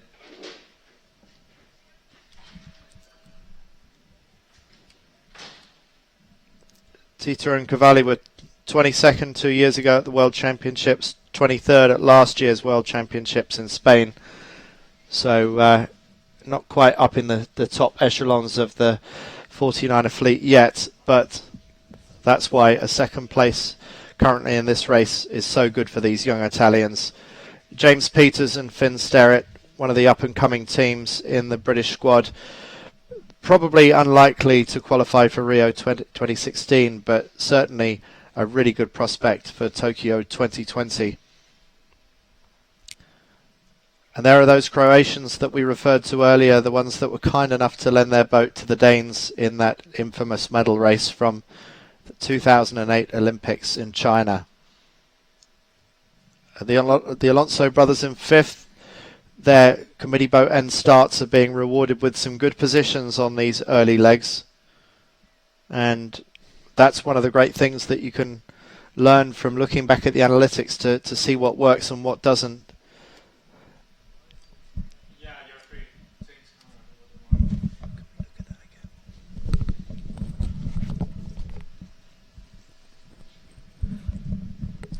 Attack there by one of the Polish boats.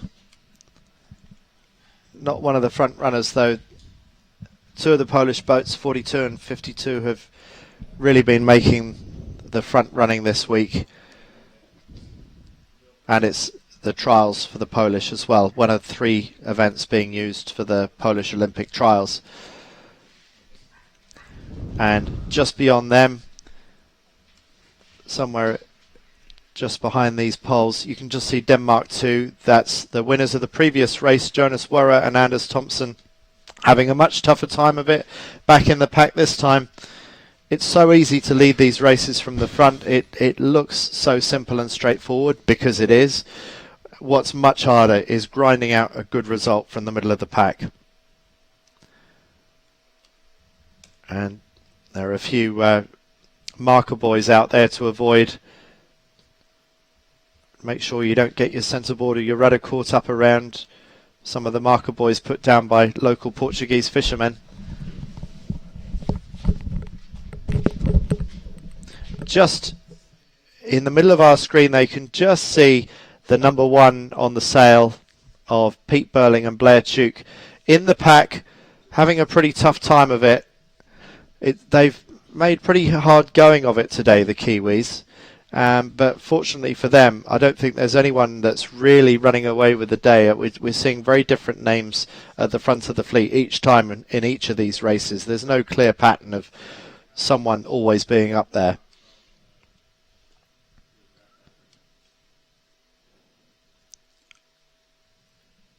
Croatian boat up in front. And left of our picture there, David Gilmore and Rhys Mara, 7th in last year's World Championships, Australia 7.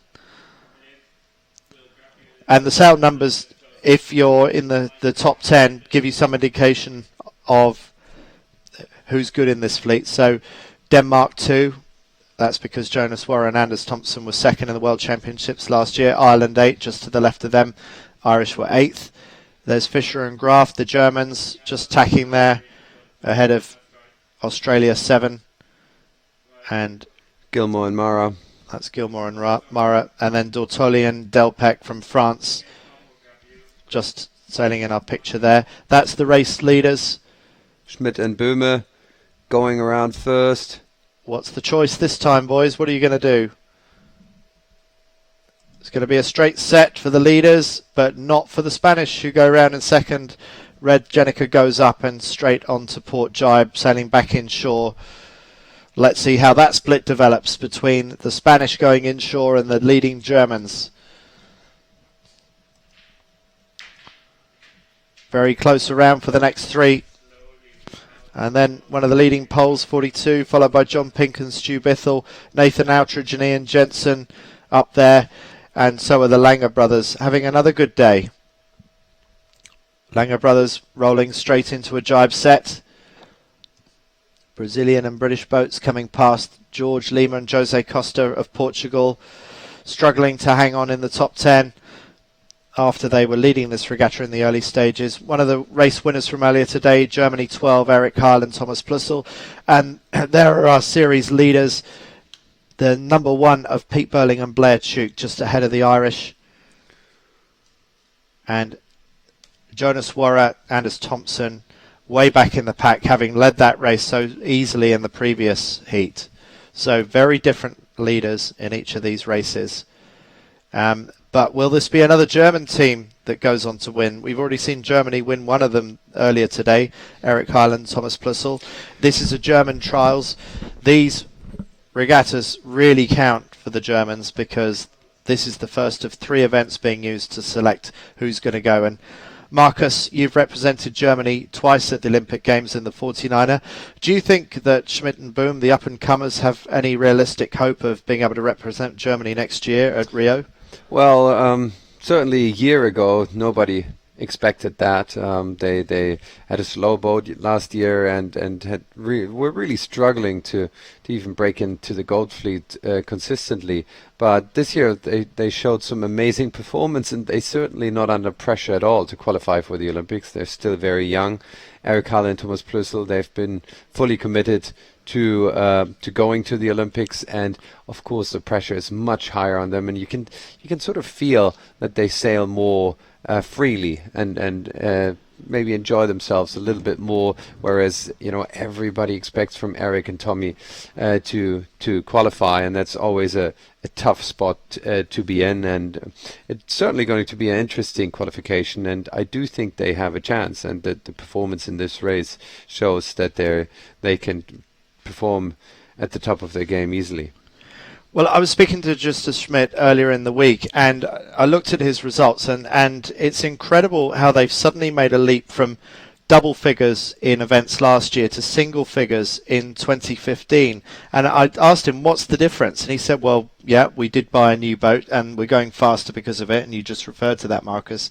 And the other thing they did was they did 3 weeks of training with Jonas Werra and Anders Thompson, the 2008 Olympic champion, and they said that they learnt so much from training with Werra in terms of their approach to campaigning and how to set the boat up, and they've made a real leap forward in performance, and it's incredible to see how it shows so clearly in their results. They won Kiel Week recently as well.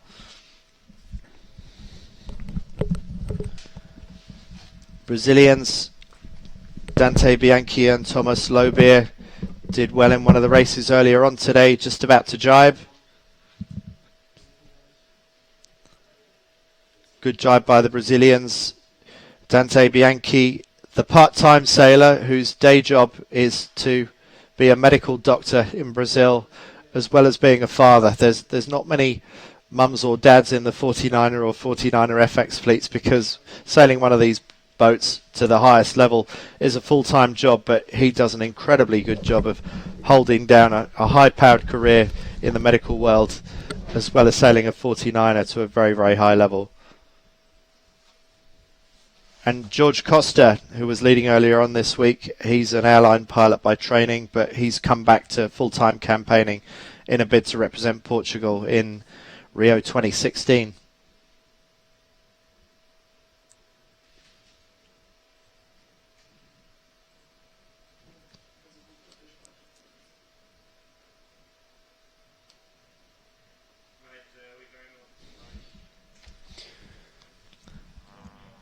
The Spanish with the red Spinnaker in the middle of the picture there.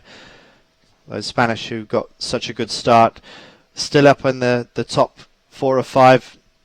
About to go round one of the gate marks. Which ones will they choose? Left-hand gate mark, maybe slightly biased. The first boat's heading towards that mark. So the leaders heading out to sea. And then probably tacking early as soon as they can cross over the boats that were heading out to the right-hand side of the course. Polish boat front of picture, the first boat to go right and sail in towards the shore. Let's see how that works out for them. Breeze has certainly softened a little bit compared with earlier. There's the other Polish boat, so Poland 52 and 42 in their own personal battle to see who can represent Poland at Rio 2016 next year.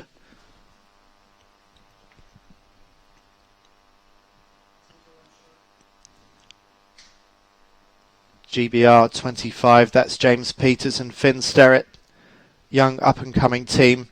And now it's getting busy as they go round down to the bottom mark. You can see the pack is going to have a lot of traffic there as it goes through the leeward gate.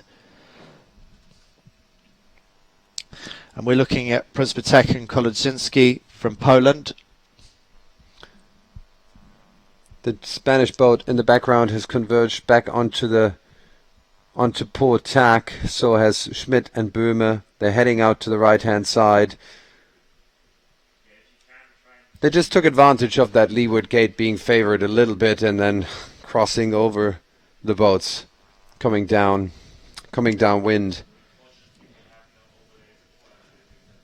And what a nice place to be in for them. I mean, that it's easy to defend a lead in such consistent conditions. And you sail with the cleanest air possible, with the freshest breeze, no wind distractions, no wind shadow whatsoever. It does look very, very straightforward, doesn't it? And yeah. And it's such an enjoyable feeling to just cruise along once you're in a position like that. I'll have to take your word for it, Marcus. And here we're looking at the Polish. This is Lukas Przbytek and Paweł Kolodzinski, one of the oldest teams in the fleet. They've been sailing for a long, long time.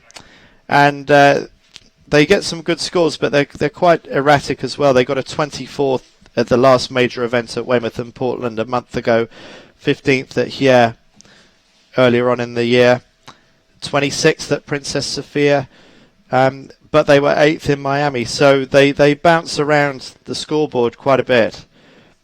47th 2 years ago at the World Championships, but 17th last year in Santander, and 13th at the Olympic Games in London 2012 when they represented Poland. So they've been around for a while. They get the odd good result, but then they can break it up with a pretty poor one. Looks like good breeze in the background, maybe a little bit stronger there. Just had the impression that it went a little bit soft on the Polish boat. Slightly glassy in the foreground. It might be misperception in the light though.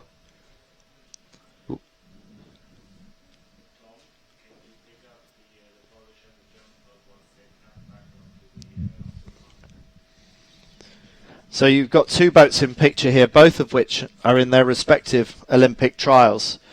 And we spoke earlier, Marcus, in the FX racing about how maybe the German crews in the FX weren't performing at their highest because maybe they were quite focused on each other.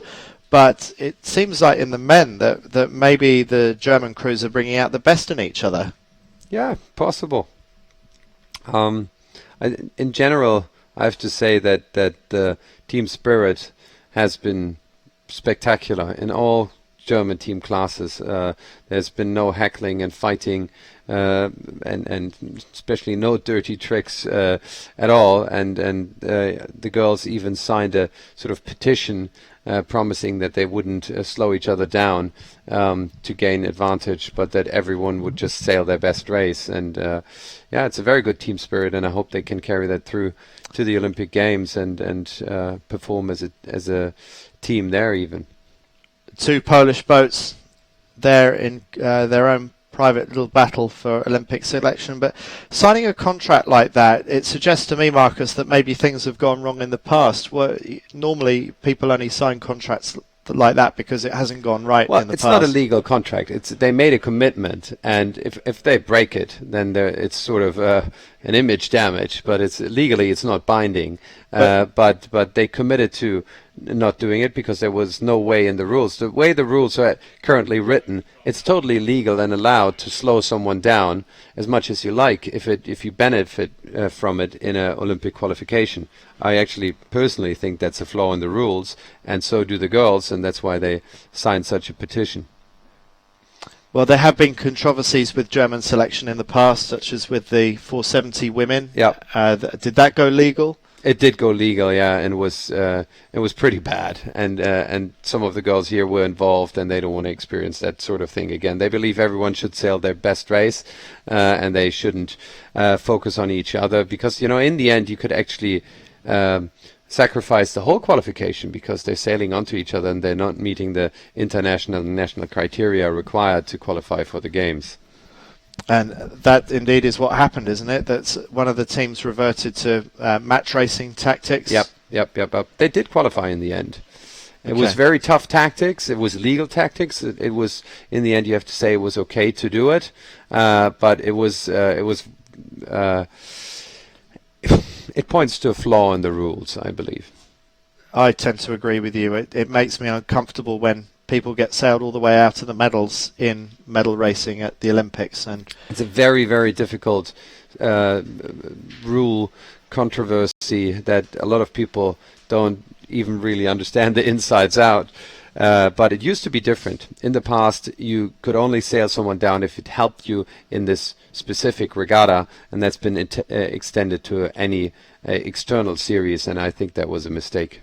Yeah.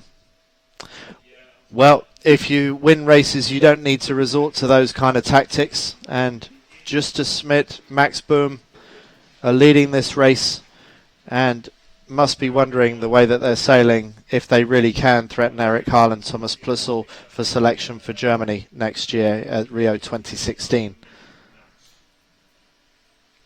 The Alonso brothers, I've been impressed with their starting. I'm surprised that other people weren't jostling more aggressively for the starboard end of the committee boat, the starboard end of the line at the committee boat, because it's worked out very well for the Spanish in the last two races that we've been watching.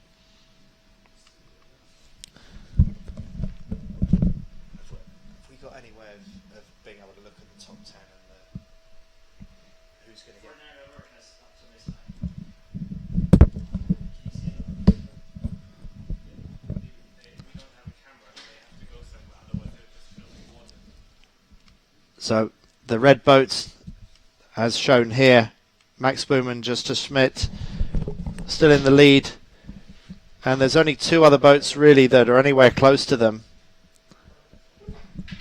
It's hard to see anyone taking it away from the young Germans now.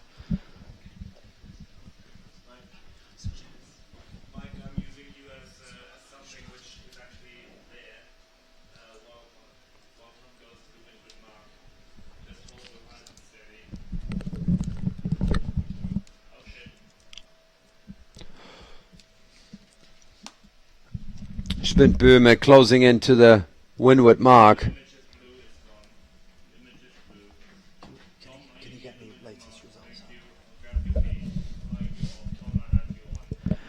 Max Bohm and Justus Schmidt just round, and a little bit of a sloppy rounding there. The boat a little bit too hill to windward, but I don't think it's going to matter because they're up to speed now. Followed by the Poles, Januszewski and Novak going round in second place, and then the Alonso brothers from Spain in third, and a bit of a gap back to anybody else. That looks like an Italian boat going round.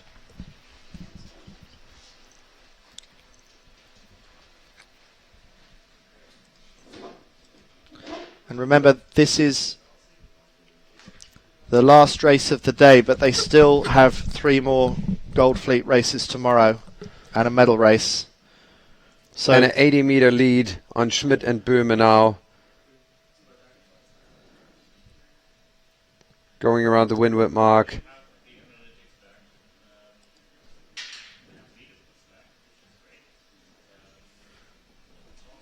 Peters and Sterrett, bit of a slow hoist there. Finally get that Seiko Velatura Spinnaker released and they get up to speed, but that was a bit of a painful jibe set hoist for the British. Eric Harl and Thomas Plussel, winner of the first race earlier today, just going around. Looks like he might just be in the top 10. But very aware of the fact that his rivals for selection, Eric Harl and Justus Schmidt, are in the lead in this race.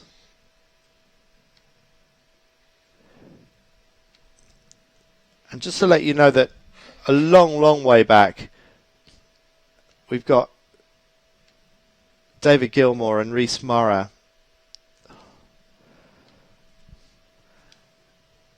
So I'm not sure what's happened to them, but we've got some of the leading lights quite a long way back, so far back that you wonder what's what went wrong for them? I've got preliminary overall results that we could look at if you like, Andy. As I said, they're preliminary, but they're interesting to look at. Peter Burling in first place, but with a shocking race at 18th. So he finally has his discards. It closes the gap to the other podium places. There's 7 points to the silver medal, and 9 points to the bronze medal, so there is something in it. But Pink and Bithell having an even more shocking race at 25th place. Very surprising to me. Such a drop in performance all of a sudden for these two top performers. Schmidt-Böhme having a great race, actually staying in touch with the podium. And Lange and Lange, nice 5th place, good consistent sailing. All this preliminary, but interesting to look at on this last leg of this 6th race. And in 25th place, John Pink and Stu Bithell, they're so far back that I wonder if there's a problem on their boat.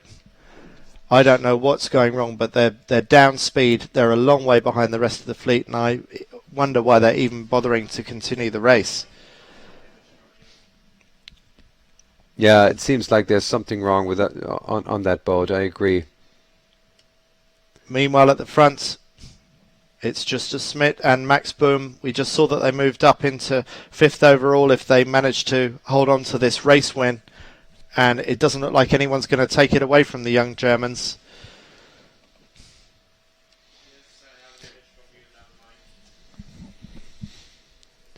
Yeah, good. Very convincing performance from them. They recently won Kiel Week. Kiel Week didn't see many entries, but the performance was very convincing nevertheless. They've won against Highland Plössl and sailed very consistently and very convincingly there. And do you think winning those regattas, even if not everyone's there, does it help build that habit of winning? Is it still a valid part of training? Absolutely. You actually have to practice winning, and just because there's no top performers, you still have to win. So there's someone to battle, and in that case, it was the European champions they beat.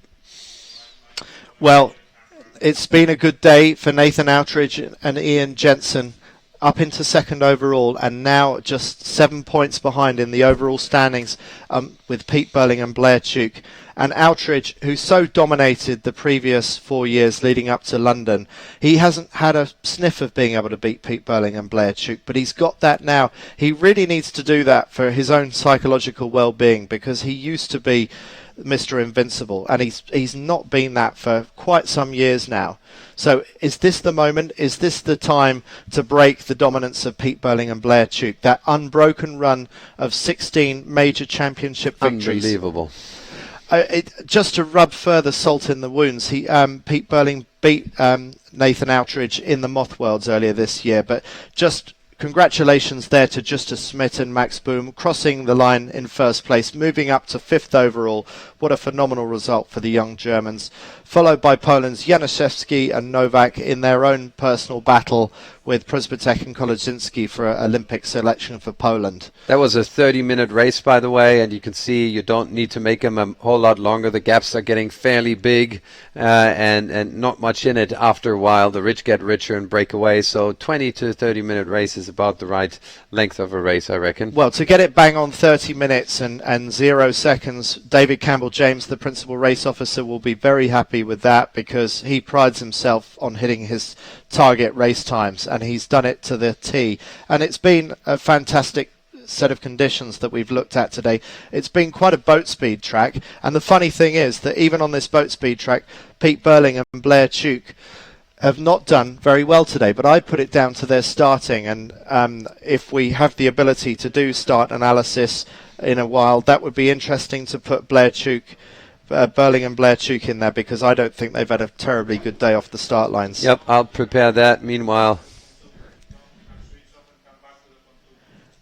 And just before you do your starting analysis, I want to tell you that in terms of the other analysis for the starting competition done by the 49er class, it's the Poles Januszewski and Novak who won the starting competition today by my favourites at the start, the Alonso brothers, who I think got some excellent starts off the committee boat end today. But in terms of starting strategy, the Germans have done it very well today. It's been about Portac starting underneath the fleet at the committee boat end and being the first boat to break out to the right-hand side. And that worked for Highland Plussel in the first race and Schmidt and Boom in that race just now. So let's just see whether we can get anything useful out of that start analysis. And it was Burling and Tuke here at the start who were trying to find a gap, and then they tacked at this point, and Schmidt and Böhme just continued on, and they really, you can see the speed of Berlin and Tuke up on the speed graph, which is really low. You can see how late they crossed the line. 13 seconds after the start they crossed the line. Schmidt and Böhme 8 seconds, but very much up speed and clean air, and bad luck on Berling and Tuke because someone tacked right on top of them at the start, and that's where they lost this race. Not a whole lot of distance between Schmidt, Böhme and Berling and Tuke at this point, but it just extends.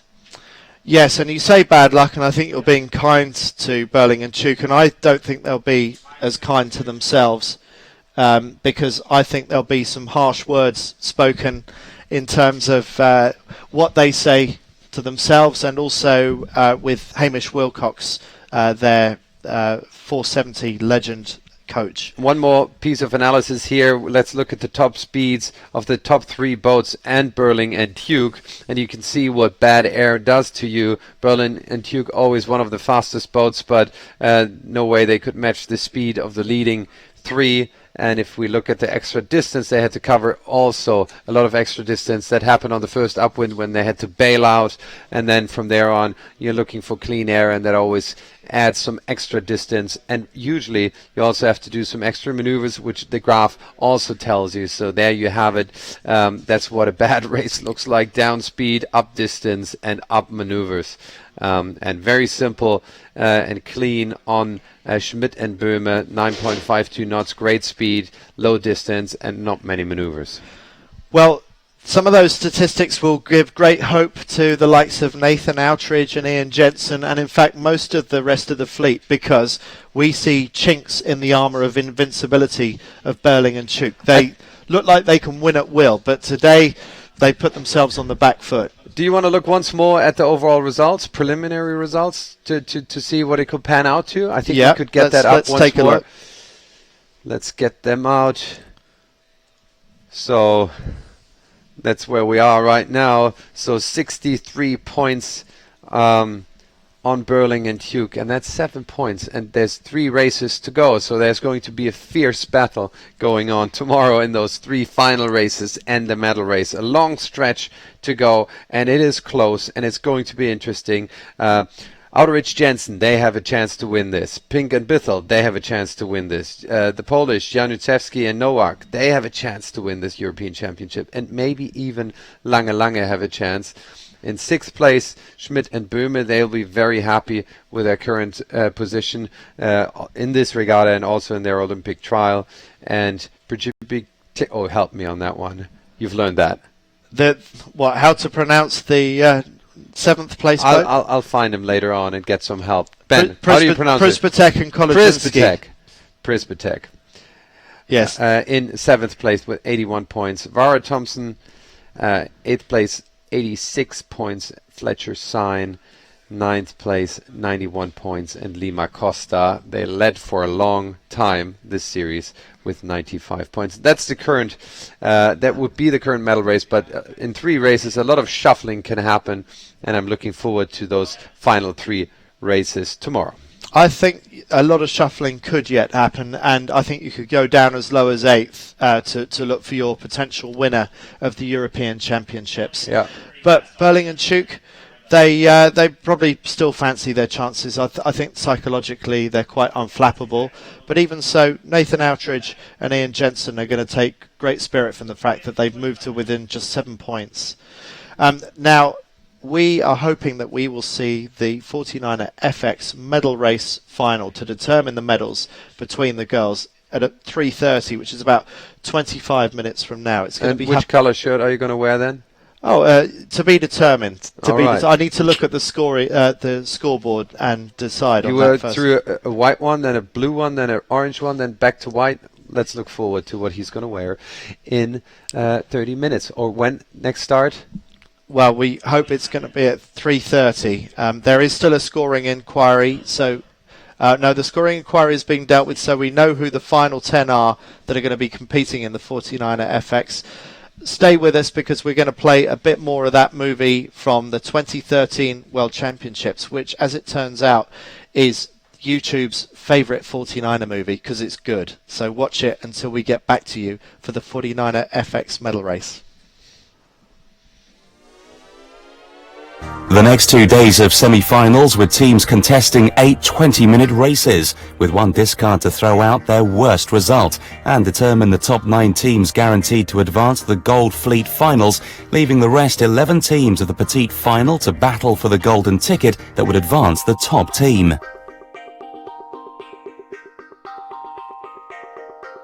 In the 49er Gold Fleet, another demanding day of racing, with the unpredictable breeze delivering unpredictable results for the teams as they went head-to-head in the intense 20-minute battle around the track. Austria's Bilstein and Husel, one of the youngest teams competing, launched their attack with a strong 4th place before gravitating towards the back of the fleet to finish race 2 in 16th and close the day with an 11th and 2nd to move up to 3rd overall on the leaderboard.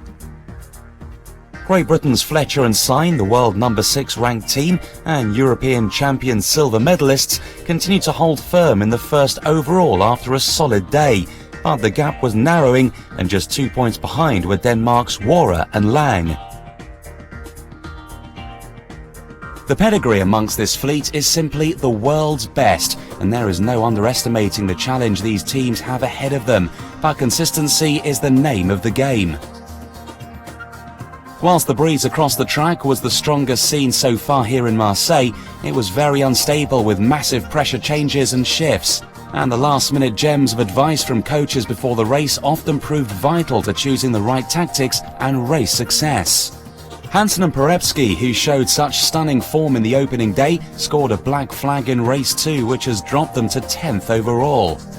A similar fate for the reigning world champions Outeridge and Jensen from Australia, who added the penalty to their totally double-digit scoreline. 4 races for the 49er FX Gold Fleet, with much more intense shifts on their course area. The cavernous holes in the wind up the left side of the track made the upwind choice obvious, and the fleet went right. An improvement in form for Denmark's Hansen and Iversen, who only just scraped into the Gold Fleet during qualifications, and based on the day's results, have clearly turned their form around to move up to 7th overall. Inconsistent scorelines for the women as well, with just one team managing to knock out all top 10 results, the world number 1 pairing of Maloney and Meach from New Zealand, who rocketed to the top of the leaderboard. Leaders going into the day, Steyert and Bussard dropped to 2nd on the leaderboard, with the Italian pair Conti and Klapsich breathing down their necks, just 1 point behind in 3rd place. The level of racing in the Gold Fleet is demanding, and the 20-minute races require a clear mind and focus to spot your racetrack and sail a clear course out of trouble. Experience counts, and it is no surprise to see some of the sailors who have made the transition from other Olympic classes right up at the front, such as 2012 Olympians Steyert and Conti. It's the first World, it's the second regatta for us. It was hard to manage everything and to be good on all race and on all bits. We did what we have to do today, and we tried to do our best, and it was 3 good races, and the last one was quite more difficult. On to the penultimate day of racing and the last day of semi-finals. First to race were the 49er FXs. The world number 1 Kiwis Maloney and Meach had every intention of keeping hold of their leaders' yellow jerseys, but knew the French combo of Steyert and Bussard would be on their tail all the way. Steyert carries the experience of a laser radial world championship gold, and both 2012 Olympians, the French team, have what it takes to win, despite still being one of the rookie teams. Perfect start line execution ensured they stayed close to the Kiwis, who relished the stronger conditions. A win for the French in race 5 helped keep them in 2nd overall. but the day belonged to the Kiwis, who continued to count an all top 10 finish scoreline and wrapped up the semi-finals with a win in race 8 to advance to the finals in pole position.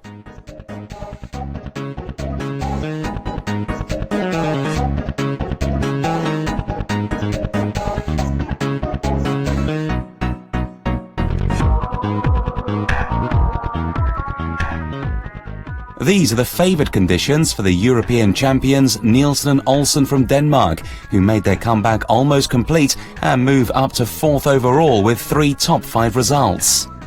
Italy's Conti and Klapcic struggled in the first 2 races, but got back on track to finish 2nd in races 7 and 8 and hold on to 3rd overall. The scorelines are close, with just 11 points separating the top 3, with the medal races deciding the podium. The 49er men were up on the track immediately after, and as the breeze kicked in even harder, there were some problems for a few teams such as Wara and Lang from Denmark, who finished 14th in race 6.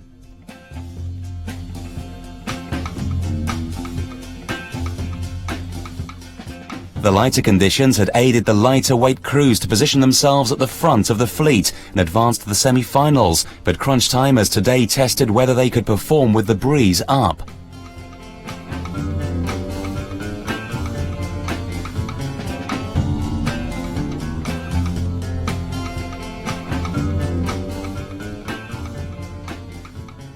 Disappointment for series leaders Fletcher and Sain, who tumbled from 1st at the start of the day to 5th overall by the end, with Austria's Bilstein and Husel also dropping from 3rd to 17th. Not quite their plan. But the day belonged to the Kiwis and Australians, with predictable, noteworthy performances in the breeze. Olympic silver medalists Sperling and Tuke claimed the championship lead after 3 top 3 finishes. Up from 18th to 7th clamber 2012 Olympic champions and defending world champions Outridge and Jensen from a knockout performance of 2 wins and a 2nd and 3rd. Their reward, the King of the Downwind accolade and the right to wear the purple jerseys after coming in almost a minute faster than the 2nd place boat in all of the day's downwind legs. A Kiwi leaderboard 1-2 as Hansen and Perepsky returned to the top 3 behind Burling and Tuke, who proved they had the experience and knowledge to change their game and strike back at the crucial moment. I would like to be leading from the front, from the first day onwards, but like Pete said, we were really happy with how we were going early in the week. The points were really close between us and the front guys the whole week, more so than they were in Aarhus and Denmark at the Europeans. So, we sailed really well in the light winds and really enjoyed it out there today. Lots of breeze and, good to have a good scene. Yeah, it's obviously pretty cool for the country to have both of us up there, and we're not quite sure how. And the girls are leading too, so that's pretty cool. The stage was set for the final day, with 3 theatre-style races of 10 to 12 minutes and double point scoring to determine the 2013 Seiko 49er and 49er FX World Champions. The points were extremely close, with a thrilling finale on the cards.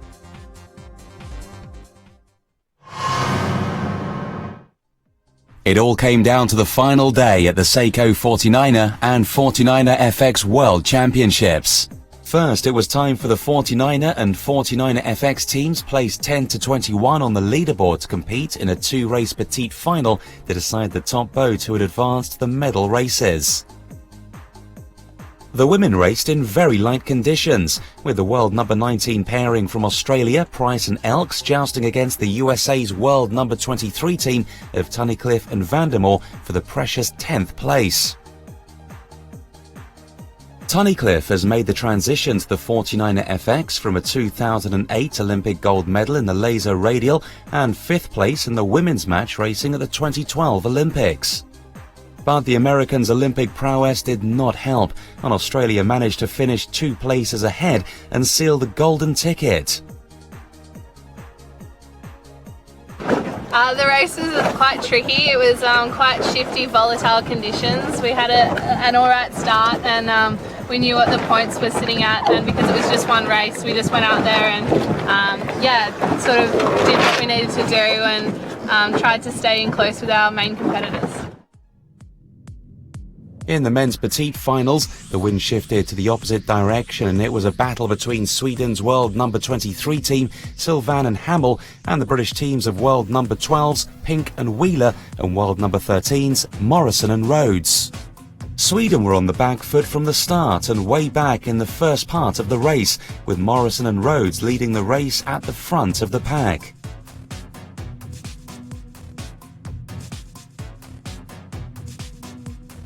All was not lost as Pink and Wheeler slowly but surely reeled them in and took the lead in the second upwind leg. They continued their bold progress to take the race win and secure the final 10th place card in the medal races.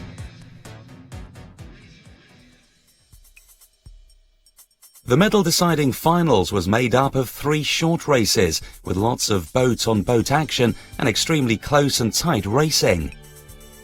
Every one of the 3 races counted, with no discard allowed, and each race counting for double points. The first race for the 49er men saw Denmark's Norregaard and Thomsen take the best start at the pin end of the line, with teammates Wara and Lang opting for the committee boat starting end. Australia's defending world champions and 2012 Olympic gold medalists Outridge and Jensen dug deep to clamber back up the leaderboard in the medal races. In the opening race battle for gold, New Zealand's Hansen and Porepsky headed right upwind, with Burling and Tuke sticking close to their rivals Fletcher and Sine. Heading downwind, the British found themselves in trouble and sandwiched between the 2 Danish teams, whilst Burling and Tuke had accelerated downwind to take the lead by the gate, with Francis Dien and Christidis in second place and taking the opposite right-hand gate. Denmark's Wara and Lang followed the French, but had not found their groove in the race and ultimately finished the race in last place. Burling and Tuke continued to extend their lead and secure the race win, with the French in second. Fletcher and Sine found themselves in a tenuous situation, finishing in 9th place and now in real danger of missing out on a podium place.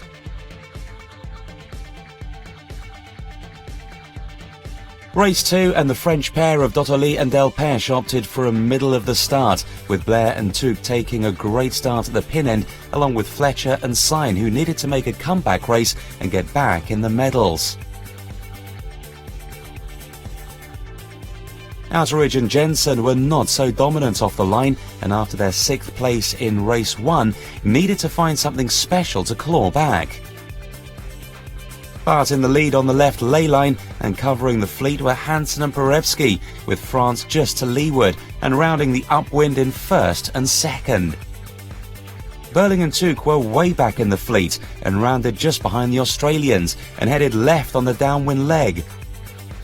The Kiwis needed to get back up the pack and chose to go to the right-hand side of the track upwind, but it was an impossible ask and they finished in 9th, but still holding on to the overall lead with teammates Hansen and Porepsky, who won the race, closing the gap to just 10 points.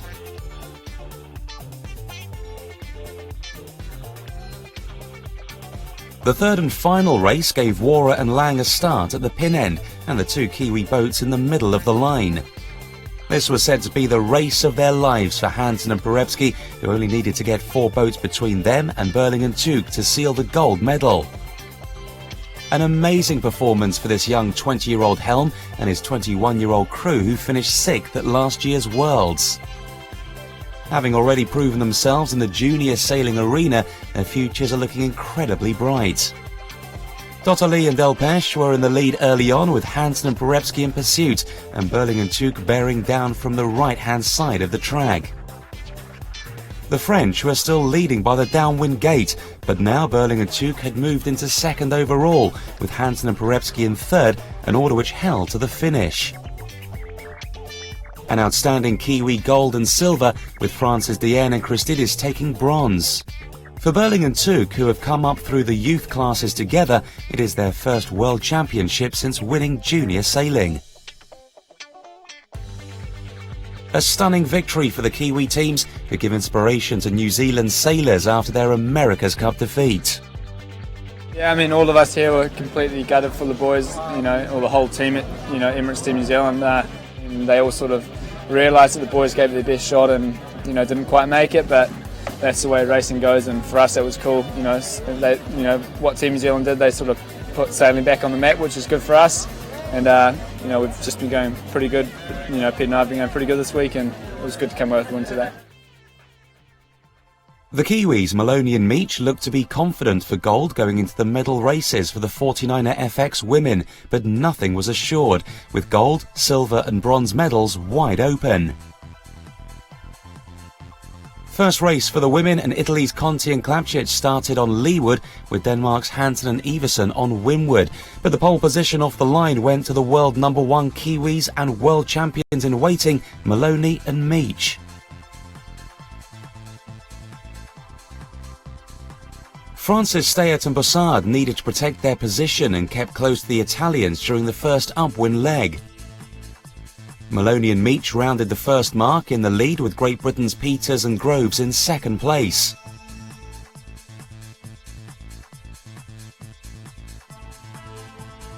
But the British managed to move through to take the lead by the second upwind leg, with the Kiwis chasing.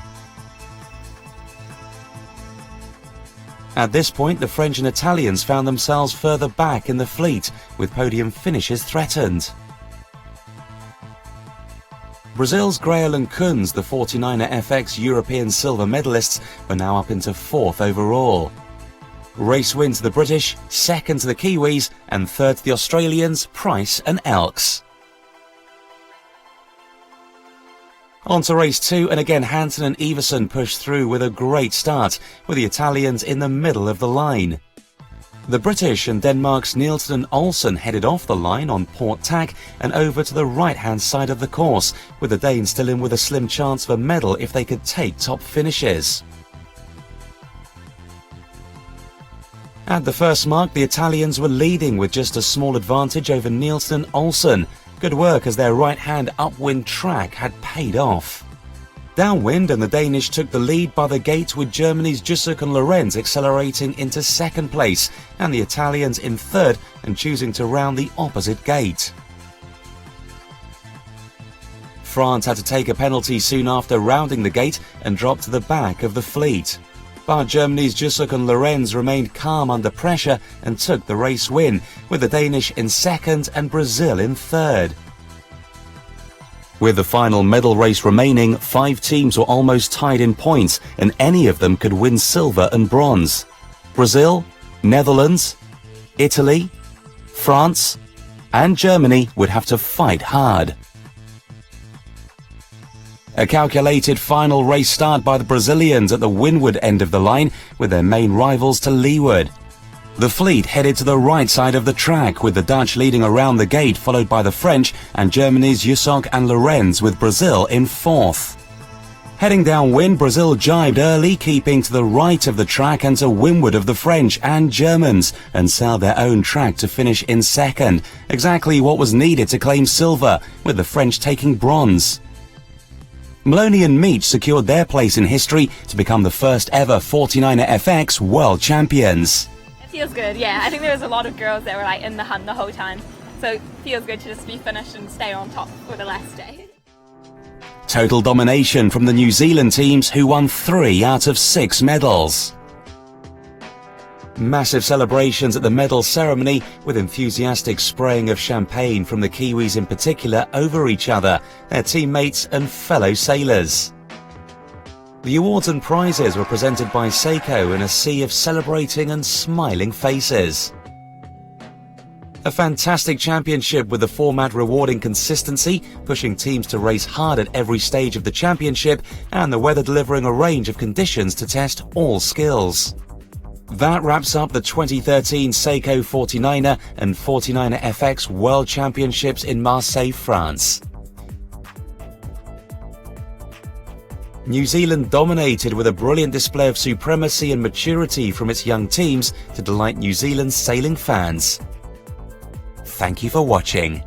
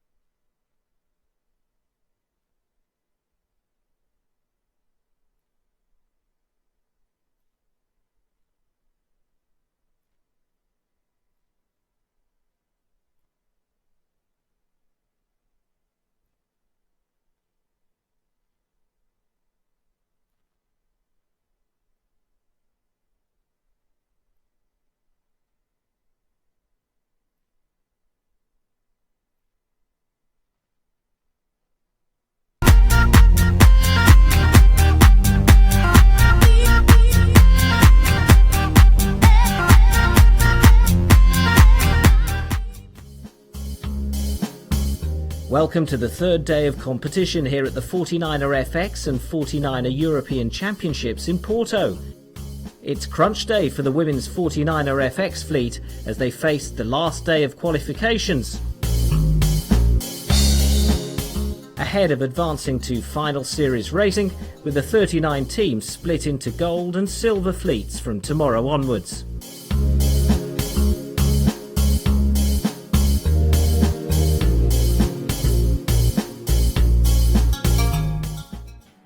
These are the world's top skiff teams with massive depth in performance. As well as European Championship podium positions, for many the event is also part of their nation's selection events for Rio 2016. The local pairing of Lima and Costa found their local knowledge contributed to a superior performance, but not in the way you might think.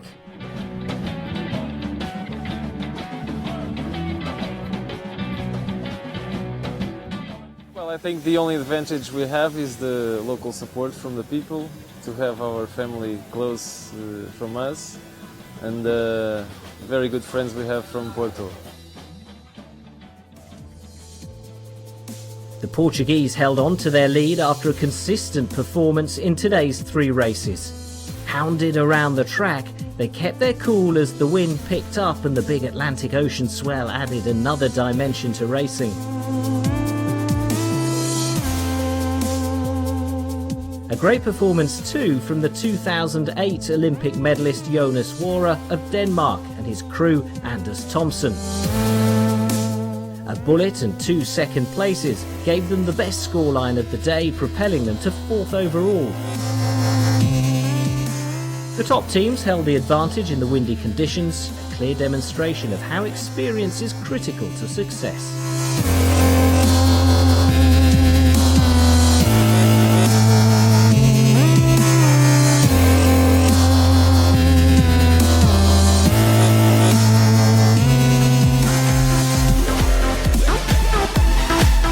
As the women's 49er FX fleet arrived on the racetrack, the challenge intensified with the increasing wind.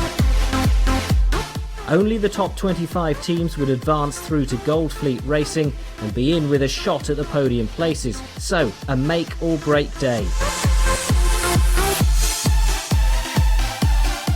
While some teams sought to consolidate and protect their positions, others were forced to take risks and be smarter and tougher than their opponents, for any hope of making the top 25 cut.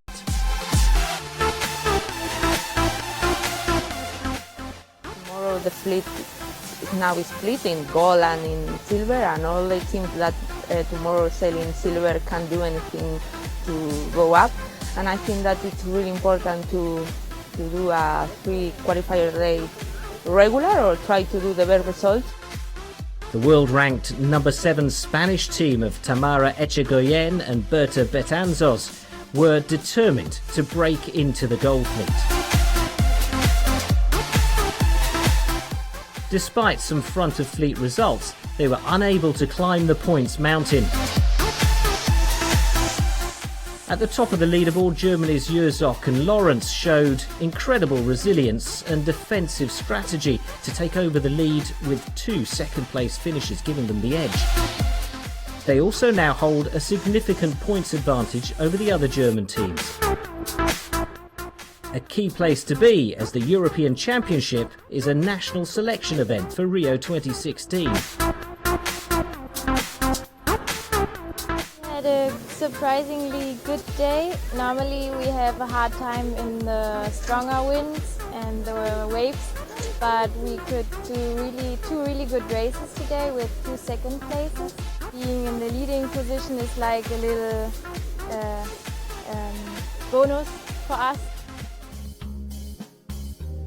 The 49er FX moved to final series racing, whilst the 49er men still have a day ahead to decide the 25 teams advancing to gold. It should be a spectacular day, so stay tuned.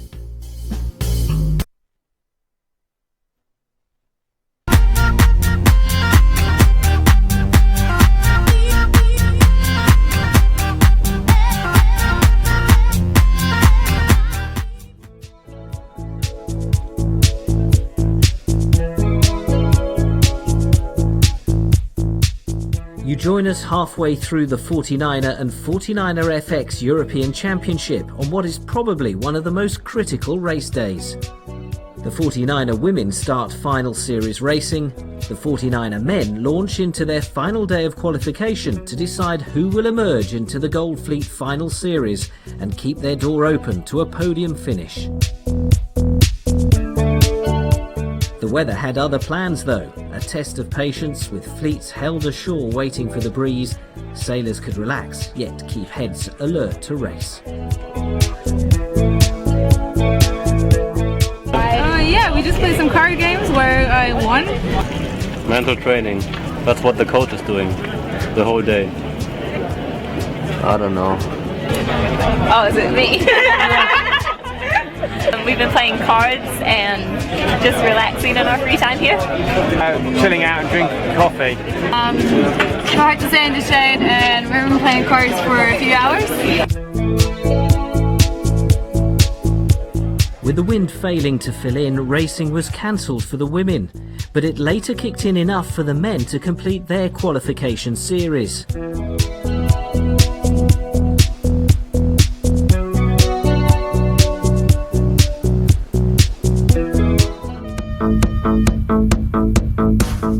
Two races were sailed for each of the three men's fleets. The qualification bubble was a tough mental test for those in leaderboard places 20 to 30, where the battle was on for those who would qualify to the top 25 cut and advance to gold. Yeah, I think today will be a tricky day for everyone out there, especially there'll be the teams who are, you know, between like 20 to 30, maybe 15 to 35. Yeah, they'll all be wanting to have a good day to get themselves into Gold Fleet. You know, I remember being in that position, you know, when we were nippers, and it was always like quite exciting going out. It was, and you definitely have a big celebration if you made the Gold Fleet. So I'm sure they will be close. The results went in favour of Brazil's Bianchi and Lobier, who knocked out two top 10 finishes. Their climb of one place up the leaderboard guaranteed Gold Fleet qualification and now puts them in the firing line to advance higher. For sure, being a Gold Fleet in a European Championship is a really good thing for us. So we are for sure a lot of happy and we enjoy this time. Final series racing at the European Championships in Porto continues tomorrow for the 49er and 49er FX fleets. These teams know what it takes to win and the battle will intensify. So who will rise above the fleet to earn their win? Stay tuned.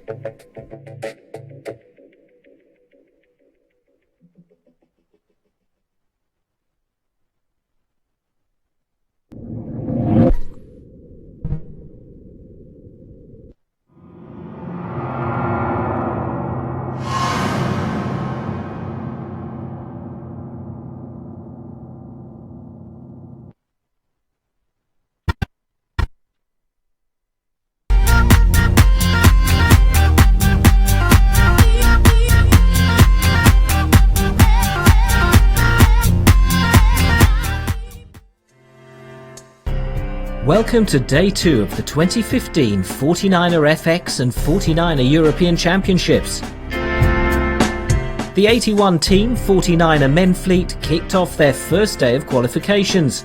Yesterday, the 49er FX women got underway, with each contesting 3 days of qualification races, then on to final races and the hunt for the top 10 medal race spots. Getting onto the score sheet early on is important, sets the tone and gives some margin of safety net for the days ahead. The first day of racing is always gruelling, particularly for the younger and less experienced teams. The experienced campaigners have competed on racetracks all over the world and are better equipped to deal with whatever the racetrack throws at them. On the first day of a big regatta like this, I think it's important to come out firing on all cylinders and have a great first day, and then you just know that everybody's going to be improving from day to day, learning the venue a little better, sailing better, just in every way. So I think you have to improve steadily the whole time and have a great day at the end too. A light breeze day for the women who wrapped up 3 races, just 1 day of qualification races to go, and all that matters is to be in the top 25 teams who'll advance to the Gold Fleet for the final series racing. Mounting a credible bid for the championship today were Italy's Conti and Klapčić, who seized the points along with the German team of Jozok and Lawrence, propelling both up the leaderboard. The Germans are now on a tie-break with the Dutch pair of Beckering and Duech, who sit in first overall. It's a good regatta for us so far. Yesterday was a really good day. Today we were struggling a little bit with getting the priorities right. But I think we did well. It was a different course today, but it was good to experience. We had to look a bit better for what was actually coming down instead of just looking what was happening on the previous leg. So that's what we changed, and we looked a bit more for pressure, and that worked better in the last 2 races. The breeze had picked up for the 49er men, so they could stretch their legs with some intense racing. The 4-race format meant they contested almost half the qualification series, so managing the competition was essential. Already boasting Olympic silver, world and European titles and a relentless consistency are favourites and reigning European champions Burling and Tuke from New Zealand. The partnership is unbeaten since the London 2012 Olympics, counting 16 wins in a row. Today, this class act opened their championship defence with some results right up in the leading pack. The 49er men are up on the racetrack first tomorrow, followed by the 49er FX. A critical day for the women as they seek to establish themselves in Gold Fleet. The moment of truth arrives. Don't miss it.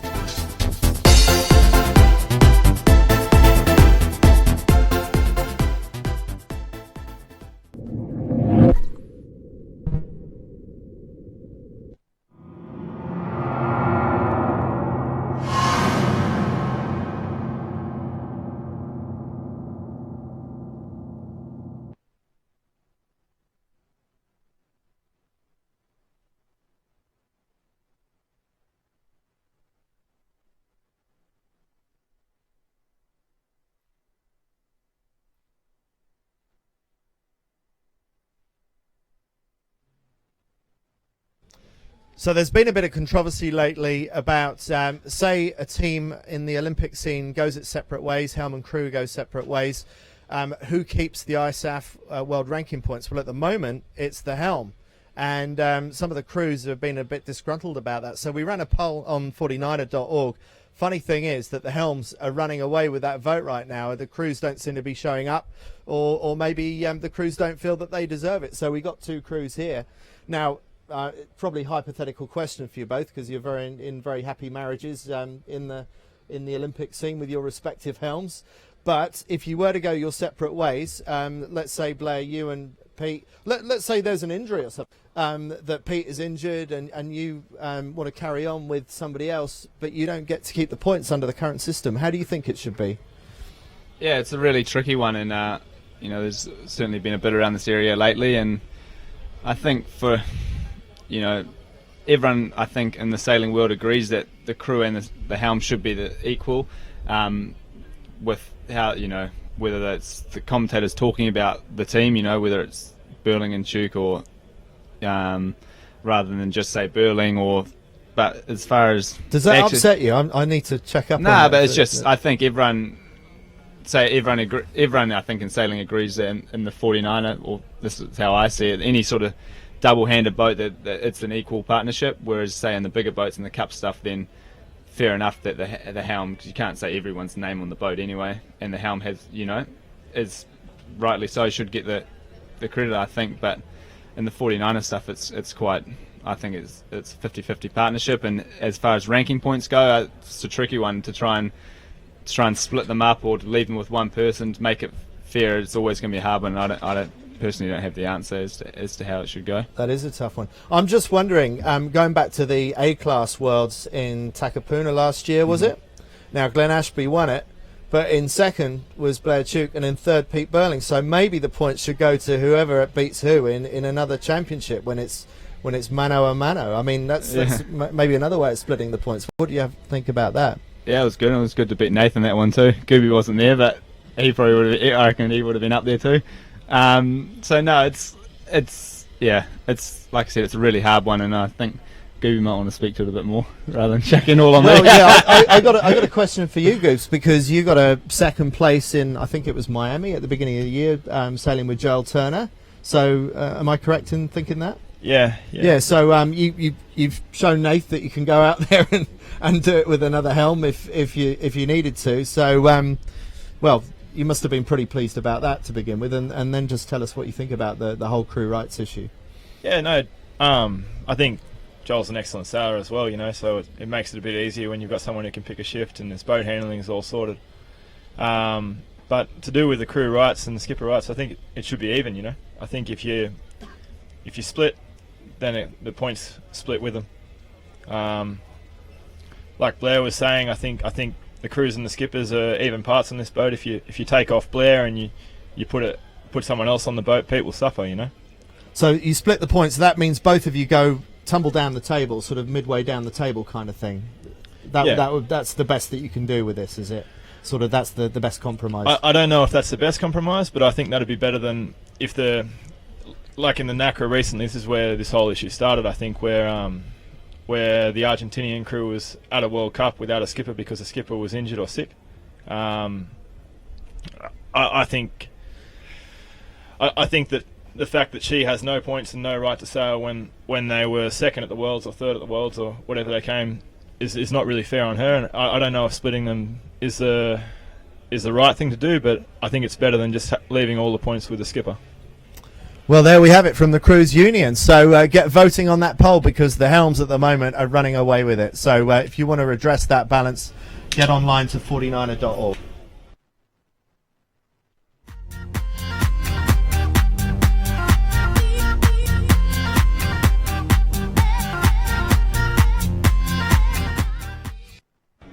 Welcome to the Magic Marine Daily Show in Porto, Portugal's second city.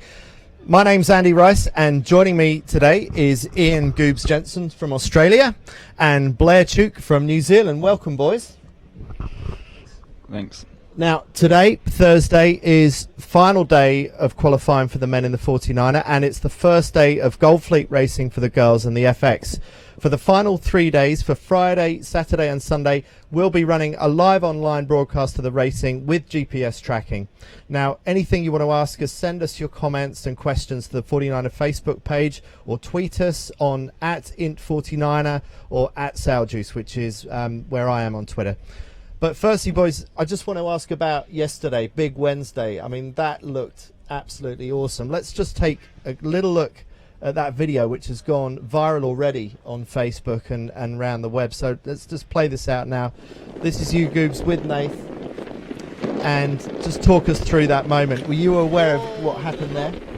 Yeah, we actually thought we were going to get a bit of water down the chute. We just as we were coming to the top mark, the swell was pretty big, and one stood up right in front of us, and we just stepped back, and the boat lifted off, and that's about it. But and what do you do? I mean, do you worry about anything breaking on the boat at that point? Do you release sheets to try and reduce the impact?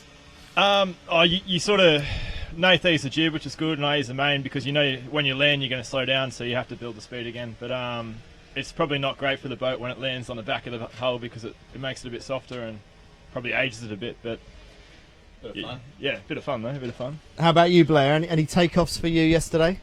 No, not like that. There was some pretty awesome footage, but I think it's quite hard for the cameras to catch everything that happens out there. So no doubt some other people did some good airtime, but no, certainly the swell was pretty big, and on Port Jibe downwind was really quite tricky. Really got surfing, which was pretty fun.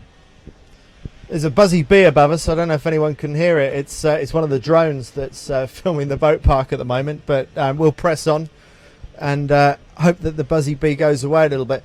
Just on the racing or the sailing yesterday, I mean, it looked like you had to sail uphill on some of those waves yesterday. Have you guys sailed in waves that big before? Not on the 49er, I don't think Pete and I have. No, it's certainly it's a bit different technique, and it's different, but at the same time the guys that are normally fast in the breeze seem to be going quite well, and it's not it's not all that different. It's just certainly adds a different dimension to the racing. And Goobs, do you have to adjust your technique downwind at all in terms of the hoists and the jibes and things? You just got to have a little bit more awareness. I think you just got to check you're not gonna stuff the bow right before you set the kite, and the time when you pick to jibe, you've got to be at the top of the wave surfing down, so you're not caught slow. But you might just have to think ahead a little bit more than you would normally. Okay. Are you looking forward to more of that later on in the week, or a mix of conditions? What would you favour, Goobs?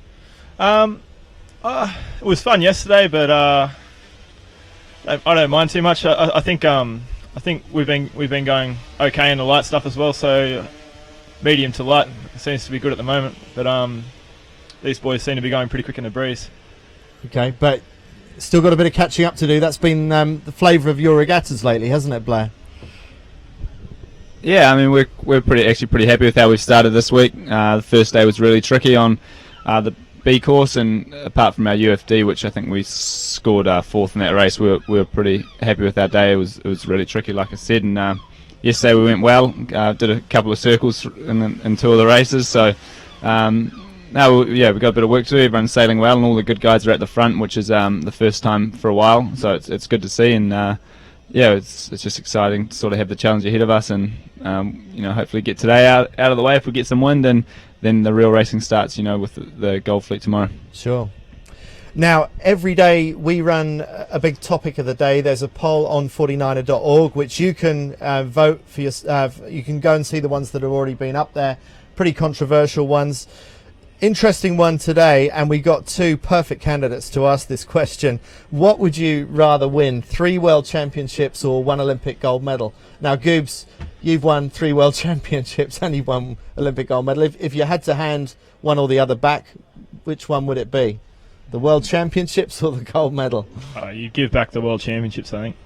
Your World Championships are all leading towards the Olympic Games, and I think everything you do in the 4-year cycle leads towards the Olympic Games. And to me, like Tom last campaign, Tom Slingsby said something that stuck with me a little bit, which is welcome back to our coverage of the final day of the 49er FX European Championships.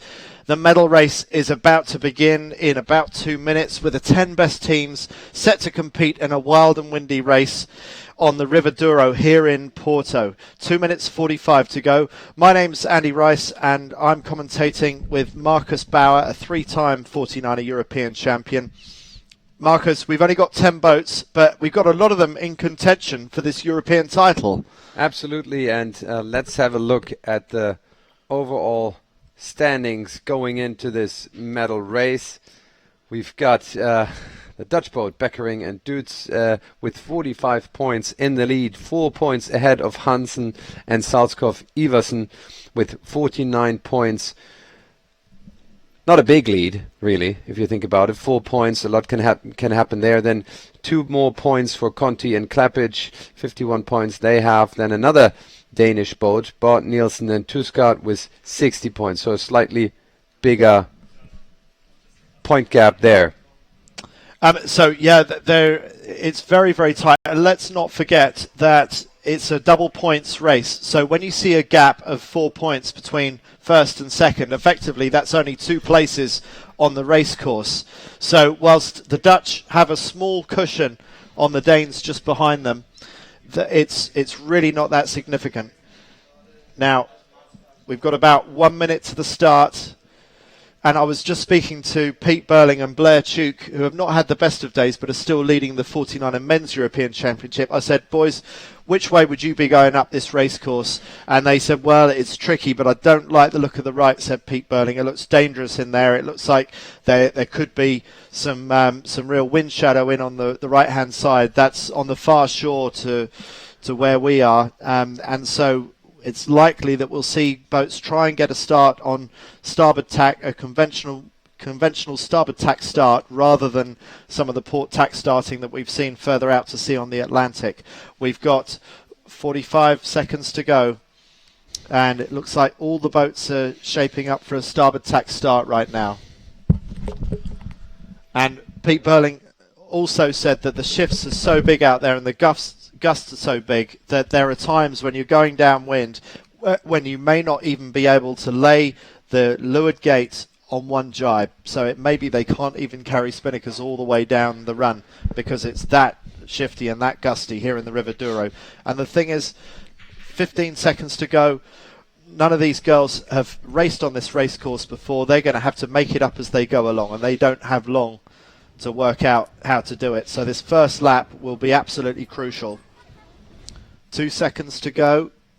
All boats bunching up on the right-hand side of the line. Seems to be more popular. Seems to be a strong bias on that right-hand side of the line. Maybe danger of an early start. I think actually it's maybe more like 15 seconds to go. And it looks like there's a Danish boat which went over early, which needs to go back. And you can see 71 on the right of picture. Jenna Hansen, Katja Iversen, they love the pin end start, and it looks like that's what they're going to be going for again as they're about to accelerate, and they get going now. And yes, Jenna Hansen, one of the contenders for the European title, gets a good start off the pin end, but it doesn't look very biased towards the pin end. But look, the Italians got a great start off the right-hand end, but already they're in bad air, and Jenna Hansen sailing around the outside of all of them. So it looks like coming off the left-hand end, even if it wasn't favoured, immediately puts them into better breeze. And you see the Red Bull boat up on the far left, already looking way behind the rest. This is going to be wacky races. You can see Netherlands 4 some way back on the right-hand side, the Danish boat way back on the right. Suddenly Jenna Hansen leading, but big shift. What's she going to do? Is she going to stay with it, or is she going to tack over? And we can see in the background a Danish boat going much higher than the rest of the fleet and much stronger wind. This is very confused breeze right here. So what do Jenna Hansen do on this side of the track? Because their compatriots on the far side, the Schütz sisters, are in completely different breeze, sailing away from the fleet in much bigger breeze and a much better wind angle. And now it looks different on the race course. The tracks are not straight anymore. They're really snaky and confused. Difficult conditions, very difficult conditions out there now. Well, the Danes have both sides of the race course covered. Up on the top of screen, on the right-hand side, it's the Schütz sisters, and down on the left, it's Jenna Hansen and Katja Iversen. So you'd think whichever way the breeze goes, Denmark's going to profit from it. But someone could equally come out the middle, and already the gaps to the back are very, very big. Dawson and Copeland from New Zealand already a long way off the pace. Beckering and Dutz struggling on the left-hand side. Coming towards us in our picture there, we see the Danish boat of Jenna Hansen up to speed, but look at the French lifting out above them on the left-hand side. Oh, sorry, it's the Italians, one of our other European contenders, Conti and Klapsic, suddenly in a breeze of their own and lifting out and lifting them into the lead in this race. So I was going to say there are 5 realistic contenders for the medals, but it could even be more than that the way this race is going. Jenna Hansen, Katja Iversen tack, but they're not in very much breeze over there. Are they able to get back over to the far side, or is the damage already done? They're up to speed now. They just duck the Italians. The Italians still leading and in good breeze. And you can see the effect of the current. There's really strong currents here in the river. Italians tacking. The Queens of the Downwind wearing the purple Seiko jersey, saying that they were the fastest boat downwind yesterday. Back up to speed again on Italy 3 and sailing comfortably over Jenna Hansen and Katja Iversen. With the French on the far side. The French aren't contenders for the medals, and they have fallen out of the breeze. Somehow Giulia Conti finding her way up this very tricky race course. There was the option to do a fun race a week ago, and it was the only opportunity to race on this medal race course, and none of the girls took that opportunity to get that practice in, and I'm wondering if they wish they had have done. Having said that, they've had 6 days of racing out on the Atlantic Ocean, and this has been their way out to race out on the Atlantic. So the smarter amongst these teams will have been checking in on the racing conditions, the sailing conditions here on the River Douro as they've been sailing in and out each day. There are the yellow jerseys of the leaders going into this final medal race, but they've got a lot of work to do. It's the Dutch, Annemiek Beckering and Annette Doets, and it looks like those yellow jerseys aren't going to be theirs, as they're in virtually no wind compared with Denmark 10 just ahead of them. Denmark 10 almost capsizing there in a big gust. It is so gusty inside this river. And about to go round in the lead. Well, actually, it's Yurtzok and Lawrence have somehow got themselves in the lead. The early series leaders. They did a really wide rounding, though. Klapic and Conti managed to squeeze in inside, taking the freedom to jibe, I believe, from Yurtzok and Lawrence. And Yurtzok and Lawrence look like they're in the lead there, but do they have the space to jibe where they want? Because they're going to run out of ley line very quickly on this narrow course on the River Douro. And as I mentioned just now, Pete Burling said sometimes you can't even lay the lap with your Spinnaker. And they actually regained freedom to jibe. Conti and Klapic went high, so they got away, jibing over. Oh, bit of a dicey jibe there by the Italians, but they got away with it. They slowed down a bit through that jibe, left them vulnerable, but they're up to speed now. And Conti and Klapic, can they get back ahead of Yurtzok and Lawrence? Yurtzok and Lawrence not in contention for the medals, but look how much ground the Italians have pulled out on the Germans now. The Germans aren't even in it now. It is so gusty. They stayed in that gust a little better, and they're back in the lead, and that means the overall winning position currently with Hansen in third place, not good enough to win this. She needs to gain 1 point. She's now actually in second place. That means she's tied on points. It's going to be awfully close on these 2 laps. But it's looking good for the Italians at the moment. But nothing's over until it's over on this race. So many place changes we've seen already. Yurtzok and Lawrence, they led around the windward mark, but they're back in third at the moment. Looks like they're in some good pressure there, but the danger as they get down to the bottom of this course is, will they overstand the mark? It's going to be very easy to overstand the leeward gate, and that's going to be extra distance and extra levels of boat handling required to get them through the gate if they did overstand. Alex Maloney and Molly Meach charging downwind, out of serious medal contention, but still fighting for honour.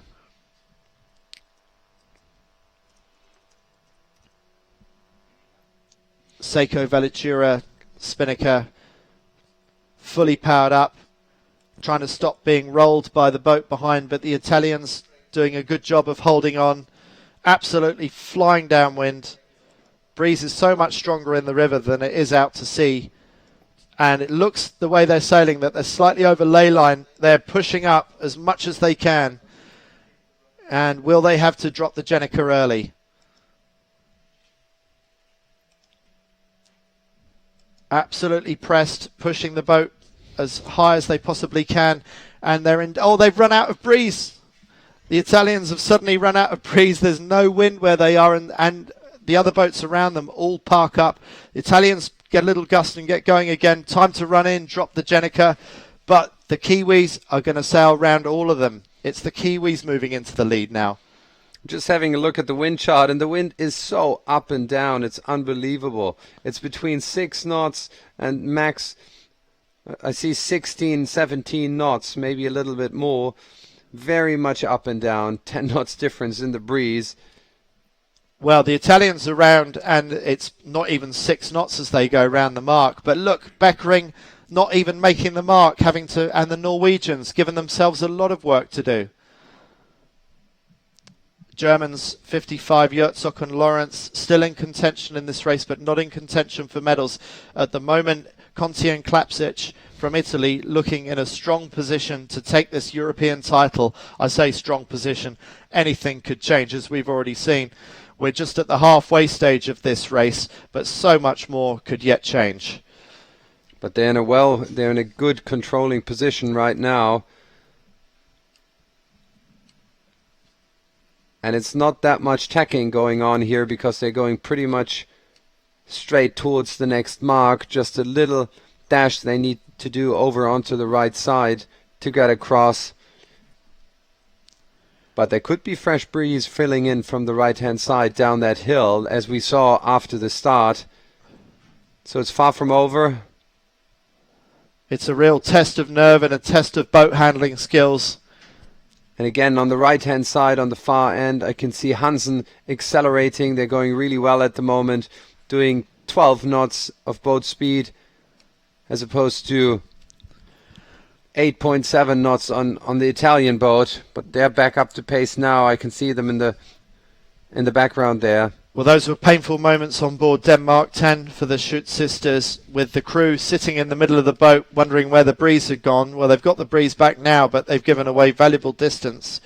And this left-hand side doesn't seem to be so reliable for the breeze. No, and Hansen is looking really good on the right-hand side. And the Schutter sisters is going out of picture there. Still in not much breeze. Yurtzok and Lawrence flying along nicely. The Italians tack. It looks like the Italians have given up the lead to the Germans. Yurtzok and Lawrence back in the lead yet again, with Janne Hansen in the far distance up on the right-hand side, also in contention. Germans tacking back, not in much breeze. Can they get across the Italians? They're up to speed again, and yes, the Germans are safely across the Italians, and it looks like the Germans are going to get across the Danes as well. So this battle at the moment, in terms of medals, is between the Italians and the Danish on board Denmark 71, Hansen and Iversen. Now, the Italians tack, will they be able to get across their rivals for the European title?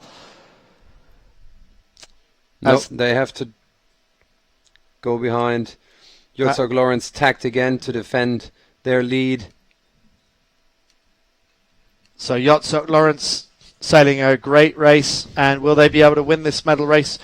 They've had a shaky end to their regatta, having led at the early stages of the European Championship, but the Germans sailing extremely well in this race. Just out of medal contention, but maybe they might pick up a place in the overall standings in this race. Looks like they're climbing up to 6th place, looking at the preliminary overall results. They were a minute ago. They're tied on points with 6th place, but back to the lead. Conti at the moment with the 2nd place in the lead overall over Hansen, who has dropped down to 6th place, 5th place. Can they come back? They need to come back if they want to win this European Championship. Beckering Dutz, they've not made the best of this medal race. But they're still tied on points with Hansen right now in 3rd place, both on 61 points. And Conti and Klappich currently with lying in 2nd place.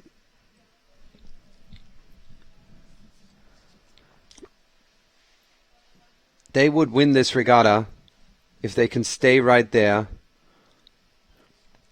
Yurtzok and Lawrence, one more tack to do in this European Championship. Safely round. Now they've got the bear away. Is the breeze going to be cut? A lot of pressure. Can they pull it around? Yes, they can. That was shaky for a moment. Yeah. Getting the Jenica up.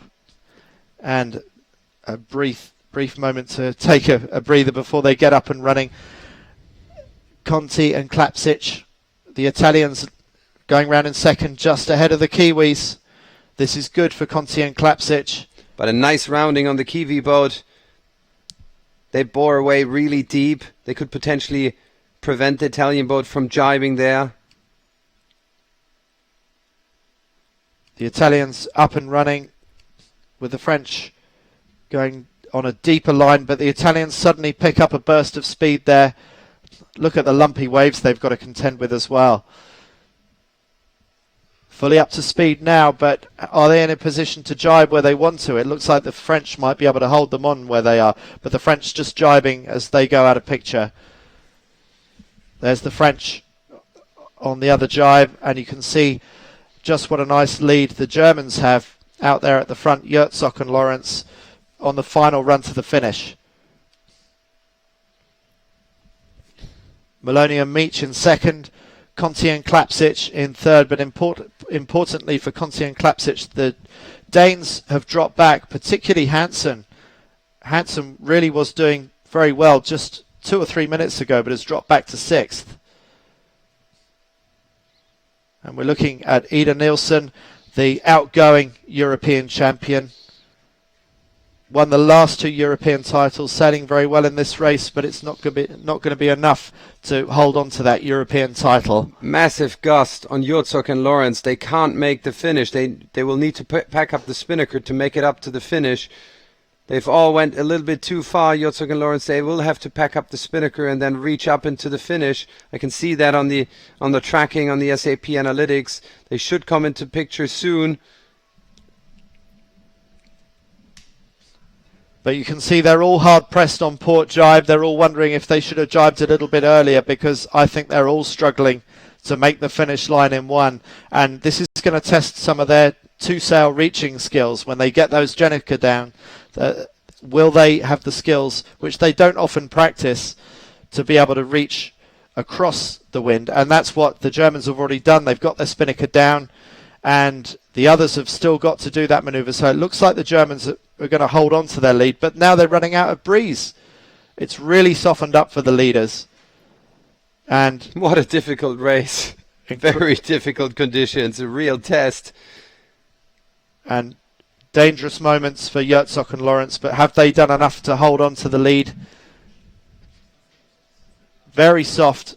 Maloney and Meach on the left of picture. Got a bit more breeze than the French above them, which is very strange. You'd think the French would have more breeze where they are, but are Maloney and Meach going to be able to crawl out from underneath the French? It looks like they will be. There's one more lap to go. Please ignore the leg counter up above. One more leg to go in this race. So it's a 3-lap race. Going round the Kiwis. Kiwis went round to the left, so Yurtsok and Lawrence still have some hard work to do on the final leg. And they're pointing so high at the moment, the likes of Maloney and Meach and the others coming out of the left-hand gate, that they think they'd probably be able to make the windward mark in one go. The breeze has shifted around to the right so far.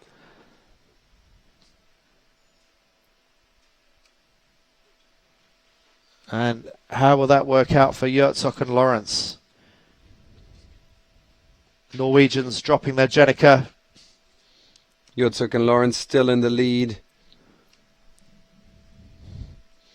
And the breeze is knocking away again, so no one's going to be able to get to the windward mark in one go without tacking. There's still tacking to be done up this leg, but the breeze is really strong as they come back to the midway stage of the final windward leg. The breeze is still incredibly variable, and yet to go round. Just going round now are the Dutch, Annemiek Beckering and Annette Doets, and surely that means that the team that led into this medal race have no hope of being able to win the European title. I think that has gone away for them.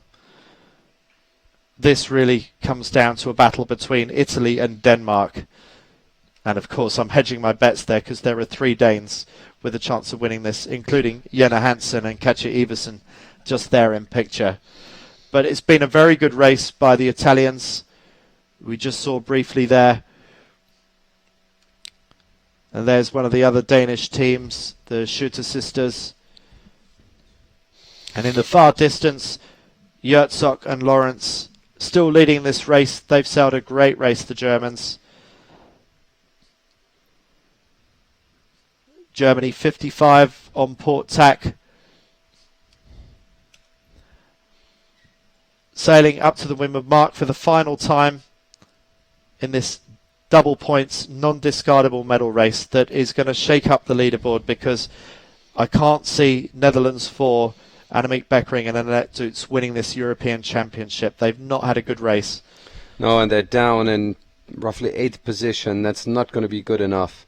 And we said it's going to be a very, very close race, and whoever comes out ahead in this medal race wins this regatta. And it does look like Yurtsok and Lawrence make a nice jump, but then Conti and Klapic look like they walk away with the title. But it's one more leg to go, and we've seen how confusing this breeze can be. Anything can happen still, but they're certainly looking like they're in good shape.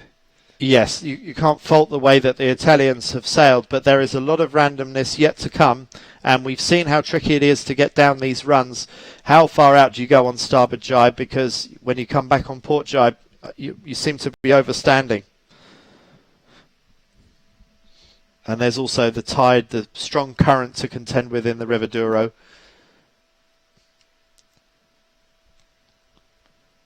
And I hope the sailors are enjoying this. I personally love watching this kind of racing, the snakes and ladders of it all. And I think this is what skiff racing is all about. It's like Sydney Harbour squared sailing in the River Douro. And there's not much in it on the leaderboard, but Conti and Klapsic still leading. But look, suddenly the Germans in the lead slow down, they lose their breeze. How do you legislate for these kind of wind changes? It means jumping in and out off the trapeze, letting the sails in and out, but getting close up to the windward mark. And look at the tide sweeping them sideways, being helped up there by the tide. The Germans still leading, but nearly capsizing. Whoa. Can she save it? Yes, she can. Oh, that was close. And you can see how sketchy the breeze is. It's on and off. They went to a full stop. If they get hit by a gust, then it really hurts. And very vulnerable. Yeah, I think it was lucky they got away with that. And they're up to speed now, which must make them feel a bit happier. But how long are they going to carry on this jibe? Because they had to drop the Jenica the previous time. Surely you want to jibe a bit earlier this time. If you do, though, do you fall into the bad wind shadow of the far bank on the shore of the River Douro? Quite a good lead, but on this race course, anything could happen, and generally does. Was a shaky jibe there, but they get away with it. Luckily, Victoria Yurtzok was quick out on the trapeze, and that was enough to keep the boat upright. And there you see Netherlands 4 just going through attack. That's how far back they are. They really have no hope of being able to win this European title, having had a 4-point advantage going into this medal race. Alex Maloney and Molly Meach, former world champions, fully up to speed. Will they be able to overtake the Germans to win the race? Neither of these two teams has a serious chance of being able to win a medal, so it's for bragging rights only. But when you're competitive, you want to do whatever you can to win every race that you compete in, and especially when you've got spectators on the shore watching you in a medal race here in sunny Porto on the River Douro. And the finish line is right next to a bunch of spectators who have come out to watch from the marina here in the Douro Marina.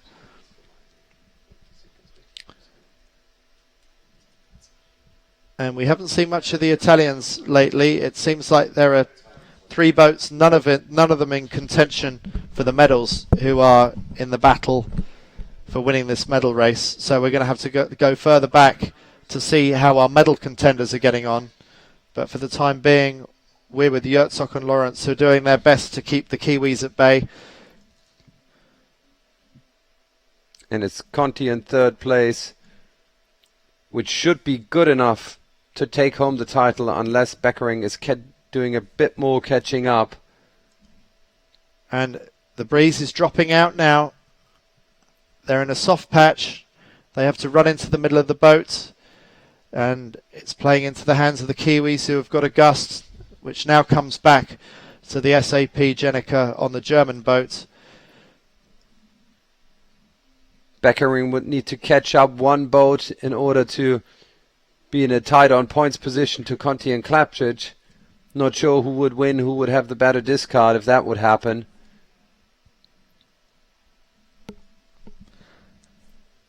So, maybe Beckering closer to European title contention than we thought. Big gust there, hits on Germany 55. Big direction change. It's the only way to keep the boat upright, otherwise you capsize. And now they're fully stretched. Time to run in and drop that Jenica and see if they can get up to the finish. Haven't got that Jenica fully away, and that was a bit of a panic move there. I think Victoria Yurtzok steered up a little bit too soon there, and they've clearly giving themselves some work to do to get back across the finish. But it looks like they're going to take it, and a very well-deserved victory in the medal race for Yurtsok and Lawrence, who led in the early stages of the European title. High five from the girls. Very good way for them to finish their European Championship, and it's a German trial for them as well. But who's going to come in behind them? It looks like it's going to be Maloney and Meach from New Zealand. The Red Bull boat just crossing the line, only moments ahead of Klapsic and Conti. And Ken Becker yes, catch up they've one done more it. boat. They reckon they've done it. Fist pumping tells us, yes, jumping up and down. They're going to need a new boat after that. They think they've won. Is it enough? They seem to think so. Big hugs with their coach, Conti and Klapsic. It's been a long time since an Italian crew won a 49er, and they've never won a 49er FX event before, a championship. So is this the first time that Italy can celebrate a title in the FX? It certainly looks like it's going that way. We need to wait to see how the others have finished. But who'd have thought it? One Italian team against 3 strong Danish teams and a Dutch crew. But the last couple of days, Conti and Klapsic have really excelled themselves. They just can't get over it. They might even capsize in the process, but they won't care. And so unstable out there. The boat nearly capsizing again. The breeze all over the place. That was a crazy race. I would have thought that the breeze is a bit more funneled in the river, but it's actually blowing over the mountain. It's coming more from the north, so we actually get quite a confused breeze blowing over these houses and the mountains and these high-rise towers here. So very, very confused breeze and very difficult conditions indeed. Another high five from the girls. They just can't get over themselves. They can't quite believe that they've done it. Backslapping. So pleased with themselves. And so they should be. And what a stunning setting for the finale of the European Championships. There's more to come tomorrow. We're going to be doing this all again for the boys, who are going to be having their version of the medal race. Similar time tomorrow, and before that they've got 3 gold medal races, Gold Fleet medal races, to determine who goes in to the top 10. Official results are going to be up on the website soon. You can also check out sapsailing.com for replay of the race. And the Italians getting ready to come in and to celebrate their European title on shore. And at this stage we don't know who crossed the line for the other positions, but I suspect that it's going to be Danish, 2 Danish, possibly a Dutch. The Dutch have done enough to hang on to a medal. It's very, very close. Well, Jenna Hansen and Katja Iversen, they look happy as well. So does with that the bronze medal?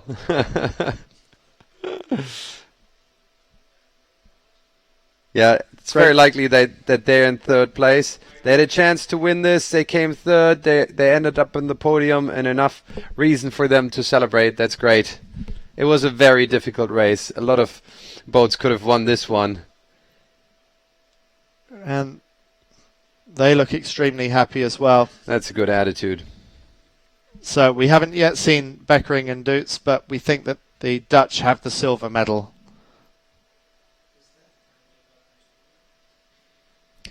Sails down. That regatta is over, and they've won it. Fantastic for them, and such great girls to interview and to talk to.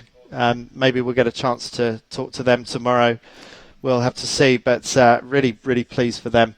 Olympic campaigners from London 2012, Conti in the 470 where she was 5th, and Francesca Klapsic representing Italy in the laser radial, teamed up in the 49er FX, and that result there bodes very well for them and Rio 1 year to 2016. go to Rio 2016, and what a great performance. And I think they must be counted in as medal candidates for Rio 2016. Will we have similar conditions there? Well, quite possibly, I guess. I mean, that was wacky races, and I could imagine that you could have something similar to that in Guanabara Bay in Rio, where you've done some commentary there for the Extreme Sailing Series. I've seen the wind blowing around Sugarloaf Mountain, and the medal race courses are going to be behind that, and it is very challenging. Actually, I find it quite similar to here. The wind's probably going to be a bit lighter, but it could come up to 15 knots, and it can be very confused. It will be similar. Maybe this was great training for the Olympics. I think so, and that was a real test of boat handling ability. It's not often that you see the crews have to get the Jenica down halfway down the run to be able to get across the finish line or to be able to make it towards the leeward gate. Fair play to your girls, the Germans Victoria Yurtzok and Annika Lawrence. They started this regatta very strongly and they finished it really strongly today. Real boat handling test, and they were better than anyone today. Yeah, congratulations for them as well. First qualification. It's far from over, but they really put a good first event in. And I think this was an awesome regatta and very valuable trophy indeed to win, because we had this amazing mix of conditions out there today. It was like so much straight line sailing, all about speed, and now in here it was a real hardcore battle with the gusts and the shifts. So really a great mix, and I think the girls deserve a lot of respect for achieving this. And it would be great to see the boys doing the same tomorrow. Now, I'm wondering if we can get some scores up and look at the scores out of that medal race. So if we get a chance, let's just get some confirmation of that and see.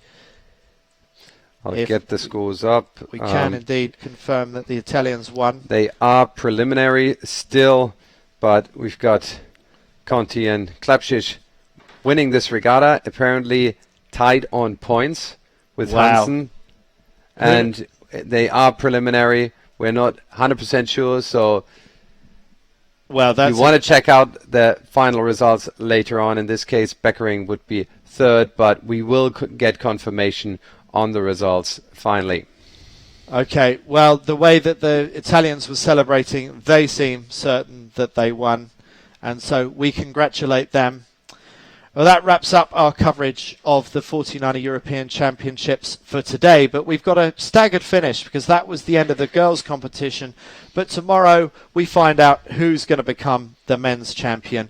And Pete Burling and Blair Tuke, the standout performers for the last 3 years, they had a bit of a wobble today. They couldn't get off the start line, and I've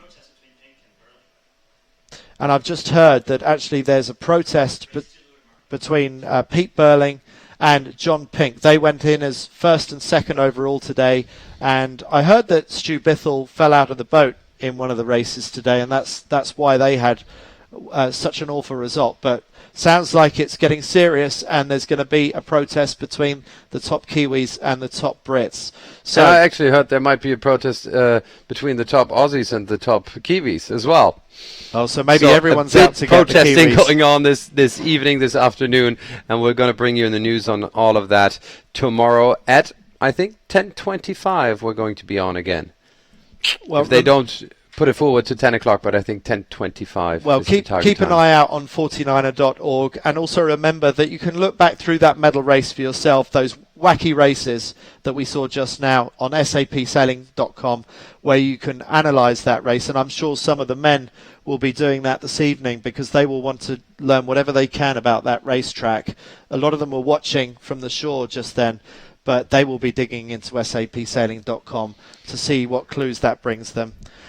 Make sure you stay in touch with us on the 49er Facebook page, and you can tweet us using @int49er and myself, Andy Rice, @SailJuice on Twitter. So join us again tomorrow. We're going to get going just before 10:25 a.m. local time, when we will be commentating on Medal Race Day. We've got three of the three final Gold Fleet races for the top 25, and those top 25 get whittled down to the final 10. So the question is, both in the protest room tonight and also on the race course tomorrow, Can anyone beat Burling and Chuk? Join us to find out then.